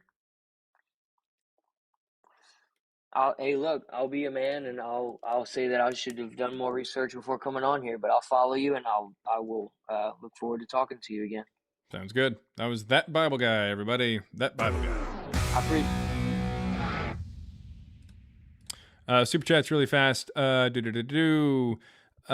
see. $4.99 from Teeters48 says, just jumping in here, interested in hearing what the counter argument to Paul's original letters and Book of Acts as a source of evidence for Paul. Well, the Book of Acts comes out in the middle of the 2nd century, and it's very clearly like a polemic against a lot of Marcionite kind of beliefs and Marcionite like position on Paul that kind of thing. We definitely don't have any kind of real evidence that anything from Paul actually fucking happened. Or from Paul, from Acts, especially to Paul, because like it contradicts itself during like the conversion story of Saul to Paul, and during that conversion story on the road to Damascus, Jesus quotes from Dionysus, which is really weird. $2 from Helping Magnetic Construction said it is called uranium-lead dating. Yes, that's very true. That is very true. I don't know a lot about that kind of science stuff, but I at least know enough to be like, yeah, what she was saying was stupid. $2 from Elopenope says, I'm in the loosh pits now. Am I the alien? Sarcasm. I don't even know what that means. Grieving for Christ. Oh my God. Why? I absolutely abhor the fact that this has become a thing. $2 from Lewis says, now we have evidence that this girl is stupid. Yeah, she very clearly didn't have any clue what she was talking about, and I don't think she understood what I was talking about, which is why she just kept saying some of the dumb stuff over and over and over again. I was trying my best to explain it really easily to her. Like, even like, I've never explained to someone on this live what tidally locked means. Anyways, so $5 from Lewis there. It says, now we have evidence that this kid is also stupid. My God. Okay, so you had to, yeah, there was a kid that also came up in there somewhere. My God. Aaron says, lock D's. That Bible-ish guy. They used to put fake people on coins. Okay, the Bible guy didn't even make it to penalty kicks before taking the L. That's kind of how that goes. That's how that works sometimes. Okay, Elizabeth Herzig says, be a woman and bring facts. Thank you. Be a woman. Don't even bring not the Bible guy. I want to hear the Bible woman. The Bible woman who comes in here and she stands 10 toes down on Jesus and Paul. It gives me evidence. John Price, what you got? I had a question. How do you contend with scholars like Bart Ehrman and James Taylor? When they agree with the historical evidence for Paul and Jesus. I say, what is your evidence? What's your evidence? Do you disregard historical scholars? I don't give a shit about someone's opinion, but I give a shit about evidence. What evidence do they point to? Well, look to them. Okay. That's all you got? You're just kind of saying that people disagree? Cool. People disagree with... Are you aware that there's Mormon scholars as well? There's people who are scholars who believe that Joseph Smith actually talked to the angel Moroni and that Jewish people came over to the middle of America in like 600 BCE. So I don't give a shit what they think either. I care about the evidence. Well, those scholars would also agree to the existence of Paul and Jesus, so... Wouldn't give two flying fucks. Do you believe that angel Moroni is real? No. Okay. Do you believe that... Mormon. Sweet. Well, sweet. That means that you disagree with scholarship. Well, I disagree with that scholarship. Okay, well, I disagree with the scholarship that says that Jesus and Paul existed. So I guess it's that easy. I don't care about how many it is. I don't care. I care about the evidence. Do you have any evidence, or would you like for me to... care about historical... All right, what we're going to do is we're going to answer the question, and if it is a... if you want to continue on this conversation, we can. But I'm telling you right now, I do not care about whether or not someone has an opinion, and I don't care about how many people have that opinion. I don't care at all. I really, really don't. I really, really don't. That being said, please, do you have any evidence that Jesus and Paul existed? If you have any evidence, please present it. I just sent you an invite to unmute. I would say the main evidence I have is the evidence of the Orthodox Church that preserved the teachings of Paul and Jesus. Prove it. How did they preserve it? Of the church. How did they preserve it? They just told you that they did? How did they prove that they actually had it? Oh, okay. So they can't prove it? Well, how do you look for proof? I mean, your evidence is something that you don't have any proof for? Well, the proof is the tradition of the church. Your evidence is just somebody said something? That was it? And then whenever I pressed you on what they said, you just said there's oral tradition. So somebody said that somebody said, and that's your evidence? That's it? They don't have anything? That was terrible, man. What would you look for? 1 Peter 3:15 says you should always be prepared to defend why you believe what you believe when questioned or demanded of you, and do so respectfully. You're a terrible representative for Jesus. But you don't understand. I do your understand. I paradigm. You don't understand that what accept you said evidences. was that You don't accept no your evidence evidences. for Jesus and Paul existing is the Eastern Orthodox Church just saying, "Oh, hey," like, or the Orthodox Church saying, "Oh, hey, we have a tradition." And when I say, "Well, where did they get that tradition?" You said, "Oral tradition." Sweet, cool. So they just said it. So you a game of believe telephone. Julius You literally Caesar- appealed to a game of telephone. Do you believe Julius Caesar crossed the Rubicon? I don't have any idea of whether or not he did. Don't give a shit either. And by the way, I don't swear my whole life to the existence of Julius Caesar nor his crossing of the Rubicon. So you're a dumb fuck. No, I just don't care. And No, if I you don't have are. evidence to You something, are. I'm not going to say that something You happened. started this. You started this admitting you don't care about historical scholarship. No, You're I'm saying obviously I don't care dumb, about dude. whether or not somebody has an opinion over something. I care about the evidence. And if I don't have evidence to something, I'm not going to say that it happened. Because again, to borrow a word from you, I'm not a dumb fuck. No, dude, you are. You don't see that. You Sweet. fundamentally are. So do a you dumb have fuck. any evidence for Jesus or Paul other than a game of telephone that you appealed to earlier? Dude, you're retarded. Sweet. All right. Well, there's that Christian love, everybody. And also, this is your brain on Christianity or religion in general. All right.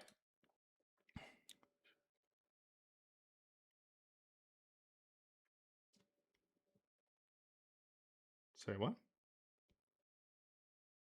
I got a lot of DMs there, so I'll check it there. Okay. I guess get wrecked. Yeah, pretty much. That was embarrassing. All right. So, let's see. Not slurs. Yeah, well, it's slur you later.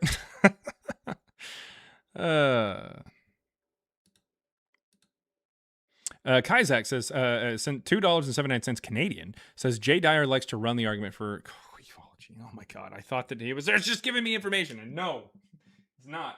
It's another fucking 10 here. 192 times. Got him. Yeah. And then Kaisak goes right back to TikTok. And he's, Ladies and gentlemen, we got him. terrible. Terrible. Terrible. This is real life now, Jorka. Yeah, pretty much.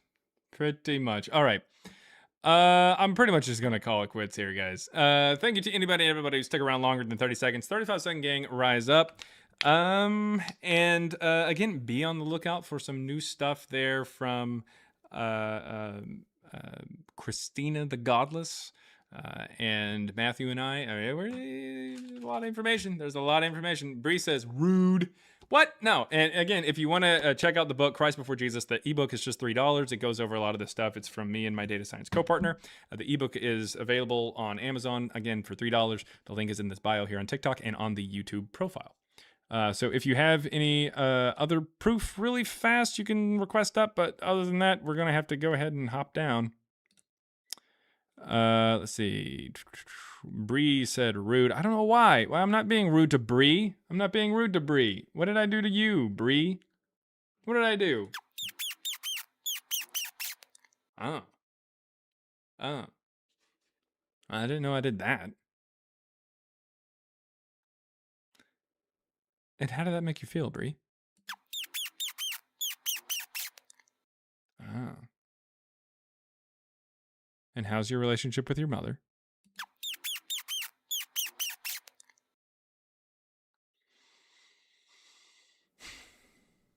Wow. To shreds, you say. All right. It looks like there might be somebody in there. CBJ, what is happening? Hidden Sun, what you got? Hey, sir, wanted to tell you thank you again for your platform. No problem. You went over. I was listening to your show a couple of days ago. There was a discrepancy between Pontius and the time that he was removed from.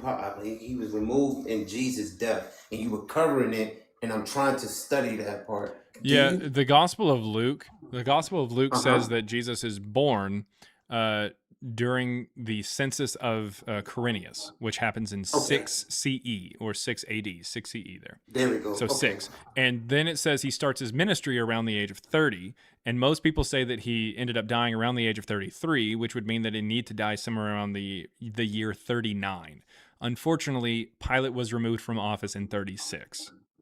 Okay, that's what I needed. Okay, yeah, I was studying that, so I was like, I went on the website that you gave, the Mystic. Yeah. Okay, that's what I needed. So thank you. Yeah, not a problem. Thank you for coming up, man. And by the way, the website that Gray Eyes, my friend Gray Eyes there on TikTok and I guess on YouTube, I guess he goes on YouTube, I don't know. He has put this website together. It's called, or the website is mythicism.web.app. It is an amazing website where you can go in and you can find all kinds of information that is sorted either alphabetically or by the century, and this goes over stuff, different claims and stuff like that people have for like Jesus and stuff. They're like, oh, what about like Tacitus and stuff like that, or what about Josephus? And you can click this stuff, and then it goes through, and it has receipts, absolutely, and it goes over a lot of the talking points that I have here on the live stream, as well as a bunch of others. So definitely go check that out. He is an awesome dude, and he came out with this this really cool website here that has a lot of resources. So if you're talking to somebody about Jesus, or you've heard a claim about Jesus or something, you can go to that website and you can say, hey, does that hold up? Like, what are they talking about there? And you can actually have you can actually argue for mythicism with that website there. It is pretty nice. Okay, so also, like I said, Christ Before Jesus is available as well. And there's a Discord. Discord is found if you see Lady Huggy or Elizabeth Heretics there in the chat, or even Aaron, who has possibly put the link in the chat there on either YouTube or TikTok. There is a Discord known as Deconstructing Chaos, and Deconstructing Chaos is definitely a great community there. And if you can, if you're part of the deconstruction community there, and you're part of Deconstructing Chaos, if you can, there is a mutual aid section in there as well. That we definitely try to look out for each other, definitely try to help each other out there.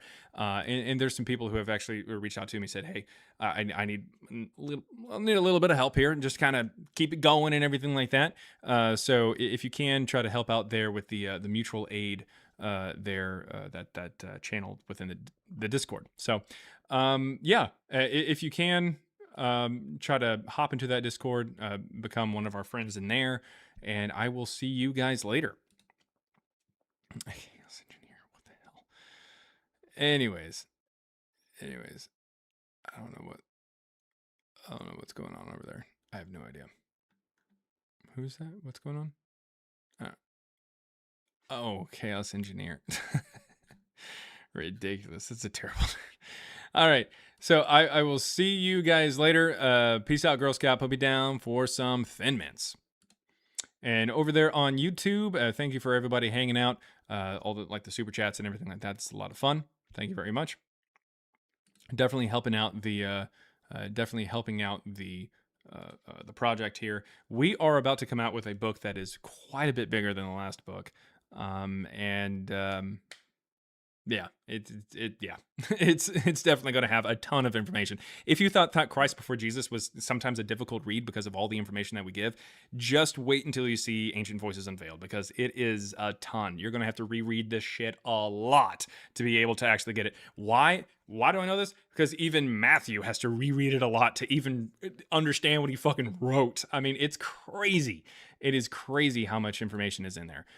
So this is basically a big love letter to a lot of you guys out there that have definitely been with us for quite some time. So thank you very, very much for your support. You've been you.